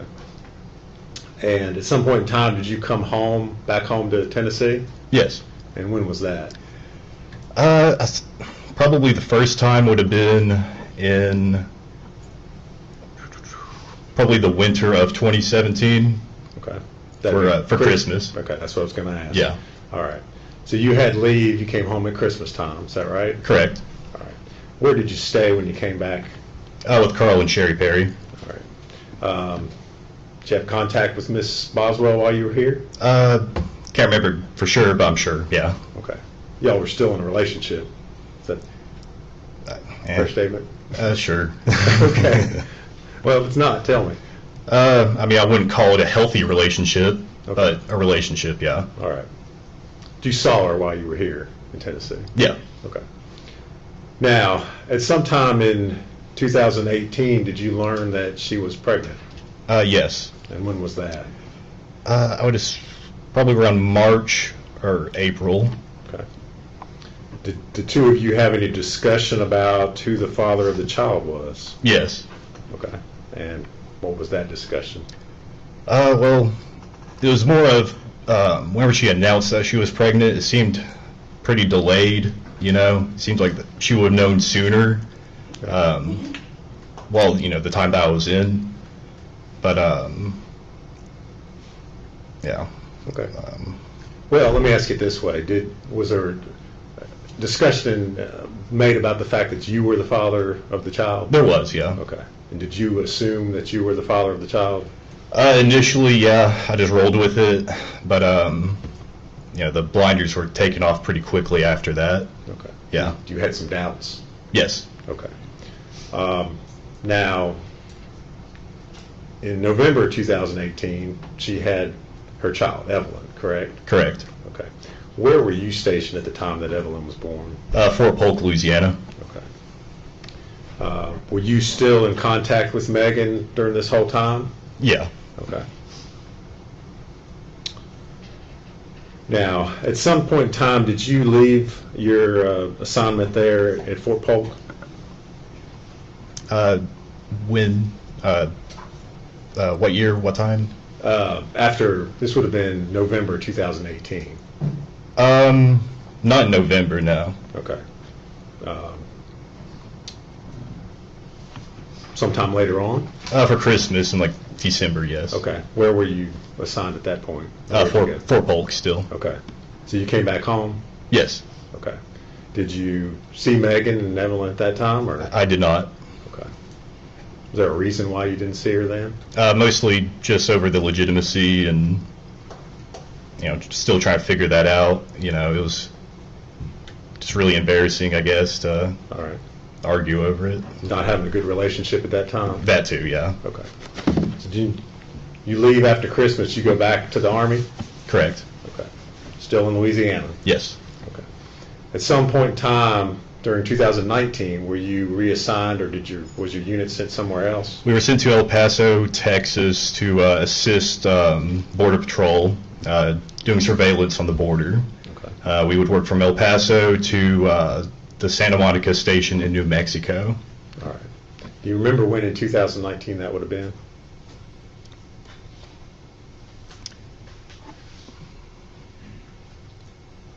I'd guess March through September. Okay. That's my guess. All right. Now, at some time later on in 2019, did Miss Boswell show up to visit you while you were stationed in El Paso, Texas? She did. Okay. Was this a planned visit? Did you know she was coming? No, it was hasty. It's a hasty visit. Okay. Well, if you would kind of tell us how that happened, or how it was that she ended up showing up down there. Well, the conversation started with her wanting me to take leave to go up to come back up here to Bluntville, and I told her no. We have a mission here in El Paso. I can't just get up and leave. And so she decided to, on her own, to drive from here all the way to El Paso, and it took her I'd say about 2 days to get there, and all of a sudden, one morning while because we were staying in hotels, we weren't on a base or anything, I just get a picture from her. She was parked outside of the hotel and just took a picture of the hotel, so yeah. You knew at that point she was in Texas? Yeah, it was pretty obvious at that point. Okay. So what did you do? Well, part of me just wanted to turn them away, but the other half was like, well, came all the way out here, may as well just stay.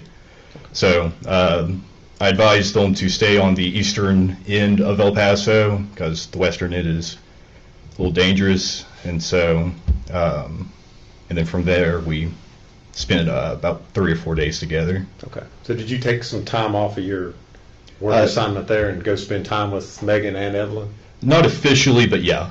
Okay. What did you all do? I think the first day we just hanged out in the hotel room, just meeting Evelyn, playing patty cake, stuff like that, watching her walk around. And it was mostly that. We went to the El Paso Zoo. That was I think the second to last day. And then on the last day we mostly just hanged out in the hotel. The last thing we did was we went to an IHOP. All right. And that was the last time I physically saw Evelyn. Okay.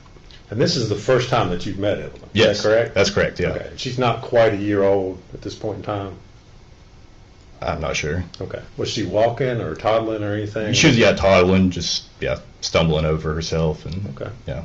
All right.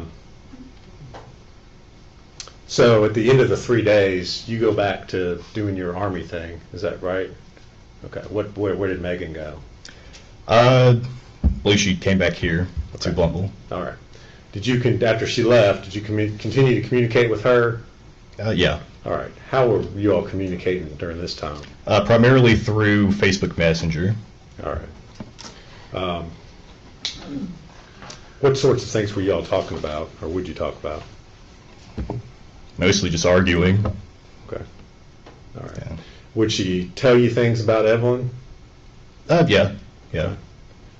Did she ever ask you for money or assistance to help out in taking care of Evelyn? She did on at least one occasion. Okay. Did you ever send any money or assistance or anything? I sent a little bit. It wasn't much. I would say no more than $100. Okay. Now, at this point in time, you're still assuming that you're the father of Evelyn Boswell. Is that correct? At this point, I mean, I'm still just rolling with it. No, I don't. At that point, no, I didn't assume. Okay. I had my doubts, definitely, at that point. All right. But you're still, I guess, interested or invested in what's going on with Evelyn. Yes. Is that yeah. your statement? Okay. Now, at some point in time at the end of 2019, did you come back to Tennessee? Yes. And when was that? For Christmas. Okay. Do you remember what date specifically you might have come back? Usually leave was about 2 weeks, and I think I was here until about New Year's or on New Year's, so I'd say, I don't know, 15th to the 30th. Okay. And where did you stay when you came back to Tennessee? At Carl and Sherry Perry's. All right. Did you see Evelyn while you were here? No. Did you ask to see Evelyn while you were here? Yes. And what were you told? Well, I was told that she had the flu because we were planning to go over to Paul Miller's for Christmas, and it made sense because that's whenever COVID started making its rounds around the country, and so it seemed like a good excuse, made sense. Okay. And did you in fact go over to Paul Miller's? Yes. And did you go by yourself, or did you go with Megan, or how did that happen? I went with Megan. We met up at the Northeast State Community College parking lot. Okay. All right. That's what you said. Yeah. Mr. Perry, I'm going to show you two documents, ask you if you can if you recognize those.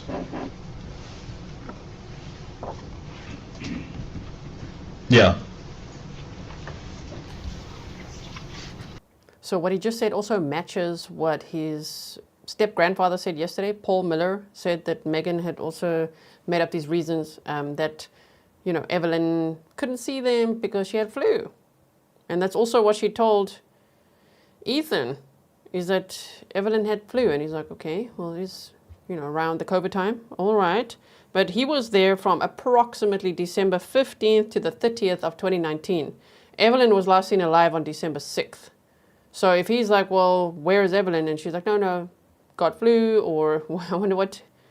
I think she told him at some point that Evelyn was in foster care because she told everyone a lie. I think all her lies clearly caught up to her. Hey, oh my word. But this is very interesting testimony. Yeah. And what are they? You want me to read it? No. I just want you to tell me what they are, just generally. It was trying to coordinate to get to Paul's. Okay. Are those the text messages that you had with Miss Boswell on December the 23rd, 2019? Yeah. Okay. And is that a true and accurate representation of the conversation that you had with her? Yes. All right. Judge, I'd move to make that exhibit 97. Objection. No objection. Be cool. So Jill Jackson says, maybe Megan left Evelyn alone while visiting Hunter daily. That's what we were speculating earlier as well, right? And saying Evelyn would have suffered alone and died of hunger, dirt, neglect, and Megan had no choice but to dispose of her baby while blaming others. It could have been that leading up to things, but the medical examiner, from what we've seen from preliminary hearings, said that Evelyn died from 4 types of asphyxiation, and said she was wrapped tightly in a fleece blanket. Her head was covered in foil. She also had foil in her mouth. She was placed in a garbage bag and put in a trash can upside down and pushed in. Trigger warning, if you've never heard these details, I'm kind of repeating it, okay? So trigger warning, this whole case comes with a trigger warning because it's about the murder of a child. And so she was pushed into the trash can with such force that her head was like backwards and her facial features had been flattened. She was wearing a penguin, like a purpley penguin onesie, and she still had her diaper on. So that's really, I think it's going to be interesting hearing from the medical examiner, but I also think that there were a lot of bad days, neglectful days for Evelyn, especially from December 2nd, when Megan started working at that chicken shop, right, and had her eyes set on Hunter. Exhibit 97.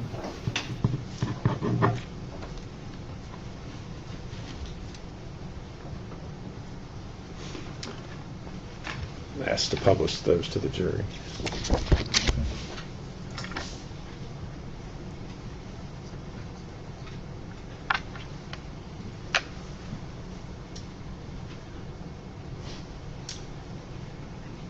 All right, Mr. Perry, so you are having a conversation with Ms. Boswell. You say your phone's messed up, I'm at Verizon. You tell her, yes, I'm still going to pause. What's her response to that? Evelyn is sick, so I'm not bringing her around everyone. If you want to see her tomorrow, just you can. But she has the flu, and I don't think, like, being around a ton of people is such a good idea.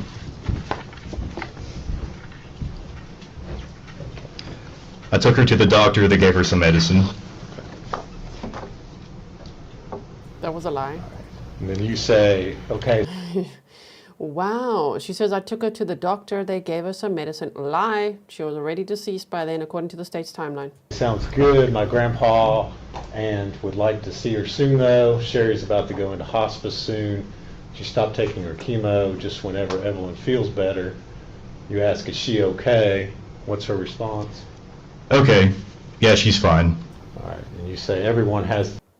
That cold response. Okay, yeah, she's fine. That's her response to a message that says, my grandpa and would like to see her soon, though. Sherry's about to go into hospice soon. She stopped taking her chemo. And her response to that is nothing. Just, okay, yeah, she's fine.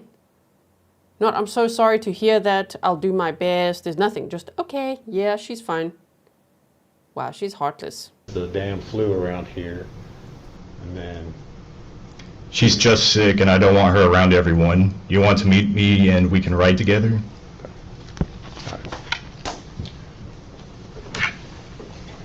And did you all, in fact, meet up and go over to Paul Miller's? Yes. All right. And did Megan have Evelyn with her? No. Okay.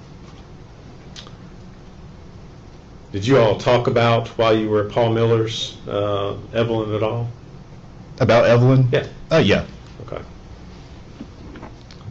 Did you, and what did you all do while you were at Paul Miller's?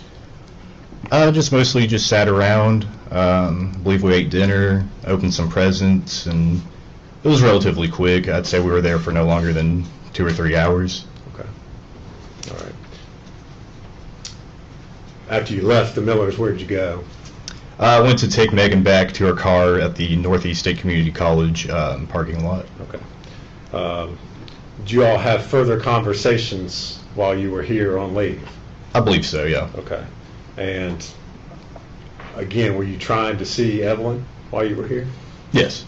Okay. Were you, in fact, ever to see Evelyn? Able to see Evelyn? No. Okay.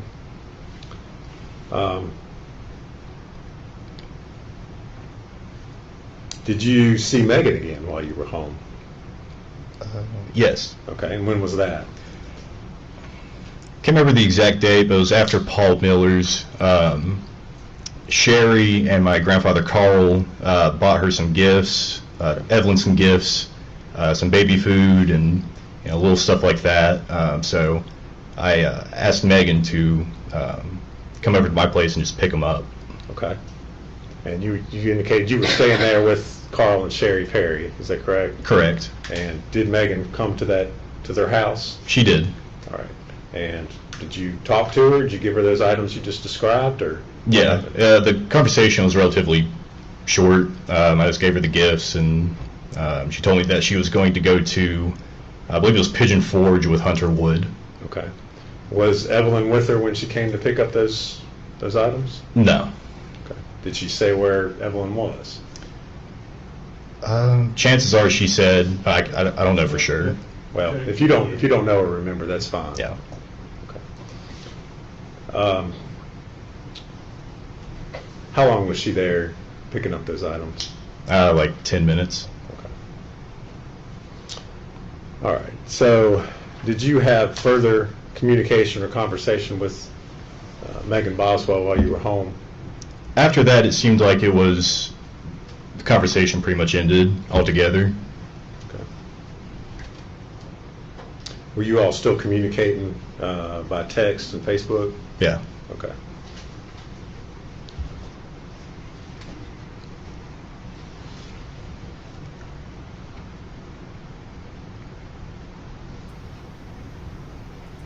Carrie says, shame Ethan's grandparents bought baby food, etc. They wanted to help. Also, Ethan, despite bravado, obviously loves Evelyn. Or loved Evelyn. Yes, there's so many people that wanted to give Evelyn gifts. I mean, the special blankets that we heard Erica Stacey testify to earlier, and the birthday shirt that she made her, and Christmas gifts and everything. It's really sad because there were so many people in Evelyn's life that really loved her. So it's really sad to think that her mother, by all accounts that we know from now at this point, didn't.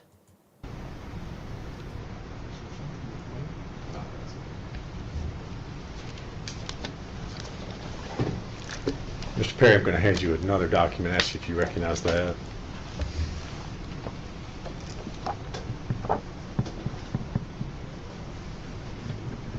I recognize it, yeah. And what is it? It's Megan stating to me that her father just kicked her out of the house again, and that she won't have Evelyn back until she gets a place to stay. Okay. And then she said, never mind, I'm sorry. All right. The next day. Those text messages you received from her? Yes. All right. And is that a true and accurate copy of text messages you received from her on December 26th and 27th? Yes. All right. Judge, I'd move to make that Exhibit 98. 12/26. It's amazing to hear what Megan told Ethan, because she told everyone else that Ethan had Evelyn, you know? So then, yeah, what would she tell Ethan? That she couldn't get Evelyn back from where? From foster care, right? Until she got a place to stay. Sure, this is very hectic, seeing all these different witnesses testify and all the lies that they were told. And then, of course, to hear from Ethan now what she told him. I'm sorry. 2019. No objection. Be full Exhibit 98. And I move to publish that. Good.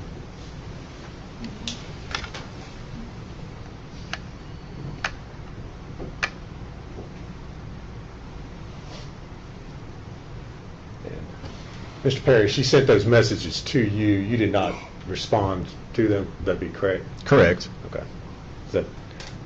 Is that somewhat normal for you sometimes? Yeah. Okay.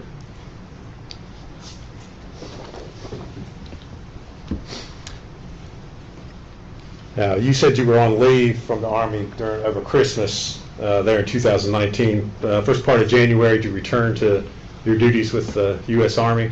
Correct. And where were you all stationed at that time? Fort Polk, Louisiana. All right. Did you continue to communicate and receive communications from Ms. Boswell after you returned to Fort Polk? It was pretty rare, but yes. Okay. And specifically, do you remember getting a message from Miss Rachel Owens? Yes. And without telling us what she said, did you, as a result of what you were told, communicate with Miss Boswell? Yes. Okay.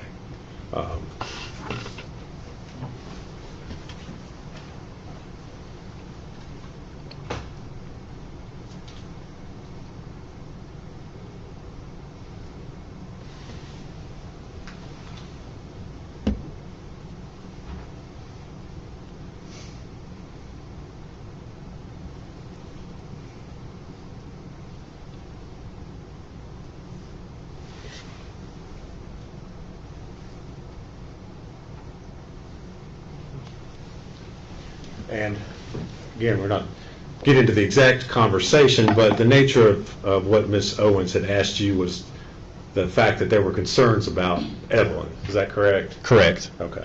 And so then would it be fair to say you asked Ms. Boswell what was going on with Evelyn? Correct. Did you have communications with her about that? Correct. All right. I'm going to hand you a document and ask you if you can identify that.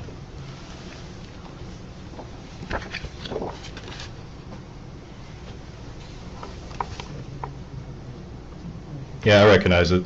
And what is it, sir? It's her stating that just to Well, ignore. hold on. Don't read it yet. No, Sorry. you're fine. Just is that and I'll lead you a little bit. Is that the text conversation that you sent to Ms. Boswell after you had had the communications with Ms. Owens?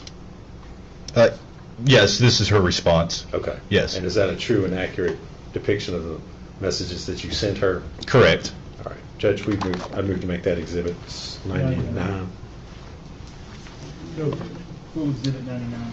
And I believe the date on that's January 19th, 2020.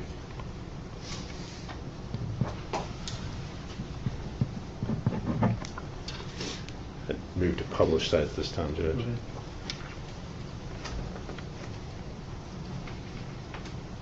Okay. So you've messaged Ms. Boswell about the fact that you have concerns. Ms. Owens has expressed concerns about Evelyn, and her response is, just ignore her. I've not talked to anyone in my family in weeks. Literally, I've cut all ties with them. That's why she's not seen her. She and Dad cussed me out. Dad took me car from me in the middle of work and left me in a bind and shit. Fuck them. They aren't my fucking family. They never were to begin with. Damn, he's reading it with a lot of emotion there, of course, emphasis. But that's what we were speculating earlier. She said, she and Dad cussed me out. Dad took my car from me. So the whole car being repoed, I think repoed by the dad. Right? That's what we were saying earlier. That makes sense. Dad took car from me in the middle of work. See, that matches that. And left me in a bind and ish. F them, they aren't my effing family. They never were to begin with. Okay? Okay. That's all she said. Okay. All right. Did she ever tell you anything else about Evelyn or where Evelyn was? I can't remember. Okay. All right. So that was January 19th of 2020. In February of 2020, did you receive some phone calls? Well, let me ask you this. Were you still in the Army, still at Fort Polk at that time? Correct. Okay. Did you receive some phone calls from family members?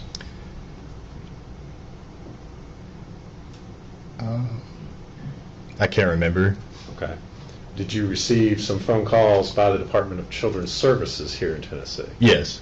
That surprised you? Yes. Okay. I did. All right. And without saying what they said, why were they contacting you? For the whereabouts of Evelyn. All right. Did that surprise you? Yes. And why was that? Because, well, I didn't have Evelyn, and that's what they were asking. If I had her, or if I seen her, or the last place that, where do I think where she would be, stuff like that. All right. Were you then contacted by investigators with the U.S. Army? Yes, I was contacted by the Central Investigation Division, okay. CID. And kind of tell us what happened with all that. Well, initially, I got my officer of my...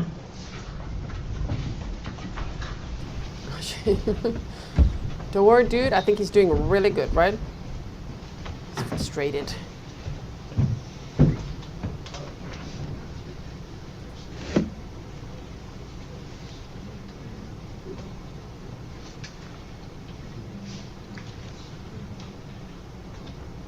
I see a lot of people asking, the jury is sequestered, yes. So there might be a bit longer days than usual. It hasn't been so far, but we shall see. We're on day 3. They go to a hotel every night. The trial is expected to last 2 to 4 weeks. So yeah, they have dinner, go to the hotel, come back the next day. We will have court tomorrow. If you didn't know, there's a lot of people here right now. You better be ready for court tomorrow, okay? Saturday, there will be trial, day 4.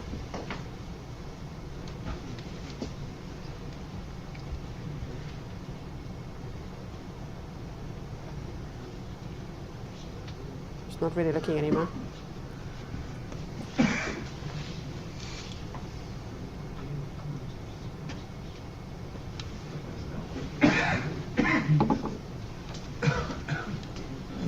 Sarah Brown speculates she was definitely jealous of her because everyone loved her and gave her all the attention. Could be.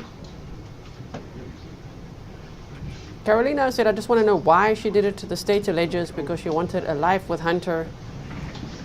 and maybe thought he didn't want to have children. She had a young child. Maybe he said it. Maybe she just assumed it. We don't know. But the state alleges that that could have been a motive.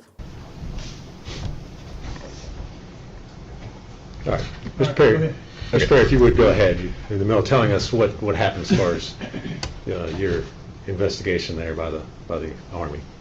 So initially, I got contacted by my NCO in my company, and he told me that. Well, don't tell him what they said. Okay. Just tell us what happened to you as a result of. Okay. I was contacted by CID. They wanted to set an appointment for after lunch, and so I went back to my barracks room, to get ready. Still had no clue what was going on until I got the call by DCS, and which they were asking about the whereabouts of Evelyn, and so, which I gave the response. I don't know, all that. Were you interviewed by interrogators there? Yes. For hours? Yes. Okay. Did you cooperate with them fully? Yes.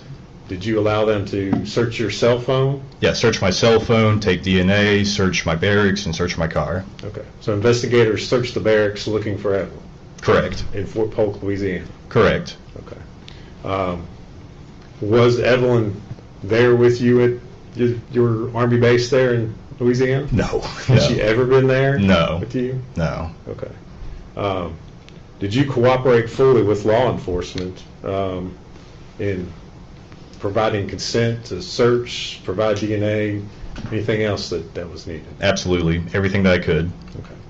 The only time you ever saw, when was the only time you ever saw Evelyn? Was in El Paso. Okay. That one time when Megan showed up? Yeah, just out of the blue. All right. Did you cooperate with law enforcement in determining the paternity of Evelyn Boswell? Yes. All right. Were you the biological father? No. Okay. All right. So the one and only time you see Evelyn is in 2019 before you came home for Christmas. Is that right? Correct. Okay.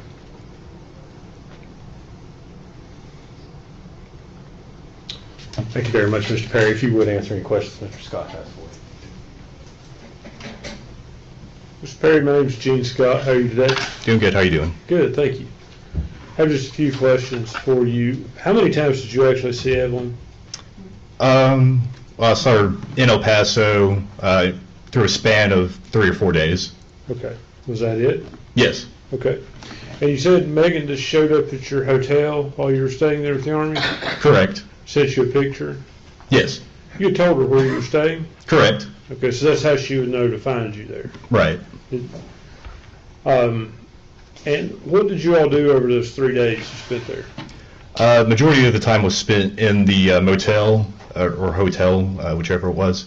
And then we went out to eat. I think we just went out to pick up food. We went to the zoo, and we went to IHOP. Did Evelyn appear healthy to you? Yeah. No signs of abuse or neglect? I wouldn't say abuse. I mean, I saw like a small bruise on her arm or her leg, but she was starting to learning to walk, so I just assumed that's what that was. Well, likely a child fall down before you walk. Right. Kind of thing. Yeah. Megan engaged with her? I mean, did she talk to her, appear to love her to you? Repeat that. Did she appear to love the child, Evelyn?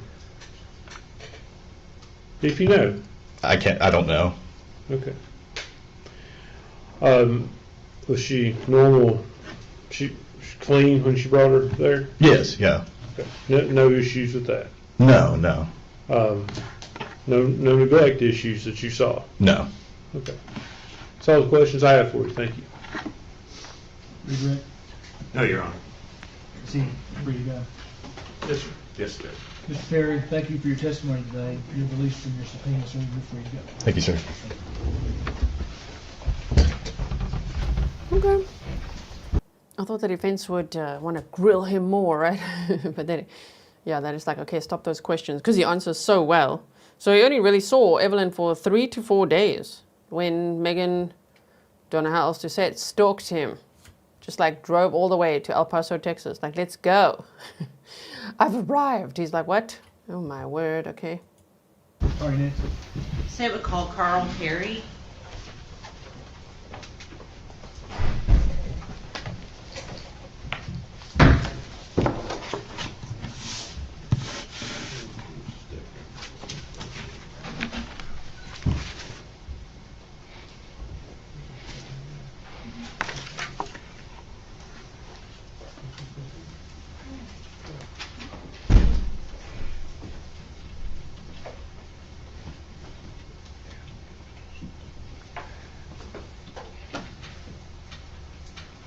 Yes, Kerry says plus defense knows they can't create doubt with Ethan, as he's got a rock solid army alibi. Absolutely.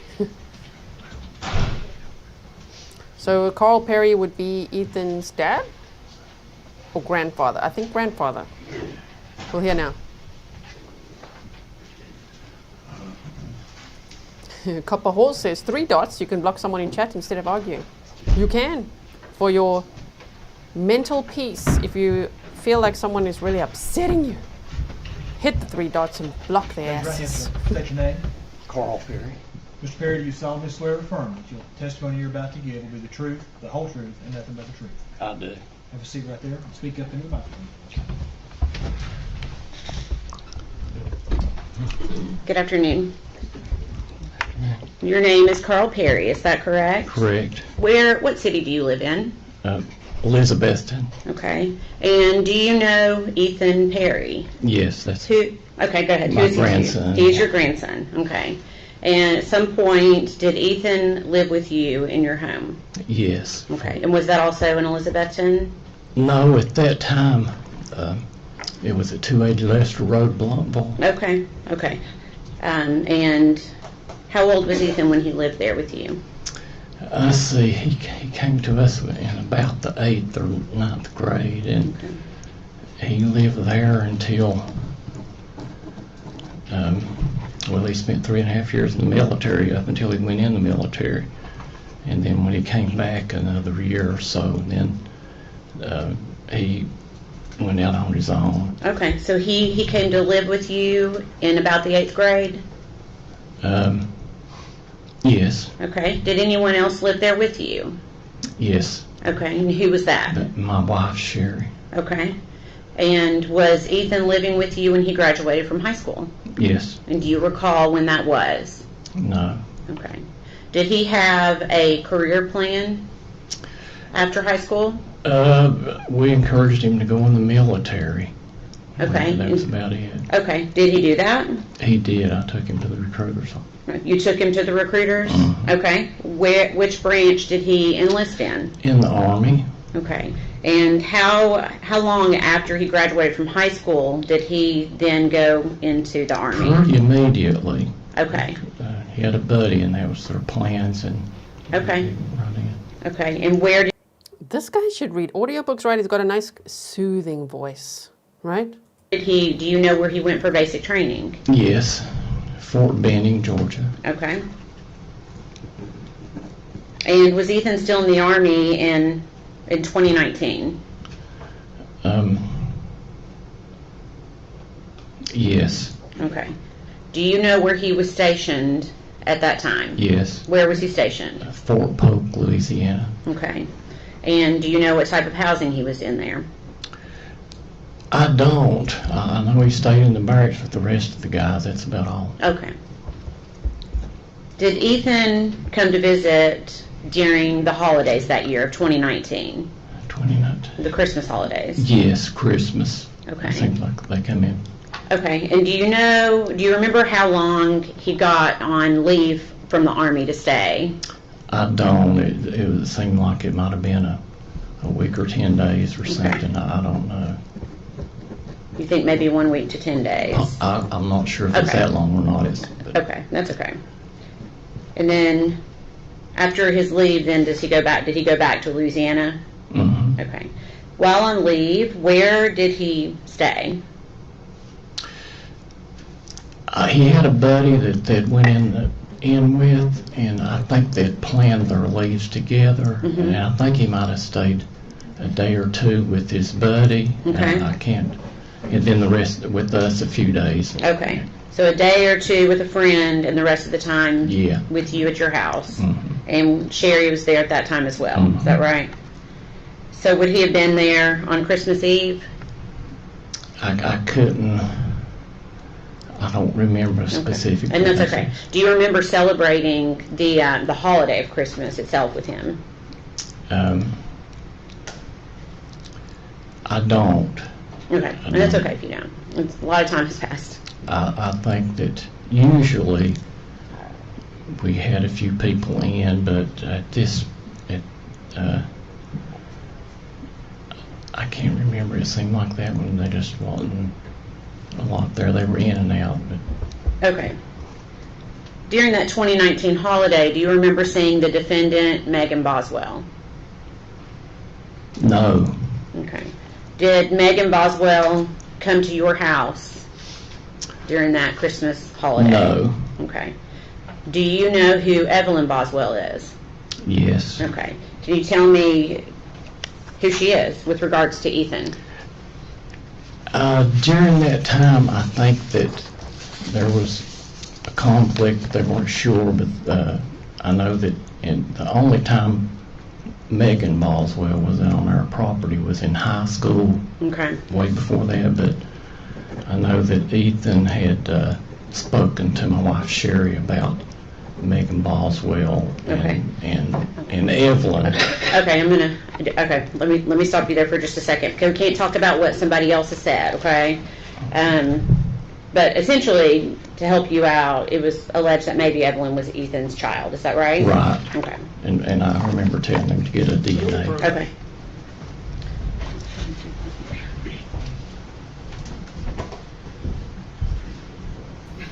A DNA test. Okay, we're starting to talk about that. If you see the pinned comment, it says identity of Evelyn's biological father is not known at this time.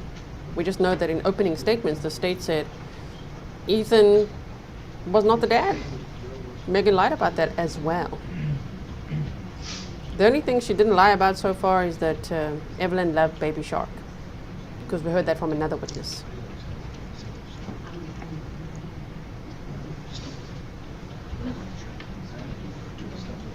Jen says, love your big cup. It's kind of awkward sipping from it. You're just going to see the bottom of it. Sorry about that. Okay. Go ahead, Jim. Okay. And did you know that Evelyn was Megan's daughter? Yes. Okay. Did Evelyn ever visit your house? No. Did Evelyn ever visit your house in the holidays of 2019? Never. I never seen Evelyn. Okay. Did you ever babysit Evelyn? Absolutely not. Did Evelyn ever spend the night at your house? Absolutely not. Did your wife Sherry, to your knowledge, ever babysit Evelyn? Never. Okay. She'd never seen Okay. Evelyn. Have you ever met Evelyn? No. Okay. Never. Okay. We if I Okay. we watch the news at night, and that's how we learn to love this. Okay, I'm sorry. child. Yeah. So you'll just yes, just try to answer the question I asked you. Okay. I'm sorry. I know, and I know this is new for you. Okay. Were you there? Were you present the day that Ethan left to go back to Louisiana? No. Okay. And do you remember when you first learned that Evelyn Boswell had been reported as a missing child? Yes. And how did you find this out? By watching the news. Okay. Did anybody ever come to your home? Yes. Okay. Who came to your home? After this allegation was made. Well, no. Who came when you learned Evelyn was missing? Did anybody come to your home? Okay. No one ever came to ask you any questions about No, Evelyn? not until this allegation was made. Okay. What happened then? Who came to your home? Just reporters from all over Okay. coming. Okay.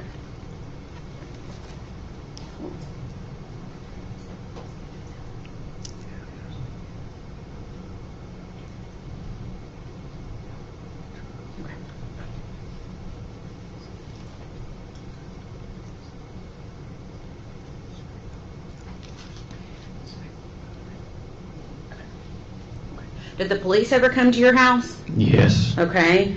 And that's what I'm asking you about. Okay. When did the police come to your house? I really don't. I don't know that date, but they did come. Okay. And were they kind when they came? There were in the first two police officers that came. It was a lady and a man. Is late at night and not late. It was dark. It was dark. Why were they there? They were, as he said when I let him in, he said. You can't say what he said. Oh. You can't say what they said, but why were they there? If he was kind, and Okay. I wanted to tell Why you were what they? They. Okay. Just try to. I'm going to rephrase it a different way. Okay. Okay. Why were they at your house that day? They were there for to see what we knew about Megan. Okay. Not Megan. I'm sorry, Evelyn. Okay. Were they looking for Evelyn? I'm sure they were, but they didn't, Okay. once they seen my wife, they. Okay. What do you mean once they saw your wife? Her physical condition. Okay. What do you mean by that? Why would that? She had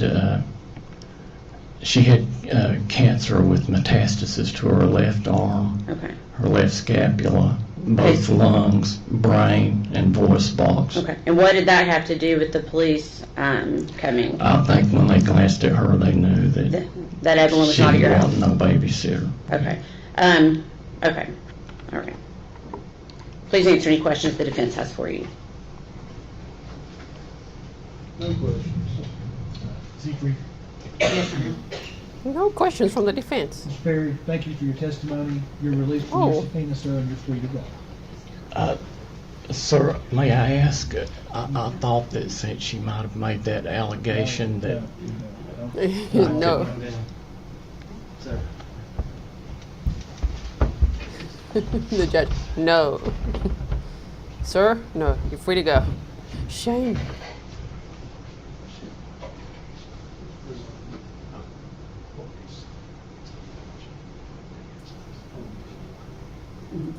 So, BB, you're saying that you just saw that the defense... Wait. I just saw that the defense is watching one of the live YouTube feeds of the trial and there's chat, reading the chat. They always do that. In every trial, they pretty much do that. They're allowed to. And they study how people are perceiving things. How's the trial going? That's why I say after trials, normally a lot of attorneys, a lot of times attorneys will email and say that it's actually a very useful tool, which I like. And thank you to our moderators for keeping our chat Grizzly so that it can be that. A useful tool maybe for attorneys, like how was that perceived, whatever. Yeah, Stefan says defense getting tired. No questions. No questions. Okay, let's see what's next. What a day this has been.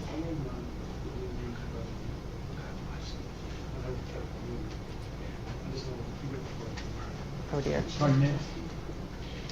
We approach the judge. Oh, we've got some more sidebar. It's normal. I'm just saying, because we've had so much snarky sidebar today. If you missed what happened today, somewhere in the middle of the day, there was actually a motion for a mistrial from the defense, and that was close. The judge said if the data hadn't been extracted on the exhibits they've shown, he would have actually had to declare a mistrial. So it's amazing. It's been a busy day. We also learned that Hunter Wood, we're not going to see him take the stand, that he's in a mental health facility, and he will not be able to testify. We learned that from his dad. Today, we also saw Ethan Perry take the stand, and we heard a lot over there as well. So I will be time-stamping everything for you if you're brand new here, because there's a lot of people here. So many of you might actually be new.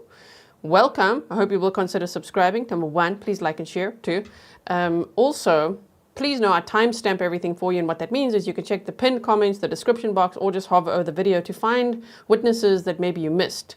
Like, what did you want to see? If you want to see, where did Ethan Perry testify? It will be timestamped for you, and I always do it right after the stream, no matter what time of the morning it is for me, okay? Because obviously I'm 6 hours ahead of Eastern time zone. Sometimes we finish at 2 or 3 in the morning. Misty Peterson said, this grandpa needs a big grizzly hug. Yes, he does. Shame. Okay, let's see what's happening next. The next witness may take a little time. Does anybody need a break before we start? Oh dear. Anybody at all? All right, try next, Jennifer. They would call Michelle Gilliam. I thought he said the next witness might take a bit of time. I thought he meant like might take time to get there. I'm like, no. Oh, it might be a longish witness. Interesting. Aurelia, did I say it right? Justice for baby Evelyn. Yes. I really hope there will be justice for Evelyn. I think as these are all, you know, how do I word it? More like character witnesses, more witnesses, people. You know what I mean? Like relationship witnesses. But wait till we get to the evidence. I can't wait for that. Like, okay, let's go to some cell phone data, the tracking, the data of that. The Google searches. I'm sure there's going to be Google searches, right? The medical examiners and what they'll testify to. We better buckle up for that. Make sure you come back tomorrow on Saturday for court, February 8th, because the jury's sequestered and there will be court on Saturdays.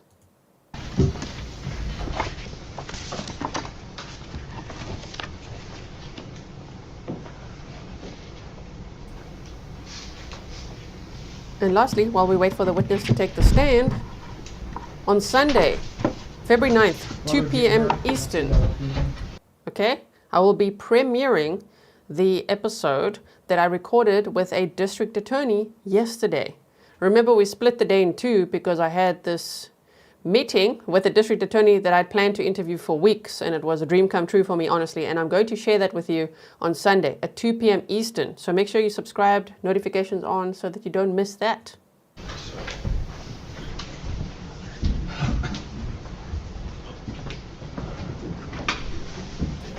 Oh, we can go forward. Oh. Okay. Oh, we got a sneezer report. Judge, are we still connected to the... Gesundheit.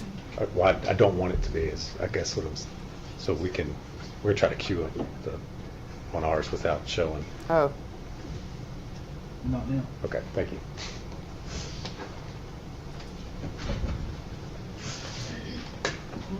What are we queuing up? Raise your hand. State your name. Michelle Gilliam. You solemnly swear the testimony you're about to give will be the truth, the whole truth, and nothing but the truth. I do.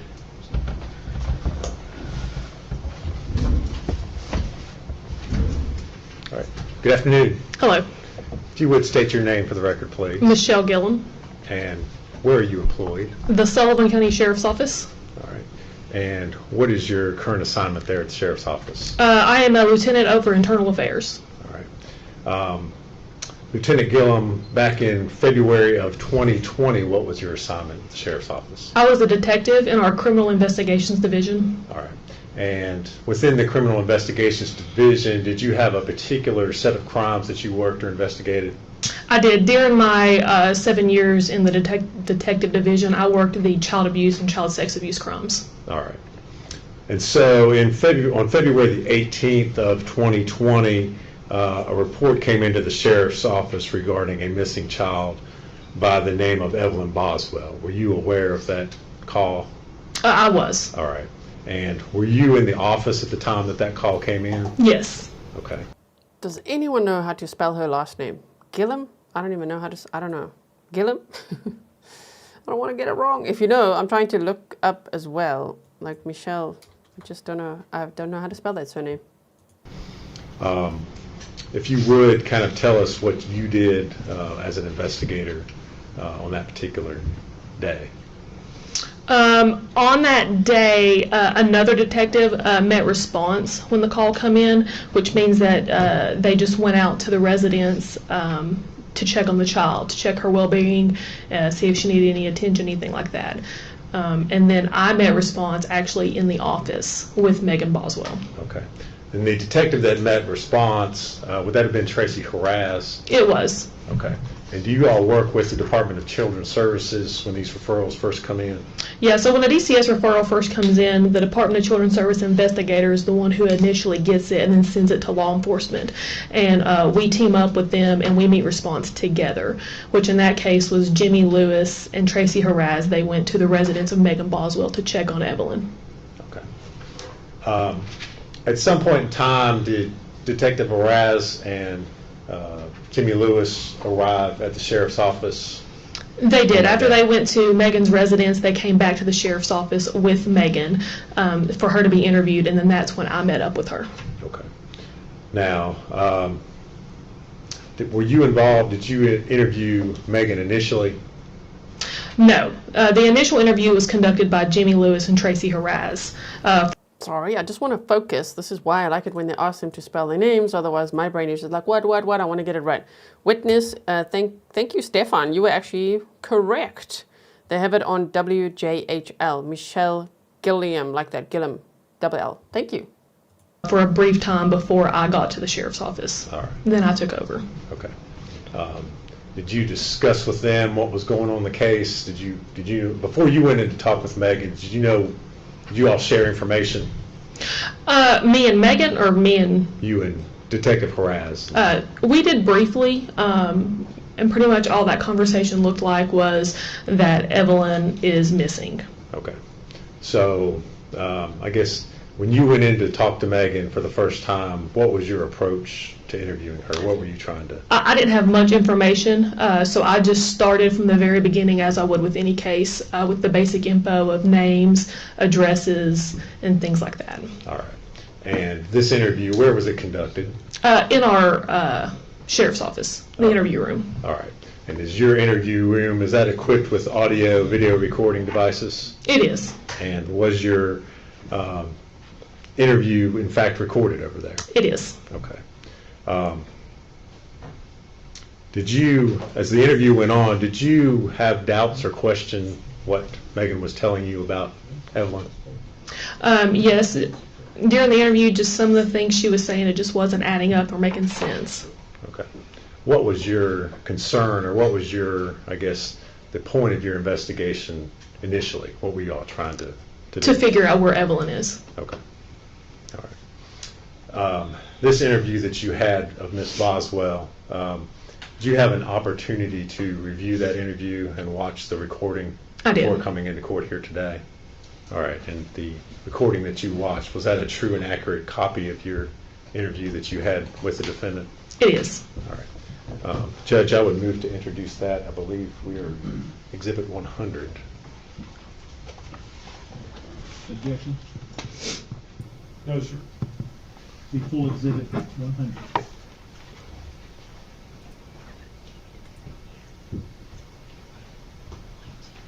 Well, okay. If I could, Judge, I would ask to play that video at this time.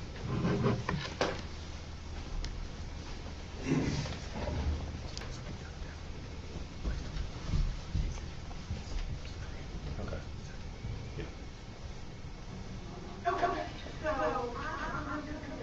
Oh dear.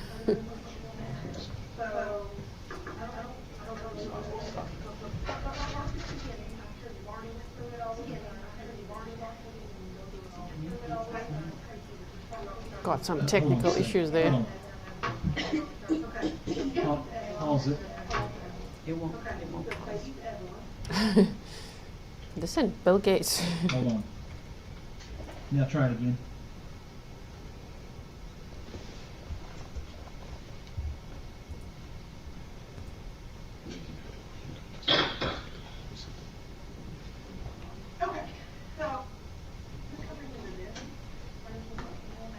And I hope they move it up. Do they need a booster? Can y'all hear? Yeah. Okay, well, I'm ready. Okay, so baby's Evelyn. Go ahead and pause it, so we can figure out the volume. She'll do 50 months in about 3 days.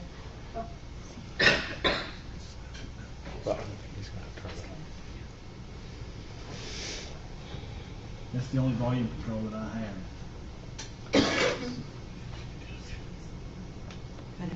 It'll go on their screen.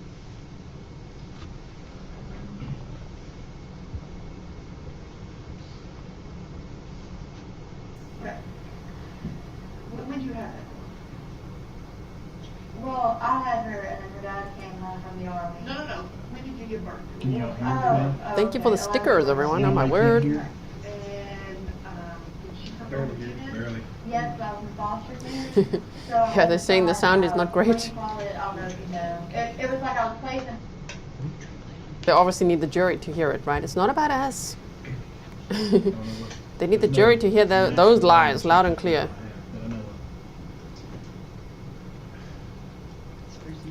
The Aglo said courtroom should hire YouTubers. Yes, let us stream from inside there. That'll mean I'm moving to America then.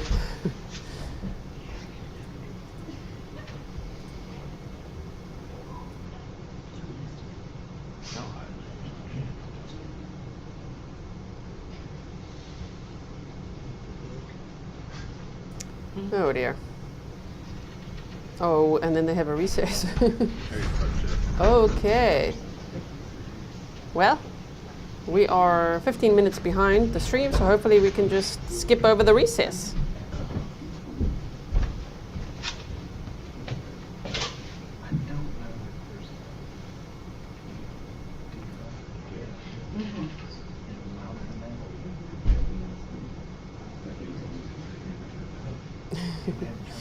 We don't want to see where that is.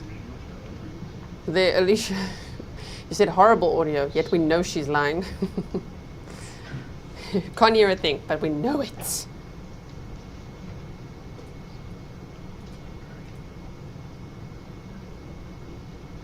I'm gonna have you go with the officer while we figure this out. Everyone stand.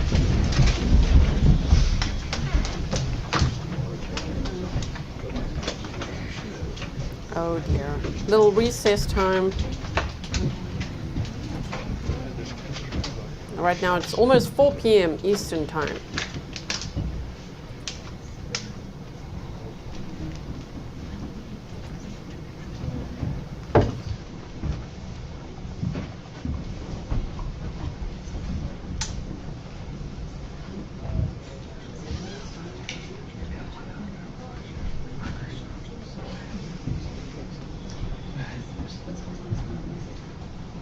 Be seated.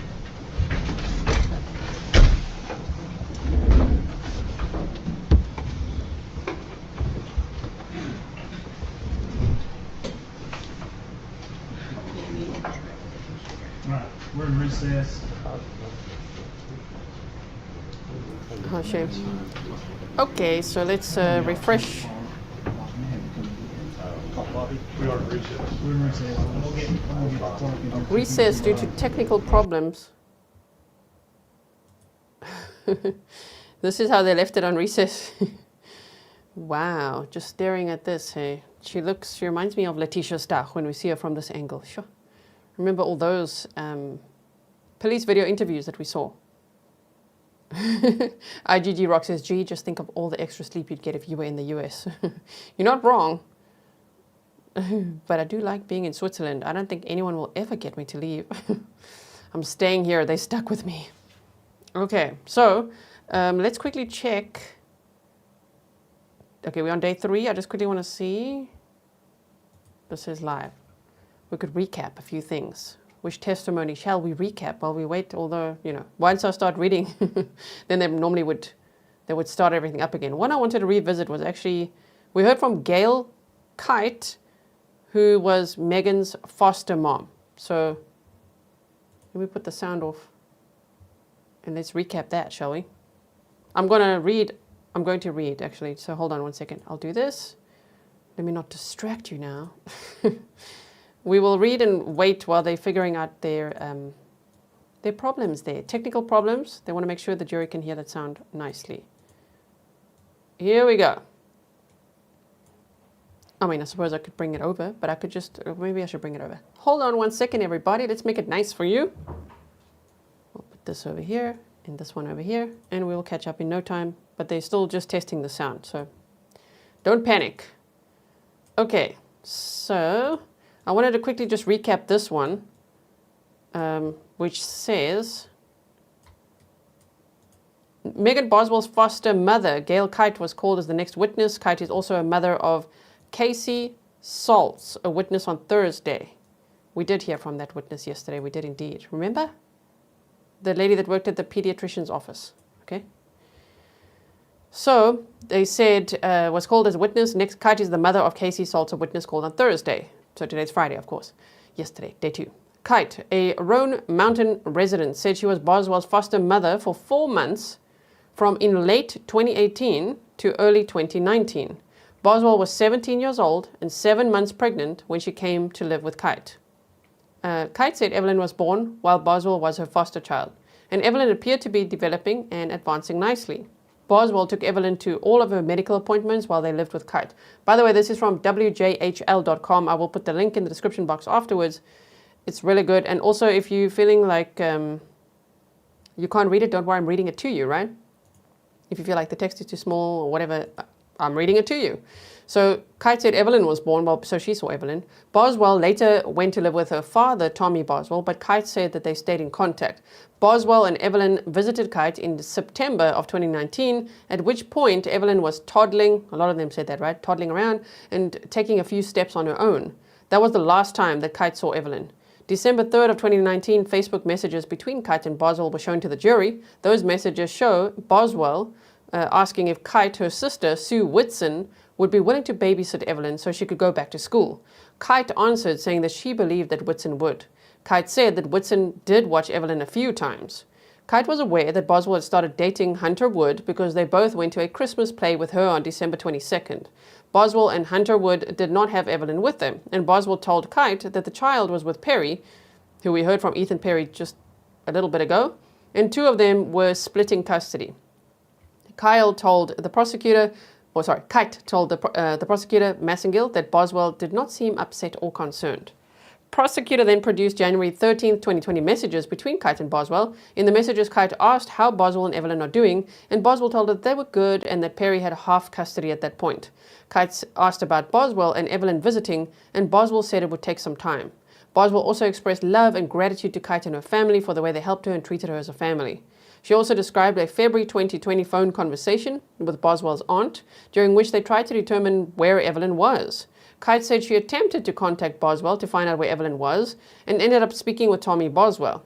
Kyte did manage to message Boswell over Facebook, who said that she did not have a phone. Kyte then called and left a message with a Department of Children's Services investigator that said that she believed that Evelyn was missing. Scott asked Kyte, that's Gene Scott, the defense attorney, asked Kyte about Boswell's time as her foster child. Kyte said the pregnant teenager was underweight when she came into her care, saying it was difficult to tell that she was pregnant. Kyte said she took Boswell to appointments and was present at Evelyn's birth. She told Scott that Boswell was loving and devoted to Evelyn and never saw any signs of abuse or neglect. Boswell was fine with returning to her father's home, Kyte told Scott. She was released as a witness. Now this one, I want to just quickly read you this one, because this showed some premeditation, right? And then don't worry, we'll go right to the police interview that they're going to show, because I think they would have by now sorted the sound out. This one, Sue Whitson, which would be Kyte's sister, was the next witness called. Whitson, who lives in Elizabethton, told Massengill, that's the prosecutor, that she knew Boswell and Evelyn through her sister. Whitson recalled being asked by Boswell to babysit Evelyn 3 or 4 times. Boswell brought Evelyn to Whitson's home. Massengill provided Whitson with a picture of Evelyn that Whitson took in December, the last time that she watched the child. The photo shows Evelyn in a blue shirt and pink pants inside. Whitson said Evelyn was a very healthy baby. That could be the last photo of Evelyn alive, right? The last time Whitson watched Evelyn, Boswell picked her up late. Boswell later told her that this is the point right there. Boswell told her later that she would not be needing her to watch Evelyn anymore. That's premeditation. Whitson said Boswell told her about 2 weeks after the last time that she watched Evelyn. Whitson did have concerns on the days that she watched Evelyn. She described a bad diaper rash on the child, which she relayed to her niece, Casey Saltz. Saltz worked at the doctor's office at the time and described the diaper rash herself while testifying on Thursday. I'd never seen a diaper rash look that bad, Whitson said. Each time Evelyn was dropped off, Whitson said the child was dirty. She also told the court that Evelyn would smell of urine and that when she was left with her. Massengill, the prosecutor, gave Whitson a copy of a December 21st, 2019 messages between herself and Boswell. Before showing the messages, Massengill asked Whitson if she was ever paid for watching Evelyn prior to the messages. Whitson said no, that she had not been paid because of Boswell's supposed custody battle with Perry, which we now know is really false. In the messages, Whitson asked for payment from Boswell for babysitting. Boswell apologized and said she would pay her, attributing the hold-up to a custody battle. When asked by Scott, Whitson says she did not know Boswell that well at all. She answered further questions about the timeline of when her babysitting ended. Whitson was released and court took a 15-minute recess. Okay, so that's what I wanted to show you, is that was very important today as well for premeditation, proving that, right? Now we're going to make this. Just wait 1 second. Like that. All right, and I obviously have to resize it again, so just hold on 1 second. Something like that. How about that? And are we ready now to listen to a lot of lies? So let's just go back to when they came back into the courtroom. Okay, the sound is not on yet. Dad came home from the Army. No. When did you give birth to her? Okay. 11/21/2018. Okay. And did she come home with you then? Yes, I was in foster care. So I had a son, what do you call it? I don't know if you know. It was like I was placing her in custody, but so she could be with me. Like nothing happened for her being there. Okay. It was like a custody placement agreement or something like that. Did you live in foster care then? Yes, I was in Rhode Island. And who's baby daddy? Ethan. And did he live with you? No. Okay, so it was you and your foster parents? Yeah. Okay. So how long did y'all live there? I was there in October. She wasn't born until November, and I came home like at the beginning of February. That's 2019. So about a year ago. Okay, so you come home. Did she come with you? Yes. All right, and where's home for you? To my dad. Sorry. What's your dad's? Where's your dad live? On Muddy Creek. Muddy Creek. All right. Yeah. So you left foster care. You and baby went to dad's. Did baby daddy ever come with you then? No. No. Okay. Where did baby daddy live?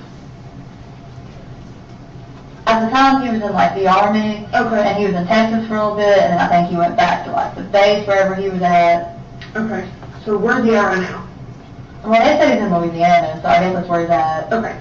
All right. So we're back to February. You and baby went to your dad's, right? How was that?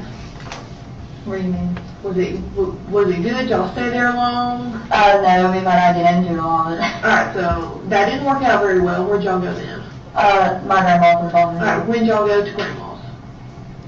I guess in April. All right. So in April. Towards the end of April. All right. So you didn't stay at dad's very long. No. Baby go with you to grandma's? Yes. All right. Where's grandma live? At the bottom of the hill where my dad. All right. So she lives near dad on Muddy Creek. All right. So you all go with grandma.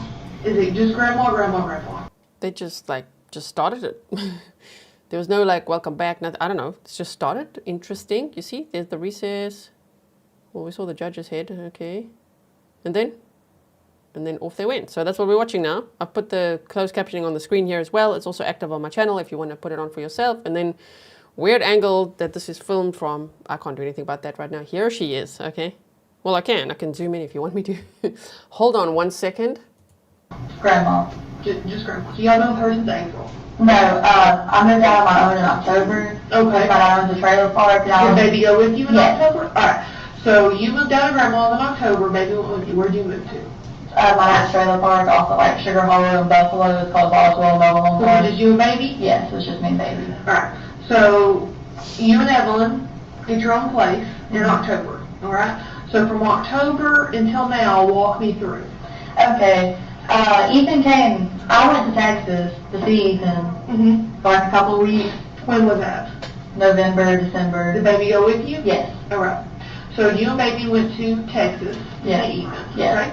And I was the first time that he met her because he didn't really have anything to do with her up until that point. Okay. Okay. So sometime in December, me and her moved in together. Hunter's boyfriend? Yes. Okay. But at that time, Evelyn was not with me when I started staying there because Ethan had her. All right. So when you and baby went to Texas in November, the first time she met Ethan, did she come back with you? Yes. All right. So y'all went to Texas, had a couple weeks. Yeah. She come back with you. And then walk me through from November to December. Okay. I had her up until, me and her didn't start staying together until probably like the middle towards the end of December. Okay. So up until that point, I was in the trailers at my dad's. Right.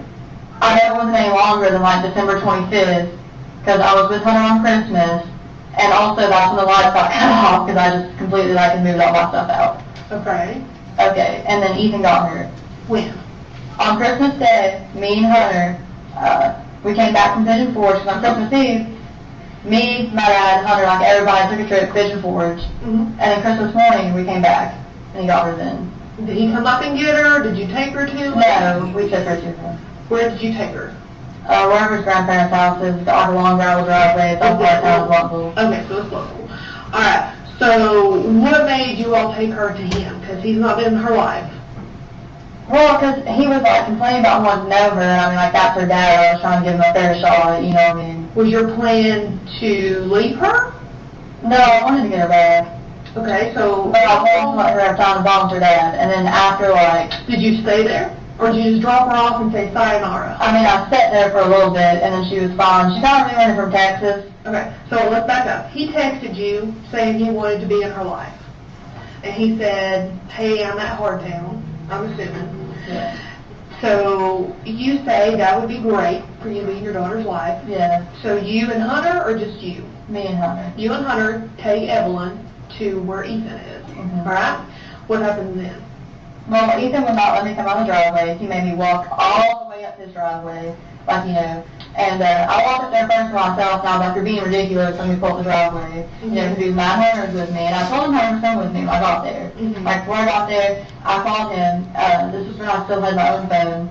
I called him, and I was like, hey, like, I'm gonna come up there. You know, he got her some stuff for Christmas. And I was like, okay, that's fine. I went to my brother's and got what he had gotten her for Christmas and stuff, you know, and I was like, I'll send it with you. I'll get her clothes and stuff, and we'll go up there. You know, I was like, that's fine. I was like, Hunter's gonna come with me. And he's like, okay, that's fine. I get there, and he's like, no, I don't want to come up my driveway.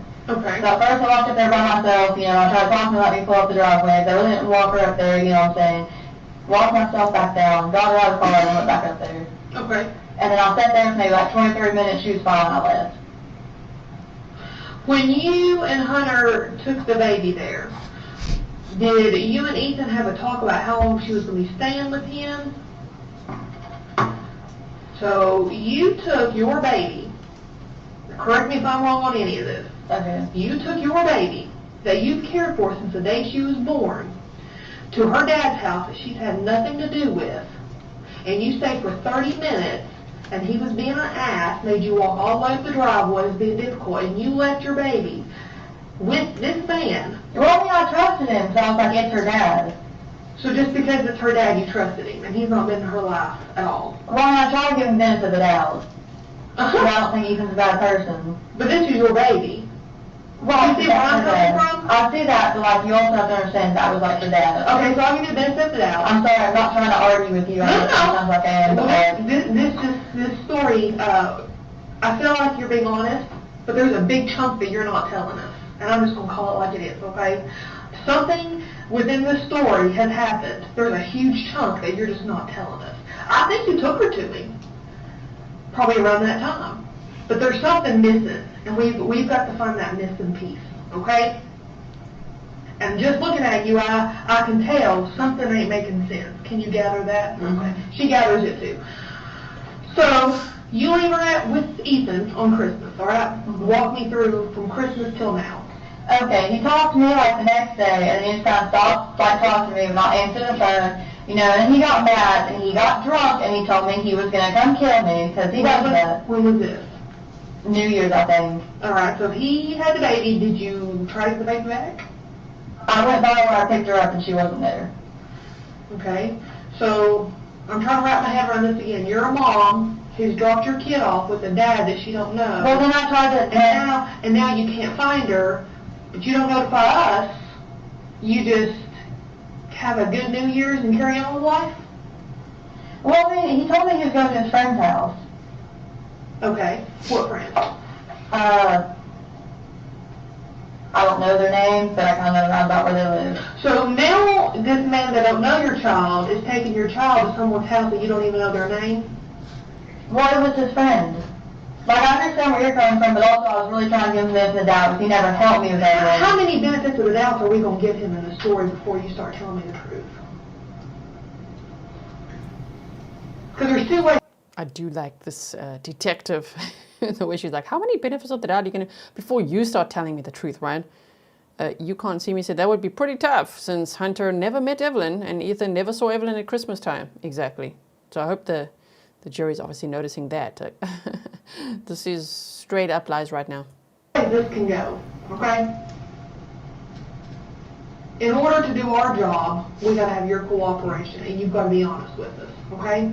But if you sit here and you continue to lie, which I know you're doing, it's not gonna end well, okay? Because at the end of the day, we're gonna figure out what happened. We are. She's smiling. Okay? So, do we need to back up, Edie, and start over, and have you start telling us the truth? He got mad because he didn't want Evelyn to be around Hunter. Okay. And then he just stopped talking to me.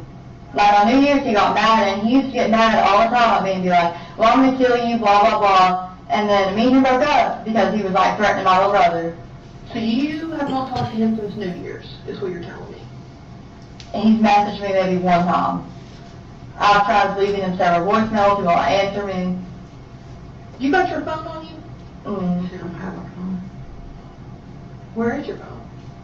Me and my dad got into it, I'll be honest with you, probably like a couple days after Christmas, because that's the last time I've been around my dad, and I was kind of smashed because I want to talk to him, I just really not have the money to get around him. So within the messages you would send Ethan, how would you do that if you don't have a phone? From Hunter's phone. From Hunter's phone.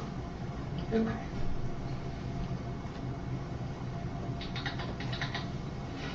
I've tried to call him several times, he has not returned my calls. So when were you going to notify us about your baby? If he didn't meet me tomorrow. Oh, tomorrow. Why tomorrow? Because you waited months and you not cared in months, so why tomorrow would you notify us? I was going to try to meet him tomorrow together. Have you talked about that? He told me he'd get her back to me in about 2 months. Or when me and Hunter broke up. So he told you, and you just picked tomorrow without notifying him of anything? Well, that tomorrow would have been 2 months. Oh. Well, have you talked to him to verify a date? So then what would you want to notify us of? Because how would he know to come meet you? Because that's what he said, 2 months. Where was y'all going to meet at? Ingalls at Hunter. So where do you think your baby is right now? I have no clue. I thought she was with him. Is this your only kid? You ever had a kid before? No, it's my only kid. She got confused with the records and thought that I had 2 kids, but when I was in foster care, I had to place Evelyn in an agreement with Holton Homes so I could keep her with me at the foster care place because they would not let me keep her any other way. So where do you think she's at? I don't know. You seem totally unfazed by this. That tells me that you know where your baby's at. No, I don't. Megan. The way that she looks and just smiles. I mean, I know we're seeing her from an angle here, but it's very, very creepy, right? Just like, no, I don't know where she is. No, I don't. Wow. I've been doing this a long time. I've talked to a lot of mothers. I've talked to a lot of girls. Okay? What you're telling me very well could be partial truth. But like I said, there's a piece that you're not telling me. We're going to figure out what happened. We always do. Okay?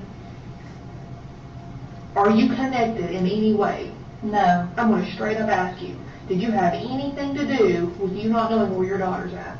I mean, I dropped her off at Ethan, so I mean, in a way, yes, but as far as like anything else, no.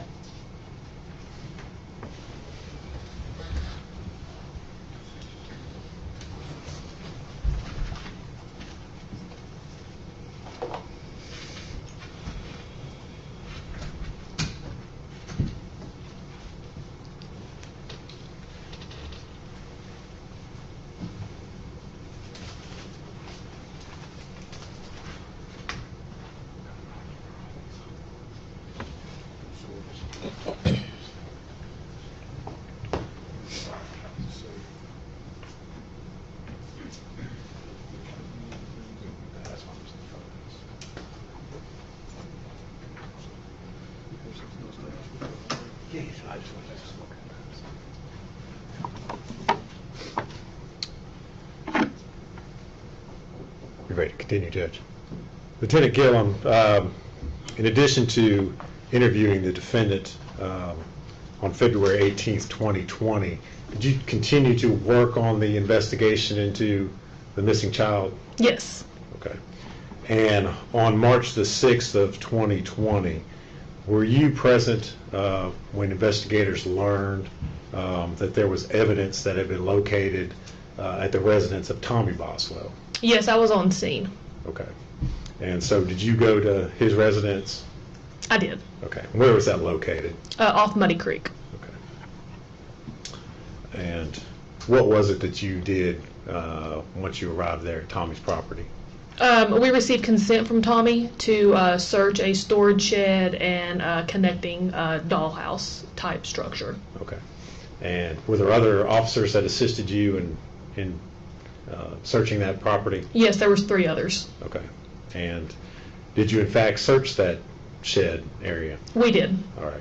And what types of things did you find that were of evidentiary value there? Within the storage shed type structure, it was just various baby items, some medicines, clothing, bottles, just car seats. I mean, anything you could imagine that you would need to care for a child was inside that storage shed. How did it look or appear? I mean, how were they placed in there, or how were they in there? No, it was very disorganized, just not in any sort of organizational structure. It was just kind of thrown in there. Things were upside down, boxes turned over, clothes just appeared to be thrown in there. No sort of structure at all inside. All right. And did you photograph what the condition of the shed, that outbuilding, before you searched it? Yes. Okay. And did you all remove anything or any items from that shed? I believe most of the baby items got removed that night, yes. Okay. And did you take photos, or someone there take photos of the evidence and the items that you removed from the shed? Yes. All right.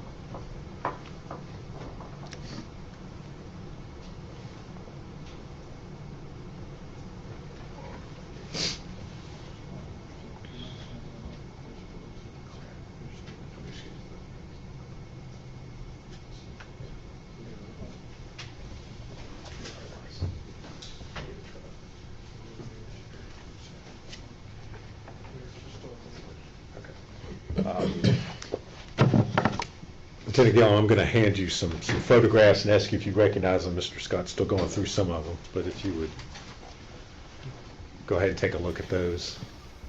See if you can identify what's been handed to you. A lot of photographs, right? A whole pile there. So that would be the shed, and then remember they showed us like the shed, and then just to the back of it, to the right and to the back was the playhouse, right? So she put things in the shed as well because Tommy Boswell said he saw Megan with a vehicle there. Well, he didn't see Megan. He saw her vehicle there. And the door of the shed was open. So obviously some stuff was chucked in the shed, and it sounds like the things that Ethan Perry's grandparents gifted for Evelyn. There was like baby food and clothing and all sorts of things for her. Maybe it was also just all the stuff that she had for Evelyn as well, just like in the shed, and then Evelyn's body in the playhouse. Oh my word.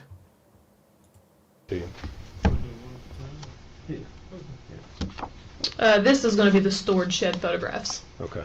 And are those, in looking through those, are those the photos of the items that were recovered and removed from that outbuilding? They are. During your search? Mm-hmm. All right.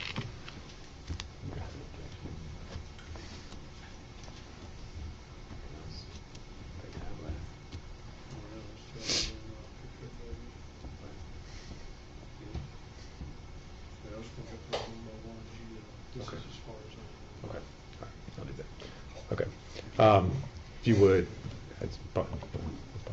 okay.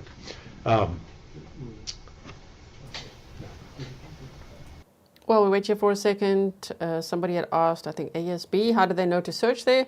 Because Tommy Boswell had called the police to report Evelyn missing on February 18th of 2020. And they were busy, investigating. I think the TBI had been out to his property before. And then it was on March 6th that Tommy had said, I think you should check the shed. We don't use it much, but I think you should check the shed. And they came out there to check it, and it's because he had remembered seeing Megan there. Well, not Megan, again. Megan's car. He remembers he saw a vehicle there, and he saw the shed door open. So he told the police that maybe they should search there. And they went to search the shed and didn't find Evelyn, but clearly they found a lot of stuff, like a car seat and, as they just mentioned, clothing and things to care for a child. And then they also searched the playhouse. And then they noticed, well, the playhouse is full of like dusty things that it looks like it's been there for years. But then there's this trash can, and on top of it was also, there was like a bread bag that they said, like an expired bread bag, and that it was dated. There was a slip or something on it that said, which means a receipt. In South Africa we say a slip, okay, that was dated September 2019. So they knew that some of that stuff was recently placed there. And so they looked in the trash can, and they started, peeling back the layers, and they found Evelyn's body in that trash can. But that was the playhouse. So now they're talking about the shed. So it's interesting we haven't seen yet what all did they find in there.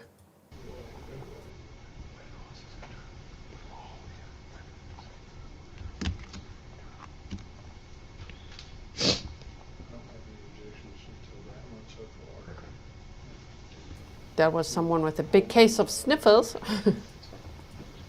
Right in the mic. We'll just kind of go through these one by one. We'll try to go quickly. Okay. The first photograph that's there on the top, what is it a photograph of?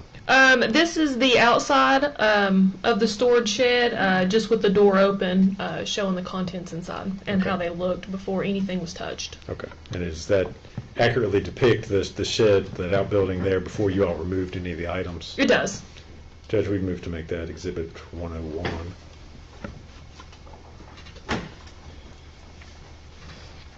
Objection. Full Exhibit 101.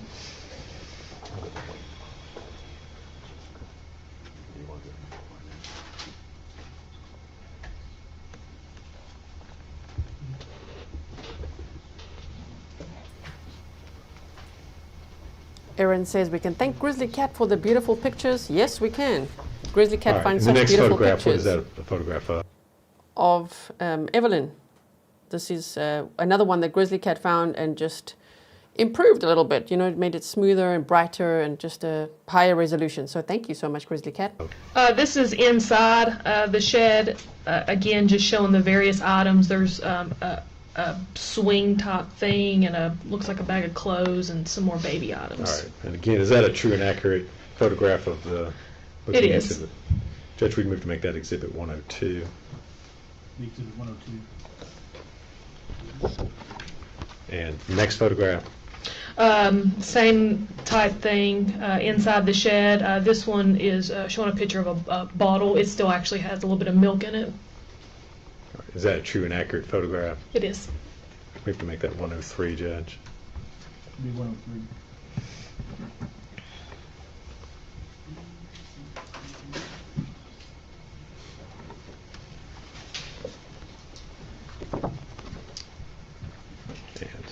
Next photograph. Inside the shed, there's a box. It's got clothing, a ripped bag, a drink that looks like it's half drank. Okay. Is that a true and accurate photograph? It is. We can make that 104. Full 104.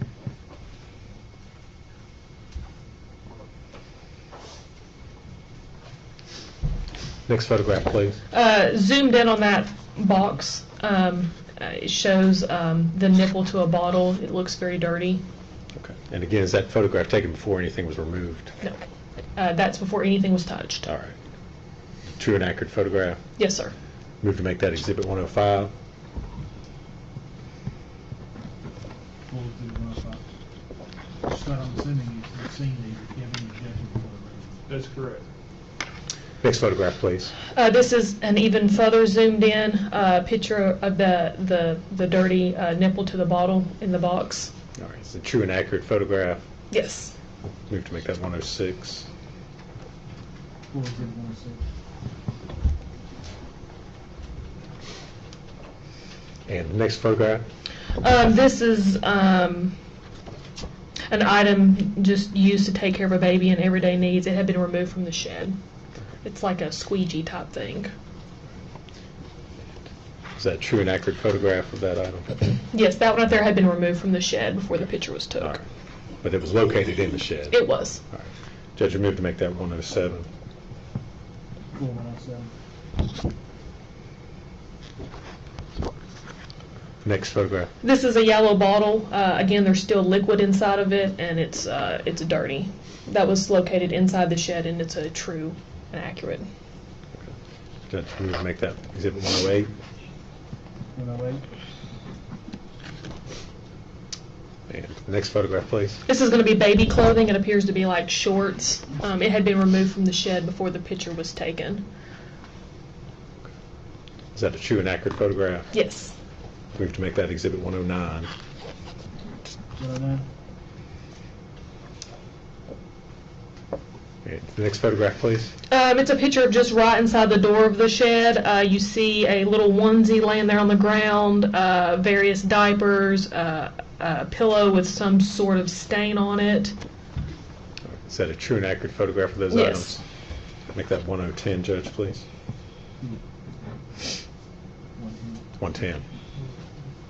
What did I say? 110. 110. It's getting late. This next one's going to be a close-up of the onesie. It shows a stain on the inside where her bow would have went. Is that a true and accurate photograph of It that is. item? We have to make that Exhibit 111. 111. Next photograph. This one is of the pillow and a blanket inside the shed, both with various stains on them. Is that a true and accurate photograph of those items? Yes. We have to make that Exhibit 112. Full Exhibit 112. This next one is just going to be a close-up of the pillow and the blanket that I just described. Is that a true and accurate photograph? It is. We have to make that Exhibit 113. Full Exhibit 113. Next photo. This one's going to be of a cloth bib, again with various stains on it. That been located inside the shed? Yes, All right. inside the shed. Judge, we move to make that Exhibit 114. Full Exhibit 114. Next photograph. This is going to be inside the shed as well. It's just showing kind of what all was thrown in there. Looks like a cat carrier, some bibs, cloth bibs, diapers, and I believe that's going to be one of them diaper dispenser things there in the corner. Is that a true and accurate photograph? It is. We move to make that Exhibit 115. Full Exhibit. Next photograph, please. This is as well going to be inside the shed before anything was touched, and it's just showing various things that was thrown around in there. Looks like this is going to be a smart pump, some more clothes, and diapers. Judge, we move to make that Exhibit 116. Full Exhibit 116. 1.1 speed, okay? Because hopefully they'll show us afterwards. Next photograph. This is as well going to be inside the shed. There's a picture of a ladder, some more clothes tossed around. Is that a true and accurate photograph? It is. We have to make that 118. 118. 117. I'm sorry, 117. Is it 117? I'm sorry. 117, sorry. I hit myself. Next photograph. It's going to be a close-up of a dirty sock and like a medicine syringe. And were they located inside the shed They as were, well? yes. They were within the ladder. Make that 118, Judge. 118. Next photo. It's going to be a close-up of the medicine syringe that was inside the shed. Is that a true and accurate photo? It is. We have to make that 119. 119. So you guys are asking, is this where she disposed of Evelyn? No. It's in the shed, which is next to the playhouse. Well, the playhouse was next to the shed, a little bit behind. So this is in the shed, the main shed on the property there, Tommy Boswell's property. And they found, so far they said, clothing, a rip bag, like half of a drink, a dirty drinking bottle, a squeegee, baby clothing, a onesie on the ground, diapers, a pillow with stains, a onesie with stains, and then a pillow and blanket with stains, a clothing, like a cloth bib with stains as well, ladder, clothes tossed around, and sock and medicine syringe is what they've said so far. So a whole bunch of stuff was chucked in the shed, and then Evelyn's body was placed you know, she probably, I don't know, I can only speculate now, but the trash can was probably brought to the property in a vehicle with Evelyn's body already inside. And the trash can was put in the playhouse, Megan Boswell's childhood playhouse. Different structure to this shed that they're talking about.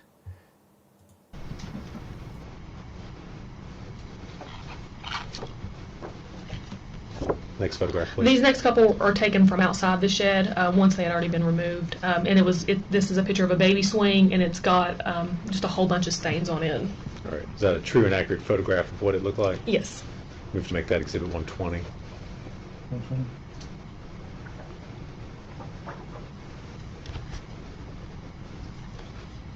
Next photo. This next one is just the close-up of the swing where the stains were on the outside, just showing that the stains went all the way through the swing. That photo accurately reflect the condition of it? It does. We have to make that Exhibit 121.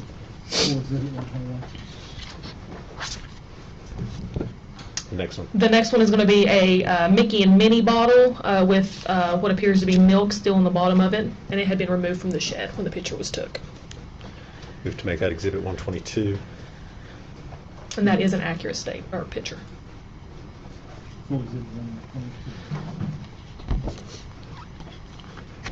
Next photo. It's just a close-up of the exact same bottle, just showing you about how much liquid was in the bottom of it when we took it out of the shed.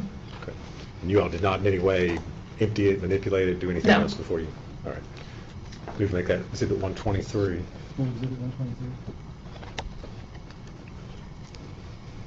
Next photograph.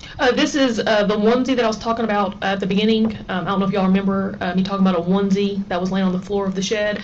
This is going to be a close-up of the onesie once we removed it from the shed. It shows that there's brown stains toward where her butt would have been, and there's yellow, orangish stains toward the collar of the onesie and the sleeve. We have to make that Exhibit 124.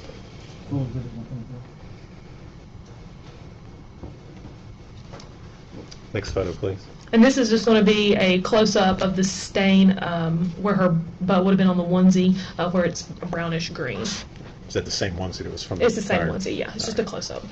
We have to make that Exhibit 125.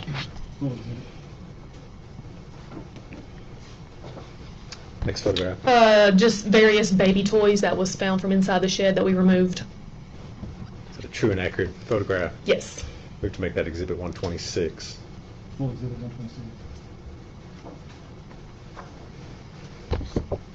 Next photo. The next photo is going to be the medicine syringe that we removed from the shed. We have to make that Exhibit 127.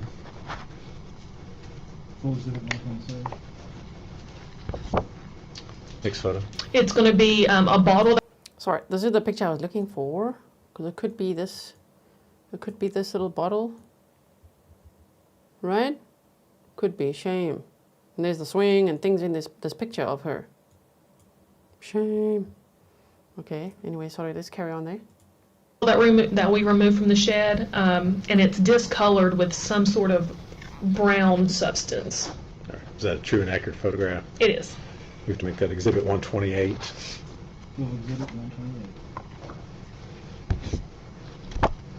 Next photo. It's just going to be baby pants that we removed from the shed. We have to make that Exhibit 129.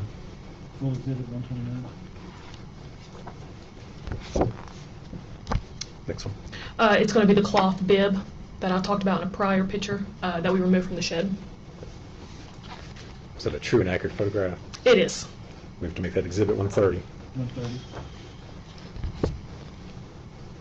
Next photo. It's going to be a little baby sweater with various brownish, yellowish stains on it.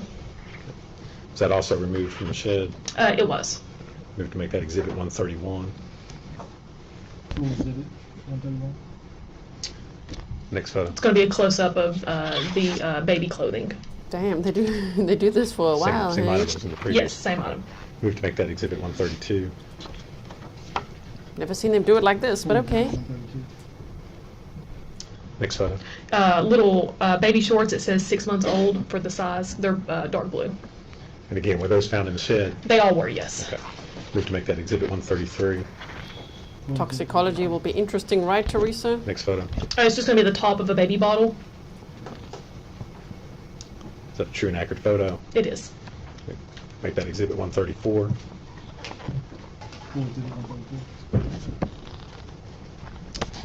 Next photo. It's going to be a baby suction that we removed from the shed. You have to make that exhibit 135. Next photo, please. A baby blanket that we removed from the shed with yellow stains on it. Is that a true and accurate photograph of It that is. item? You have to make that exhibit 136. 136. Next photo. This is a white trash bag that we removed from inside the shed. It appears to have various blankets inside. You have to make that exhibit 137. Full exhibit 137. Next photo. It's going to be the contents inside that white trash bag, and it looks like it's going to be a couple blankets and a cloth bib. And have those items been removed from the bag that they were originally in? Yes, they were removed from the bag. Move to make that exhibit 138. 138. Next photo. It's going to be a child's toy. It's a little pink bear we removed from the shed. Move to make that exhibit 139. Full exhibit 139.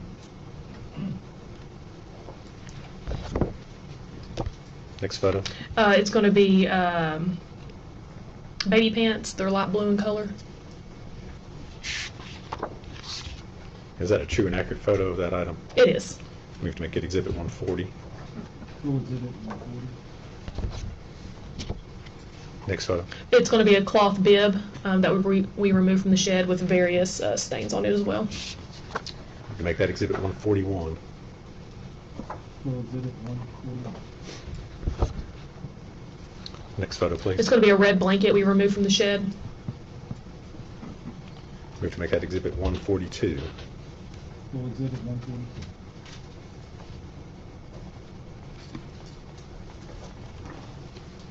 Next photo. That's it. That's it. Okay. That's it.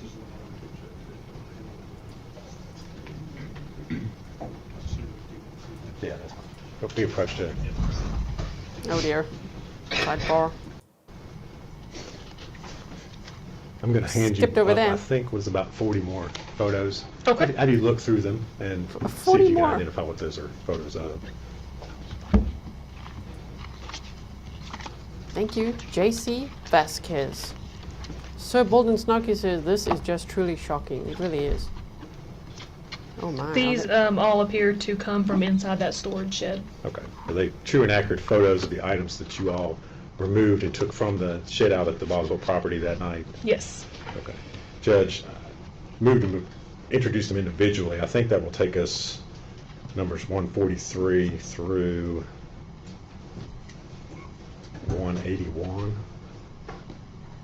Okay.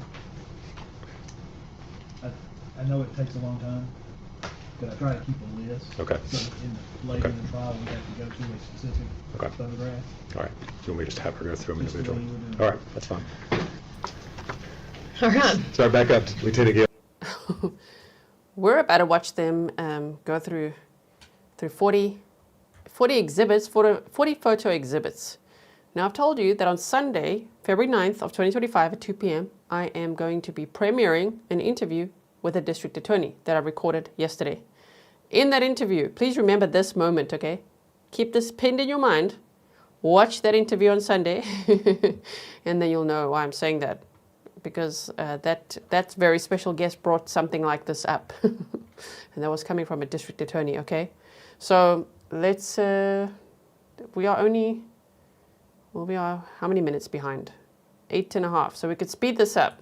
Gayle, you would from the first photograph there, tell me what you're looking at. It's going to be another medicine syringe. Judge, we'd move to make that 143. Actually, if there's no objection, they'll all be moved in as their respective number. So I don't have to, you say 143, and I have to say it. They're all going to be full exhibits. Just read the number when you get it. Okay. So you'll know what it is. Okay. That way I can keep. TMA says, no, she didn't live in the shed. This is where she dumped Evelyn's belongings. Yes, this is where. Thank you for clarifying for people who might want to know. Also, are you guys in favor of me speeding this part up quite a bit? We can hear it, but just quickly, fast, right? Let's go at like 1.25 speed or something. How about that? I mean, normally for me, if I was watching at home, it'd be like, let's go 2 times speed. I'll be writing down. Let's challenge accepted. Okay, that's fine. Next photo, please. It's going to be a pink bottle with various brown stains on it. Okay, we have to make that 144. Next photo. It's various baby clothing, cloth bibs, and a toy rattle. We have to make that 145. Wait, we're going to get to it now. I forgot to read this out. Helen said, glad to be back. You took a break for 12 months. How do you feel? How does that feel? A break? Like from the internet or true crime or what? For 12 months. We saved your seat, okay? It's a little dusty. Dust off your seat and welcome back. This next one's going to be just a closer view of those exact items I just described. Yeah, the same picture, just 145, zoomed sorry. in. And we have to make that Okay, we've 146. spit it up. Next photo. Just various bottles and the caps of bottles. We have to make that exhibit 147. Next photo. A little Mickey and Minnie sweatshirt for a baby. Move that in as exhibit 148.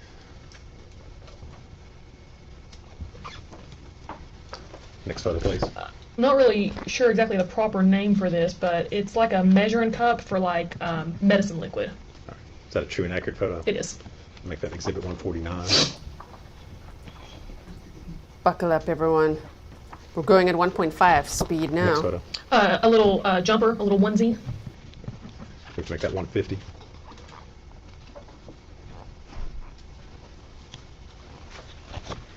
Next photo. The pillow that I described in the first set of photos with the brownish stain on it, that's going to be that pillow removed from the shed. A picture of it. We have to make that 151. Next photograph, please. Another little onesie. We can make that 152.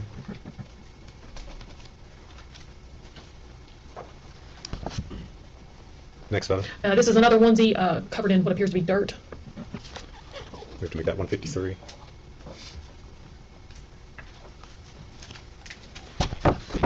The next photo. This is another onesie. It's got some various stains on it. We can make that 154. Next photograph, please. Another medicine syringe. Make that 155.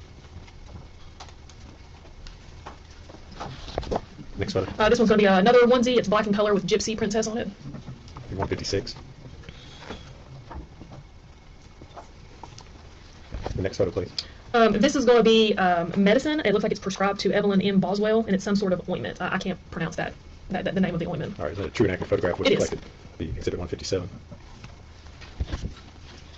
Next photo, please. And it's just going to be another up close of that exact ointment that I just described. Make that 158. Isn't this so nice? Next photograph, please. The tube of the ointment was brought out of the packaging, and that's what this is going to be a picture of. It looks like it's supposed to go in the eye. We have to make that exhibit 159. Next photo, please. It's going to be a sippy cup. Move that as 160. Next photo. Another sippy cup. This one's pink in color. Make that 161. Next one, please. It's going to be a close-up of that pink sippy cup that I just described. Move that as 162. Next photo, please. This is going to be the cap of a bottle, and it's got brown stuff all over it. We have to make that 163. Next photo. It's going to be a passy. Exhibit 164. Next photograph, please. 2 baby spoons. We have to make that 165. Next photo. This is going to be a diaper bag that is unzipped, but all the items are still inside untouched, and it appears to be some medicine, a Mountain Dew can, some diapers, and just various things that I can see so far. We have to make that exhibit 166. Next photo. This is going to be the medicine inside the diaper bag. It looks like it's going to be children's Tylenol. Make that 167. Next photo. It's going to be close up of the children's Tylenol in the diaper bag, and it looks like it's got some food and a cloth towel around it with some stains on it. Make that 168.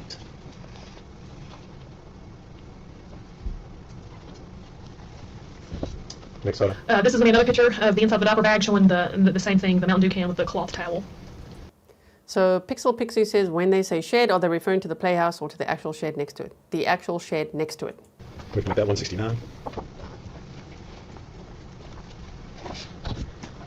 Next photo, please. This is going to be a children's spoon, and on one end of the spoon it is got black residue on it. We can make that number 170. Next photo. Mac and cheese baby food. Move that as exhibit 171. Next photo, please. This is going to be some sort of tissue paper with brownish red stains on it. Move that as exhibit 172. And next photo. It's just going to be another angle of the tissue paper with a brownish red stain. Move that as exhibit 173. Next photo. It's going to be a suitcase with various clothing items inside. Move that as exhibit 174. Next photo. It's going to be a red wagon, and inside the wagon there's a baby doll, some baby shampoo, wipes, and a suction. We can make that exhibit 175.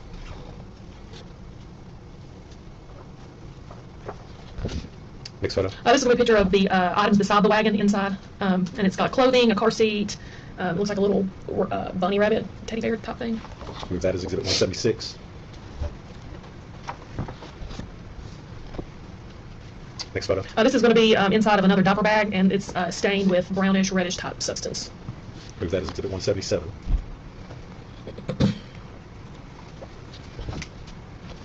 Next photo. This is a cardboard box, and inside the box is several white bags. Move that as exhibit 178.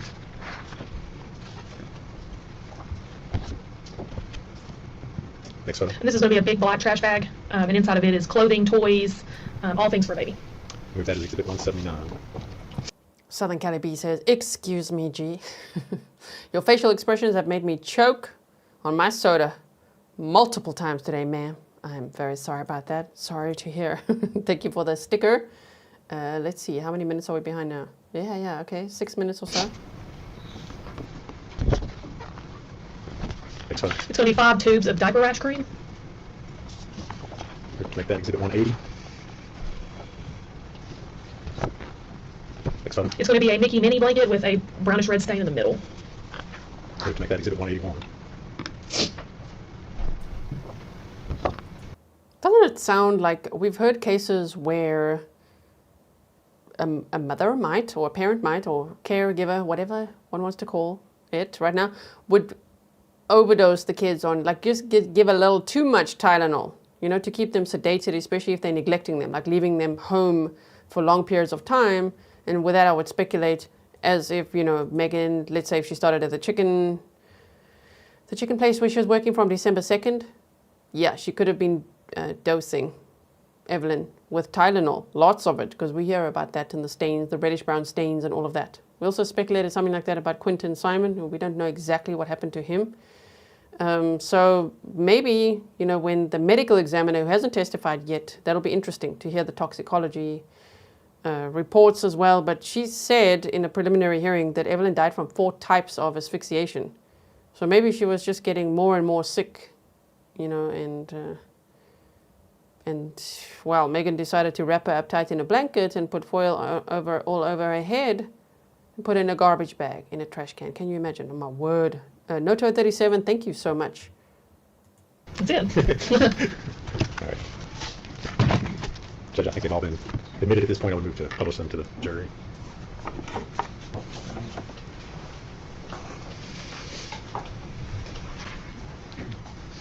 There we go, we made it through at rapid speed. Finally. Oh, we could have really just skipped that. Put up what's been introduced as Exhibit 101. What are we looking at there? That's going back to the very first picture. It's going to be outside the shed when the door was opened, exactly how the contents were when the door was opened, untouched. Okay. You all had not moved anything at this point? No, sir.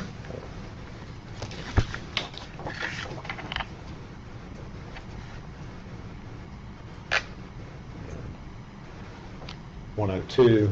Contents inside the shed. I believe that's a swing type thing and some various clothing items.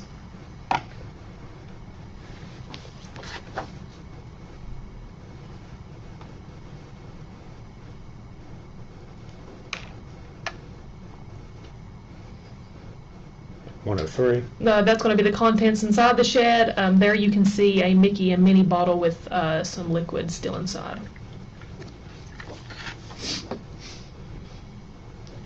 104. And that's going to be a cardboard box with clothes and a bag on top. 105. That's just going to be a close-up of that cardboard box, and it's kind of showing you there the top of a bottle.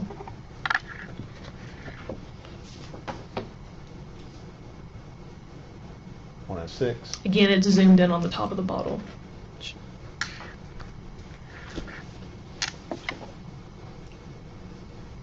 That's going to be 107. Sorry, that's going to be the suction thing that we removed from the shed.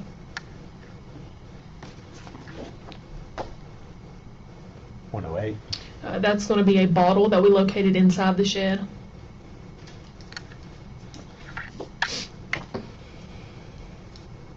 109. A piece of baby clothing.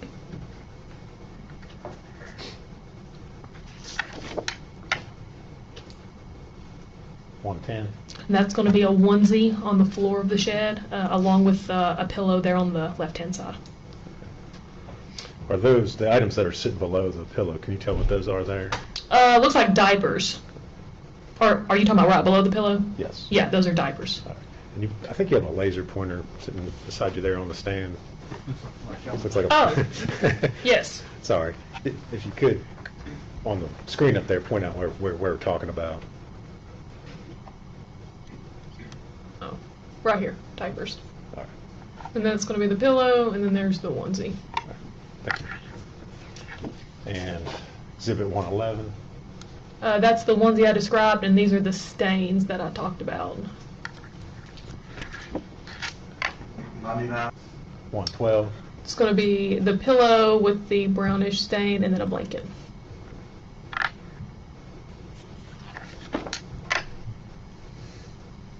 113. Again, it's the same picture, just a little bit closer up to show you that pillow and blanket.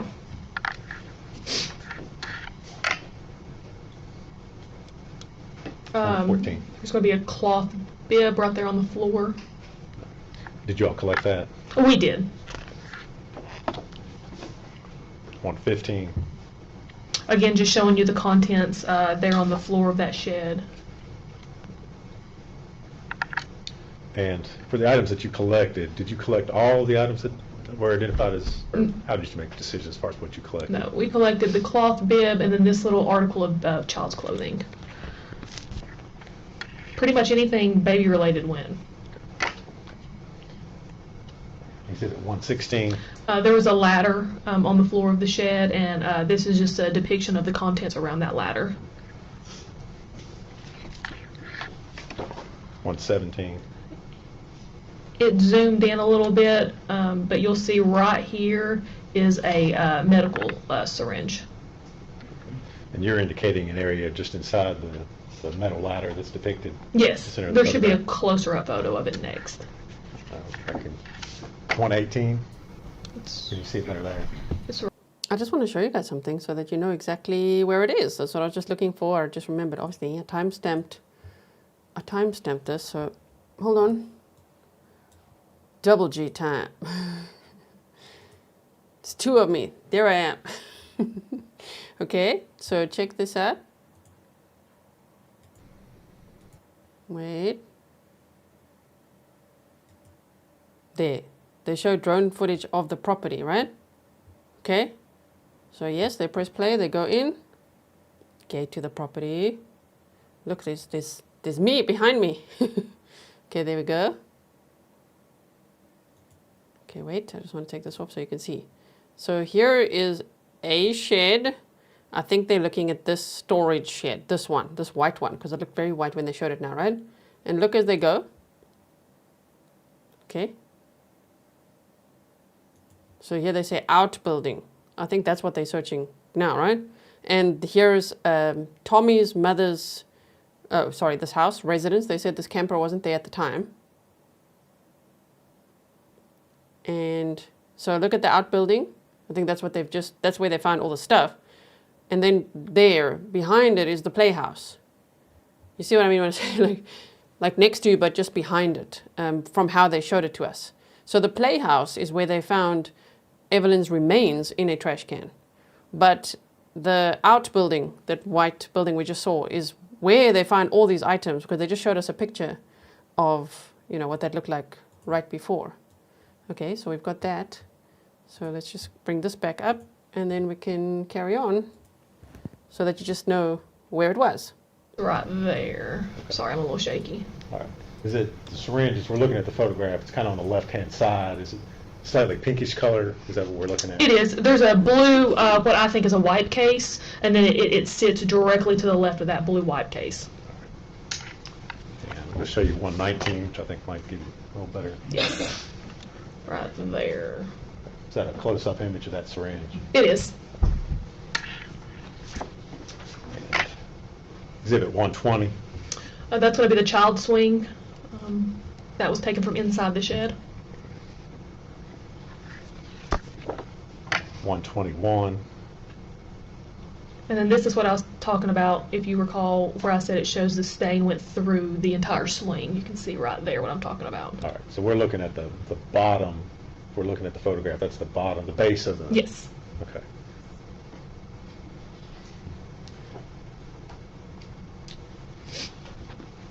Exhibit 122. It's going to be a Mickey Minnie bottle. Do there appear to be any sort of substance inside the bottle? There appears to be some milky, whitish looking liquid just shy of the bottom of the cup.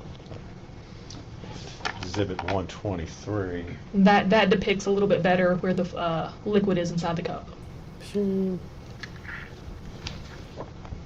Exhibit 124. This is going to be the onesie that was on the floor of the shed. I see a stain on the cuff there of the arm, the collar up here, and then of course right toward the bottom. And looking at that same item, I believe, Exhibit 125. Yes, that's going to be a close-up of the stain. And is that, you lifted the flap there on the bottom of the outfit, is that what we're looking at? Yes, that's exactly what it is. Exhibit 126. Just various baby toys. Number 127. A medicine syringe.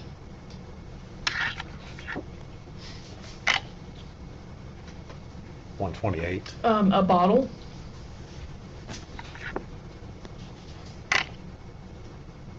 $129. Child pants.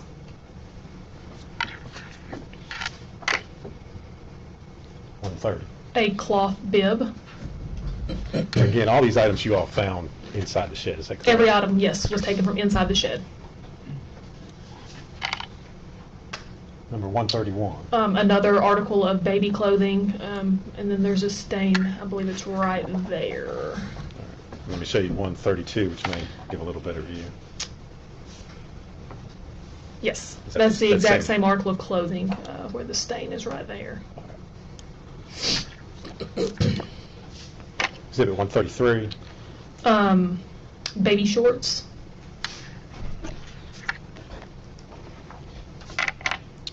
Number 134. The top of a bottle. 135. A baby's suction.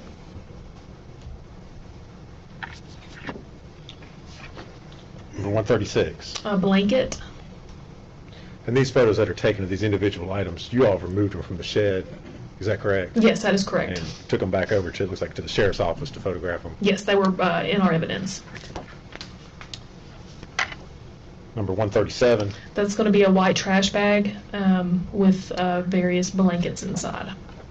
And showing you 138, is that the same bag, the blankets there? That's going to be the contents inside the bag, yes. All right, so you've removed them from the bag at that point.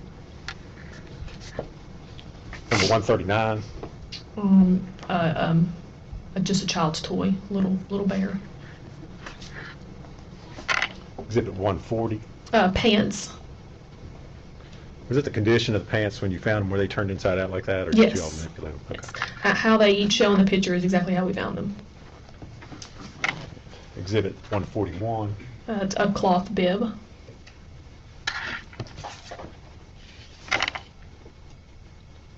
Number 142. A red blanket. 143. Another medicine syringe.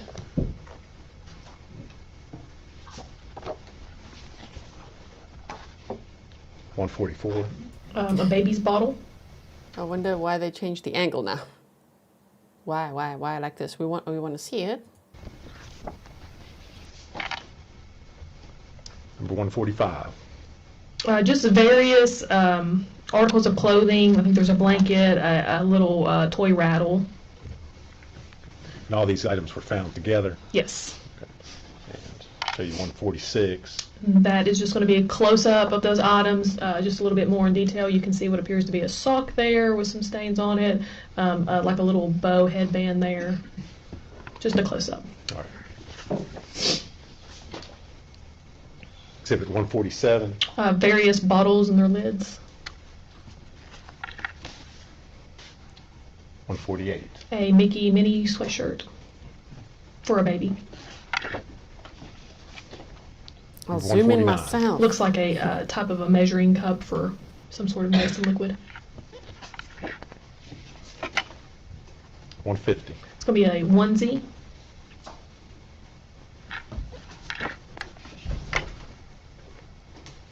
151. That is going to be the pillow from inside the shed once it was removed.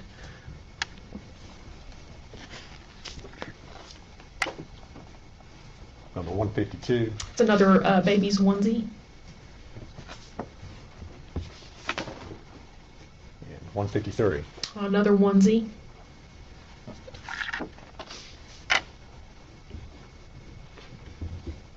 $154. And that's going to be another onesie with various stains. You can see it toward the collar here and then more toward the bottom. Number 155. Medicine syringe.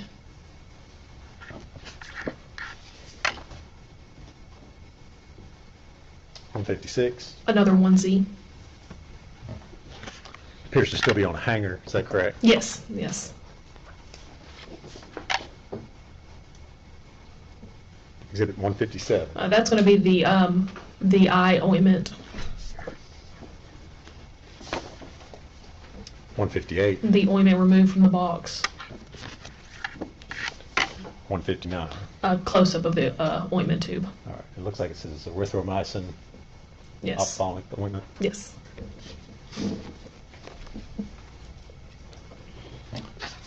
160. A sippy cup. 161. Another sippy cup. So that one that they just showed right before this pink one is the same as this, the cup in here. Shame. So yeah, all of Evelyn's stuff. Oh my goodness. Okay, so here we go. 162. And that's just going to be a close-up of the previous sippy cup. 163. That's going to be the lid of a sippy cup and just shows the various stains on it, the blackish brownish stains. 164. A passy.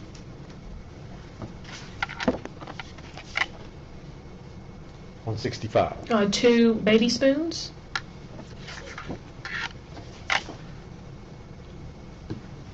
166. It looks to be a diaper bag, and that's the contents inside the diaper bag. Is that before you removed any of the items from the diaper bag? Yes, sir. 167. That's going to be the bottle of children's Tylenol that was inside the diaper bag.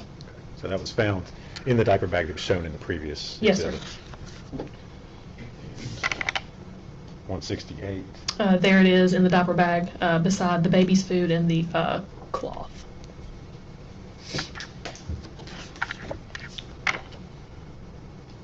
169. Just another angle of inside the diaper bag.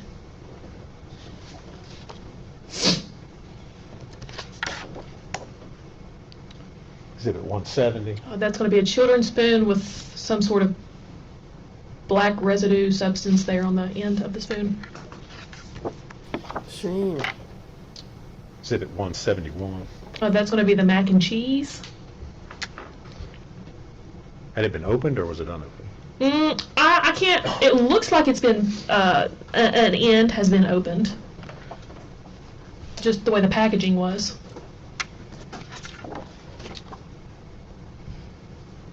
Exhibit 172. That is going to be the piece of tissue paper with the brownish red substance on it. 173. And that's just another angle of the exact same tissue paper with the brownish red substance.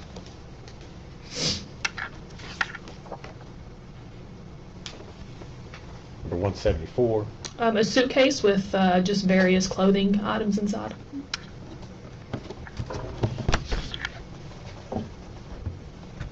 175. That's going to be the red wagon. As you can see, there's baby shampoo here, a suction, some wipes, a baby doll.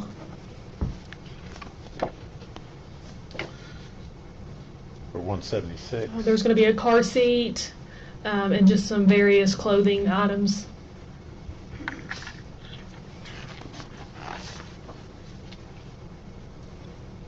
Number 177. The inside of another bag that we found from inside the shed with some stains there on the side.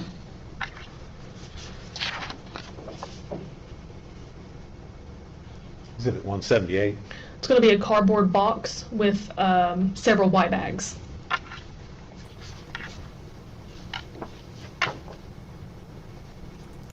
Nadine sees it. These pictures tell the whole story. They are extremely important. I mean, now we can see also why they charged Megan with child neglect. I mean, just from these pictures as well, you can tell, right? Sure. Exhibit 179. A black trash bag with various clothing and toys for all for baby inside. Obviously speeding it up because they're not showing us 5 now. tubes of diaper rash cream. Number 181. Appears to be a child's blanket with a brownish red stain on it. And all these items were collected and taken out of the shed? Yes, sir, every item.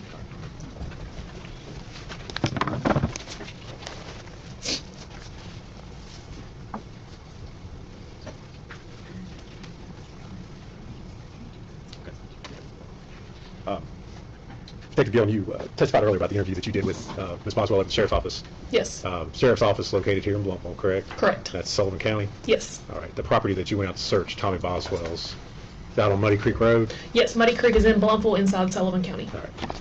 If you would answer any questions that you still have for you. Y'all come up here now.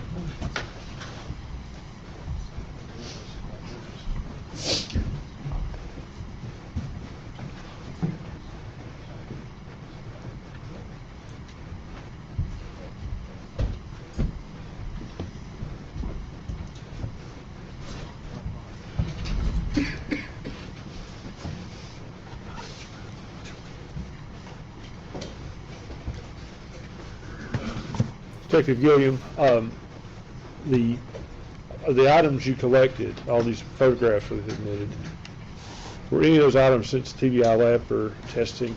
I'm not sure if they were or not. You weren't involved in that? No, I was not. You just collected them? Correct. Okay. Let's go back an hour and a half or so to the interview we watched. Uh-huh. You talked to Megan on February the 18th, is that correct? Yes, sir. What time of day was that? It was in the evening. It was after working hours. Okay, if you could help me narrow it down a little bit more than that. So when do working hours end? Between 4 and 5. That interview probably took place around 6, 6:30, maybe even 7. Okay. She had an earlier interview with Tracy Haraz and a DCS worker. I think you seemed to reference that in your interview. Yes, sir. Okay.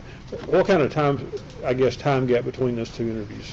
I know when the referral first came out was right at 4 to 5 that day. And that's when Tracy and the DCS worker went to the residence and brought Megan back to the sheriff's office and had their interview. So I would say their interview might have took place around 5:36. Okay. And your interview was basically just a follow-up on their interview? Yes, sir. Continuation, so to speak? Yes. All right. All the questions I have? Redirect. Let's go. 1.05 She should speed. be under suspended, but she should be released.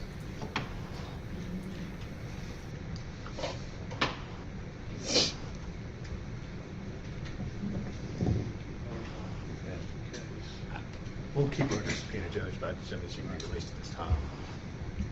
You'll still be subject to subpoena. So don't, well, you can leave the courthouse, but make sure you're available. Do not discuss your testimony with any other witness, or allow any other witness to discuss their testimony with you. All right? Thank you. All right, ladies and gentlemen, we're going to stop right. Oh, they're going to be stopping. So what I'm going to do, just hold on, let's listen to it together. But if you want to already save the link for day 4, for tomorrow, Saturday court, because the jury's sequestered, there it is, okay? So I'll also share it more. And we'll teleport there. You're going to get tired of hearing me with admonitions. I'm just going to say that now. You're not to communicate with other jurors or anyone else regarding any subject connected with this trial. You're not to form or express any opinion about the case until it is finally submitted to you. You're to report promptly to the court any incident involving an attempt by any person to improperly influence any jury member or a juror's violation of the court's admonitions. You're not to read, watch, or listen to any news reports concerning this case. You're to decide this case solely on the evidence introduced in this trial. You go with the officer. Everyone please stand.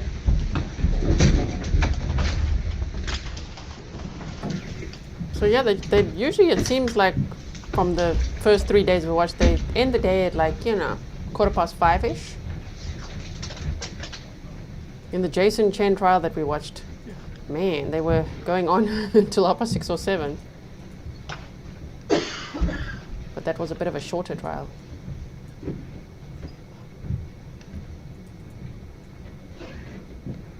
Oh, let me just leave that there, sorry. Maybe seated. The lawyers at the sidebar. Sidebar, okay.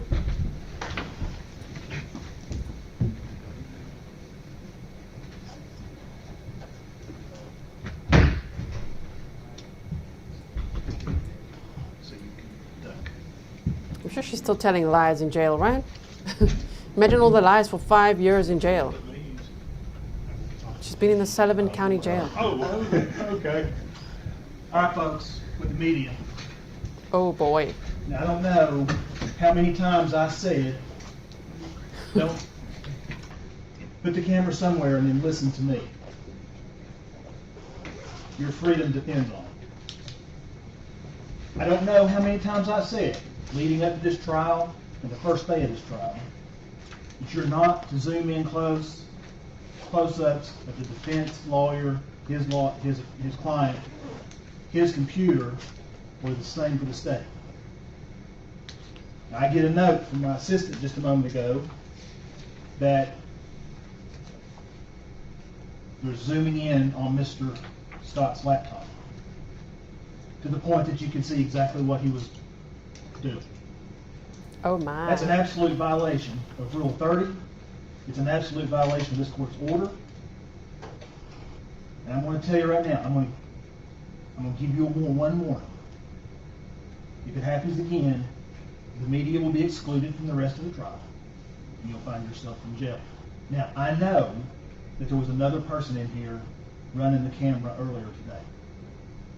At least I thought there was another person in here, not you. No, sir, I don't think that would be the case. Okay. You talk to whoever else is going to be operating that camera. And you had better heed my warning. Okay? And if I did do that, it was inadvertent. I wasn't trying to shoot anything on the computer screen. Well, I'm going to tell you right now, People. my assistant came in here and she wouldn't have done it. And I told her to have the feed up in there and be monitoring it because I'm worried about the jury. But now I'm worried about attorney-client privilege. Okay? Don't let it happen again. Now, we'll be in recess till, I think we're going to start at about, do y'all want to start at 10 or 10:30? I was thinking 10:30 to about 4 tomorrow. If you have that many witnesses, you can lie. Huh?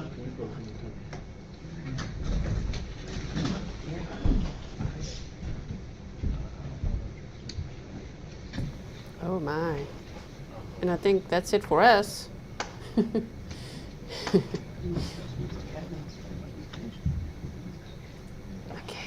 it's already been. That's what it's on the file.